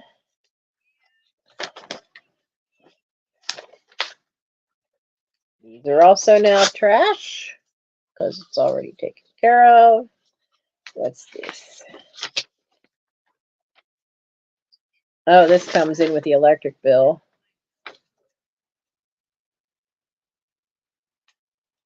Call before you dig. I don't have that problem. There is nothing underground except the gas line, and I know exactly where that is. And if I hit that gas line, considering that even when they put the new gas line in this year, or last year, they did that a year ago. They've been coming around and putting new gas lines in, and they took mine out, and I love this. They showed us a piece of the pipe that they took out of the ground. It was so old. It was full of holes where it had completely rusted out. And they're like, man, your gas must have been awful because, well, they put the new line through. They did not have to tear up the yard. They did it from the street, and then they have to come in and they check it in the house where the pipe connection goes in and out through the foundation. And then they dug a hole, and they were very careful because I said, I don't care about any of the ferns, but be careful with that rose bush. And they were very careful. They asked me if I had a bucket to put it in. I did. They very carefully put that there, dug the hole, put the new connections in, and he had to dig down because our house, street level's here, but our house sits up. So here's the sidewalk by the street, but our house sits up about 2 feet. The ground is at least 2, maybe 3 feet higher than sidewalk. And the street is another little bit down. But they then had to dig underneath they had to dig a hole in the street, go under that, and then underneath the side, and under all that to get all the way over. And my connection to the gas line is on the opposite side of the street. So they were here all day doing that. And but he's like, there's all kinds of holes in this. You must have had nothing for, for cooking gas coming in. I'm like, oh, that was fine. But man, when they replaced it, not only did you get charged, the gas has to actually come past the meter. Well, our gas bill went up because I guess now because it actually was getting past the meter. But it only went up slightly. But can I tell you how much nicer it is? We had no idea that us trying to cook stuff and you'd have the gas up all the way on the stove. Because the only thing that's gas is the stove. The water heater's electric. The heater's electric. And now, and like you'd put something on high and you could walk away and it's still, now you put it on high, you don't dare walk away. Stuff cooks a lot faster. I had to completely readjust cooking because now you're actually getting pumped through the gas pressure you're supposed to have. And I actually boiled the tea kettle dry because I'd put enough in for my 16-ounce mug and I had to go to the bathroom. So I come out here, I go down the hall, I go to the bathroom, and it took longer than expected, and I come back and that tea kettle was bone dry. And it's not like I was in that long, but it's just the fact that the heat is so much more. Like, we never had flames come around the bottom of the tea kettle, but if you put it on high now, there are flames come up and around the bottom of this fat round tea kettle. And we didn't have that before. And it's all because there were so many holes that were in that pipeline that we weren't getting the gas pressure that we should have. So, oops. But it's been interesting in that we did have to change the way we cooked because we suddenly had to be mindful of what we were doing. So that big pile in the thumbnail is now this pile. And even some of this, I have to check. It's like some things I've kept duplicates of. Because if I get ahead enough, some of these bills, what I would do is I try to save like 2. And what I would do then is if I happen to make a little extra that surpasses what I need for other things, then I can send them an extra payment. And it might only be $20, but it's an extra payment. So that's what some of those are for. So that's good. So that is, and if you, all this is trash.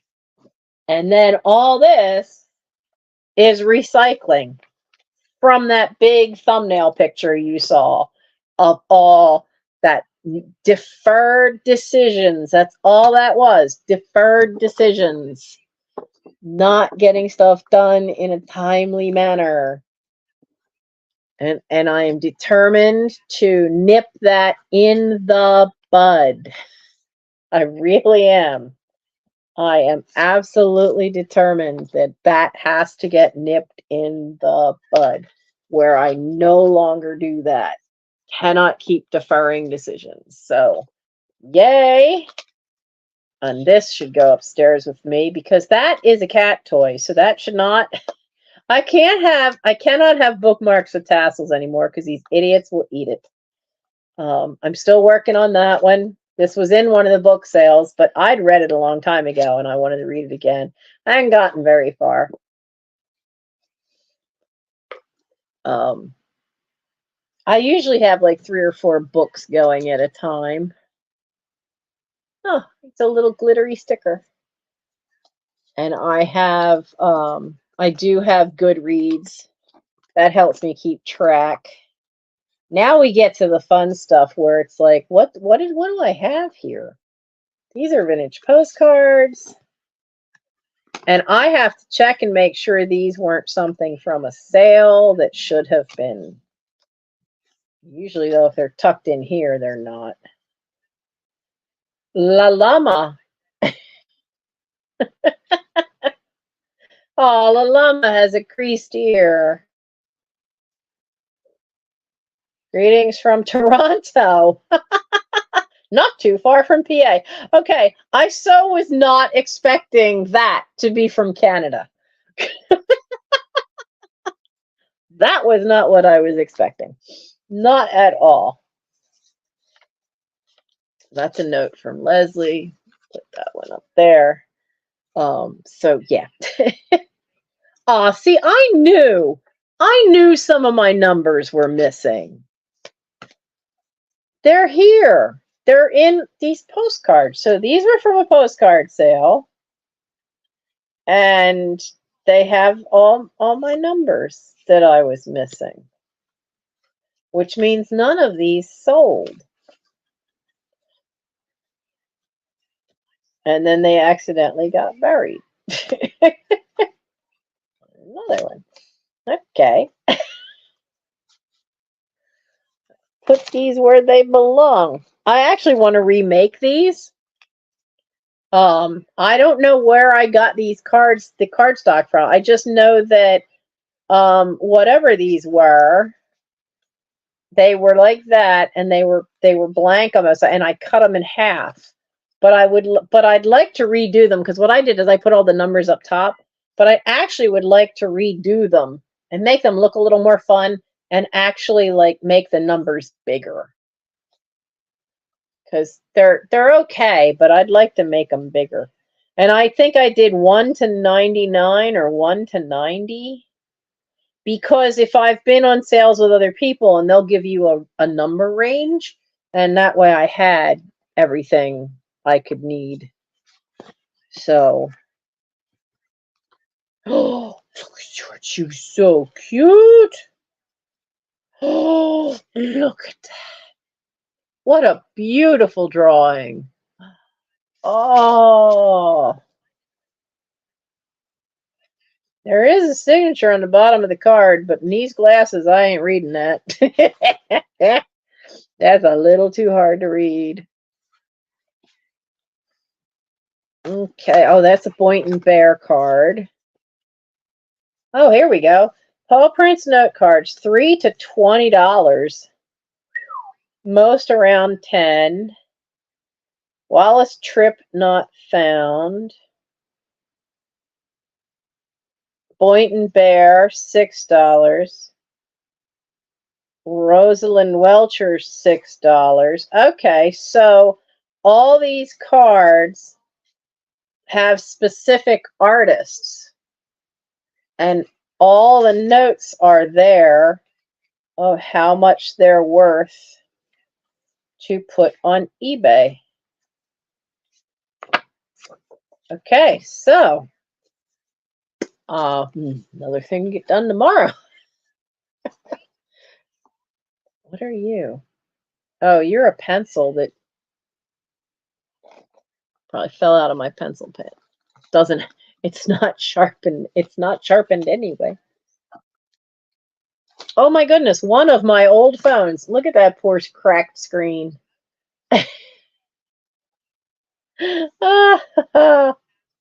That's one of the older ones. Gee, you're a whole 2 phones ago. Wow. That did have a nice cover to it, though. But the other,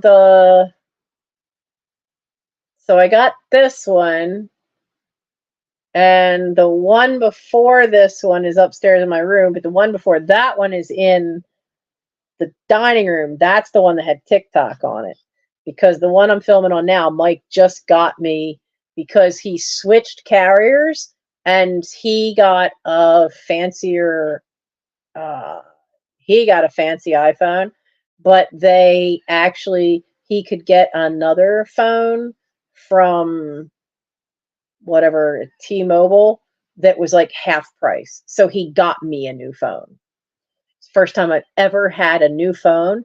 Every other phone I've had before the last one and now this one were hand me ups. Is it hand me up when it's from your kid? That they basically were hand me ups from him when he was done with them and would get himself a new one, then I would get his old one. So, okay, so this bag was words, just words. Sometimes when there's things I cannot save, I will, a year from 2022, I can get rid of that one. I will cut out what I can to keep as ephemera. And I need to seriously start pulling all that together and make some ephemera lots. Oh, another shipping bag. Need that. Oh, these are old. Oh, don't drop it. These two. They're really old. Put them with these other old postcards and see what I've got. So, because I would love to do an ephemera only sale, but it's going to take a little work to put all that together. Oh, I remember trying to sell this too. So this is really stiff piece of lace. I have so much of this, but this was just, it's not a full yard. I think it's 20 inches, but this is so nice and stiff. I was using this not on sewing, but on rubber. I used to do a lot of stuff with rubber stamps, and I would make my own note cards, and I was using this on the note cards a lot. I had that in a sale one night, and nobody wanted it. I had that and a white one that was this one, because this has this neat little flower thing going across, and I had the two together for $2, and I couldn't get any bites. But yeah, it's hit or miss with craft stuff. Either it's gonna be the right crowd for it or it's not. And I'm not really known as a craft. Oh, the phone? Yeah, I think it has to be working though. I think they have to be working, which means I need to charge it up because they all still work, but I need to charge it up. Because I noticed that Walmart has that. Oh, now I know there should be a note for this. These are old cigarette cards. And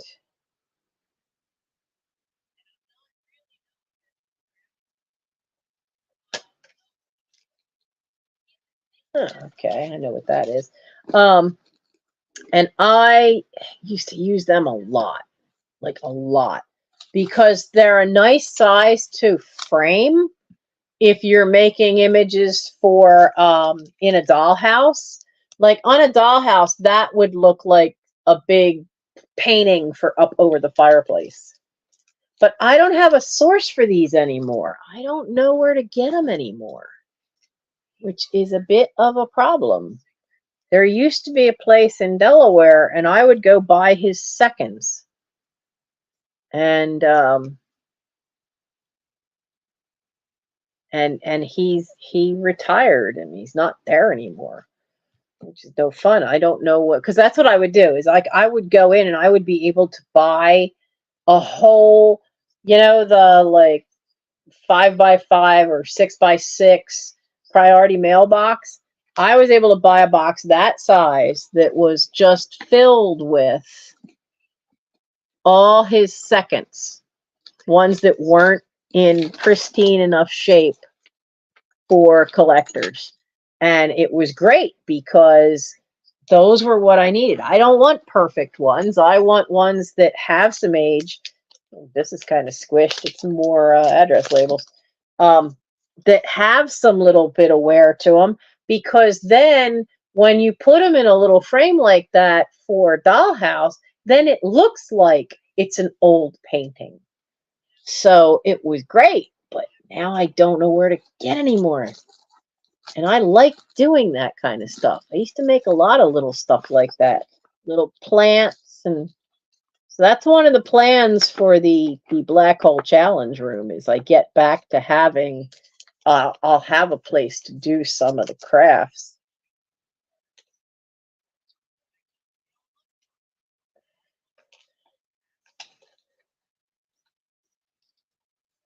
Oh, okay, that's done already. That was for Aaron Proctor, another YouTuber. Did that already. I'm so happy we have space. We have found so much space. And a watch. That's not mine.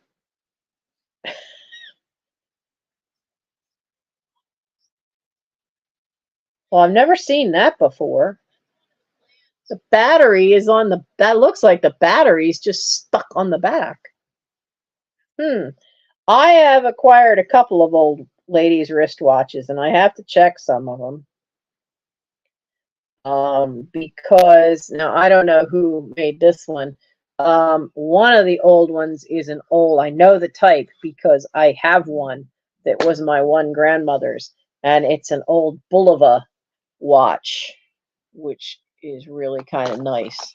And I have to see if they work, or are these things that would just be sold for parts. So I will.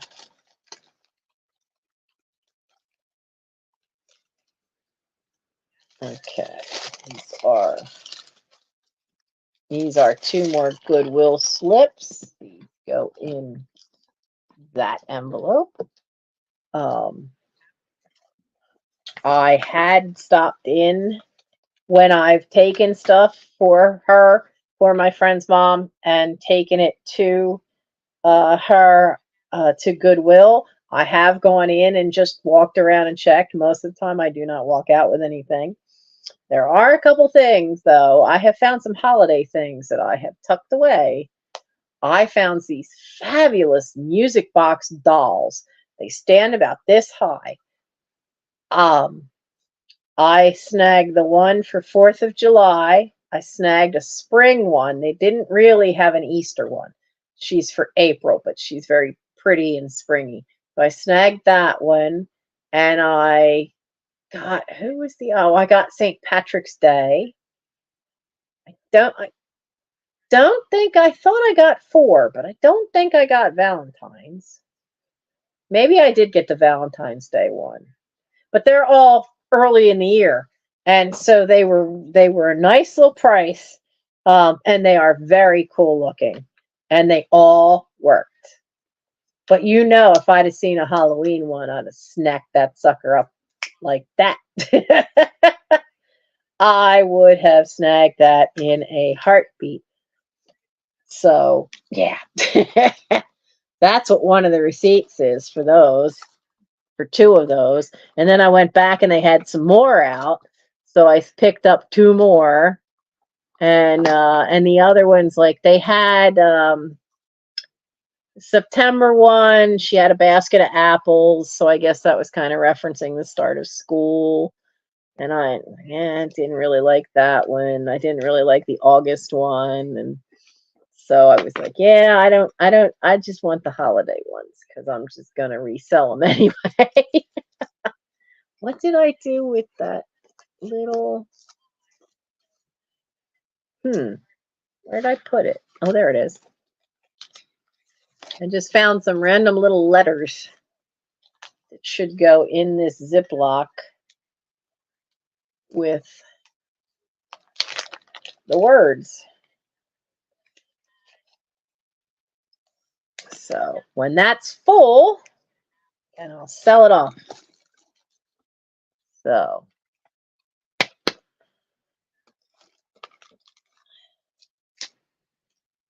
Flux is needed, resin core in soda. Oh, that's about fixing a leak in a pipe. That was another thing I need to buy is some flux. I have a blowtorch. Oh. Oh, look, there be another one. Oh, this is a pendant watch.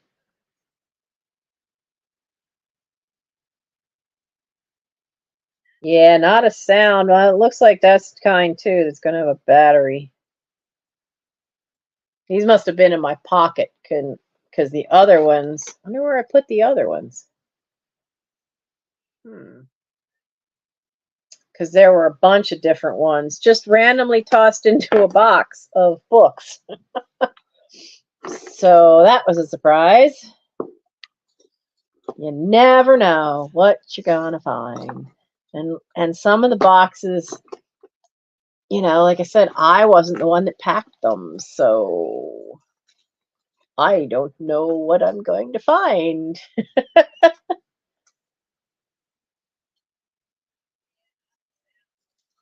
So I'm gonna call it a night. I'm so happy there's space right here. And there is still little stuff in front of me, but some of that is stuff that's got to get packed up and into people's packages. And then there's some little things that need to get listed, like these little fuzzy guys need to go into the eBay store. This weird little guy has no maker's mark. I don't know what he is. I do know that he's not wood. He's plaster. He's chalkware. He's strange. He's got a little metal thing there. I guess you could hang him on the wall. But weird little thing. So I don't know that anybody in my live sales is really into tiki stuff, but so I was thinking of just going ahead and sticking him up in the eBay store, but I will have to research him a little bit, find out what you even call him. So y'all have a good night. The 18 of you that are still here, have a good night. And oh, I see somebody's left me a note on the One-Eyed Jack video. Somebody named Blue Monster commented, "Bless his heart. It's hard for him to trust people, but don't give up. That cat needs your love. Bless you for helping that poor cat." Yeah, poor Jack. Poor Jack. He's just so timid. And then Charlie just is such a jerk. Harassed him to the point where he decided to run away and hide. And I haven't figured out where he's hiding. But, oh, we'll see what happens if I can get him. And I got to find a shelter that can, yeah, those bears are cute. I was surprised that those bears are actually worth so much, especially as this one has the original card. So, I was surprised to see them. But I mean, I remember us having these in the 80s and the clip-on ones. Remember the ones with the really tight, like an alligator clip inside them, and they'd pin onto your coat, onto your denim jacket? Very 80s. I remember them. These were part of the yard sale haul of stuff that I got. So all right. I will see you guys. Now that Mike's going to be home, I don't know that there'll be a live work with me on the weekend, because him not having that scout trip now kind of changes things. So I don't know. I may just spend the weekend just packing and sending invoices out, and then I do try to spend some of the day dealing with stuff in that playroom, because there's only one light. You saw when we did the work with me out there. I can only be out there to do any work in the daylight because there's just not enough light. The boxes are in the way and they're blocking the one lone light on the wall. So I have to do anything out there in daylight. And right now, there's a lot of books out there that need to get listed just to get them out of the way. So I definitely want to spend a little time this weekend, and my goal is to try to spend I want to divvy it up in that I spend 3 hours doing listings, get it up on the eBay, get that stuff rolling, and then spend 4 hours working on the packing list to try to balance it out. So yeah. So now this has been the chat. Next week will be a live sale. I've already started collecting odd bits, so it'll be vintage stuff for next week's sale.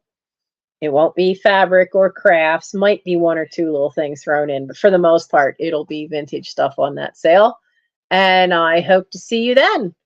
And I will figure out what another drop sale will be. As I said before in previous things, anything you see in the craft stuff, the fabric, all that's still here. There's really no end date to that because I don't really have a place to send that to. Books, however, those drop sales have an end date. So because there's a book sale coming up in October from one of the local libraries. So if stuff doesn't sell in a week, I'm going to send it to them to just move it on out. So those, get in on while you can, but the craft stuff, if you see anything, email me. Please email me. I've still got it. Especially that fabric. A lot of fabric is right here. There's one piece they only wanted 1 yard of. So there's one piece I have to cut. It was a 2-yard piece that I have to cut in half. And, but I've got to get that stuff all packed up and out. I have some of it out, but not anything that needed to be cut. So, have a good weekend, everybody. If you're on the upper East Coast, batten down the hatches for that nor'easter that's supposed to get us on the weekend. And everybody else, stay warm, stay safe, stay dry, and hydrate yourself. Make sure you're drinking some water. So have a good night. And everybody can head off to bed now, wherever you may be, because I know even on the West Coast, it's well past midnight. Good night, guys.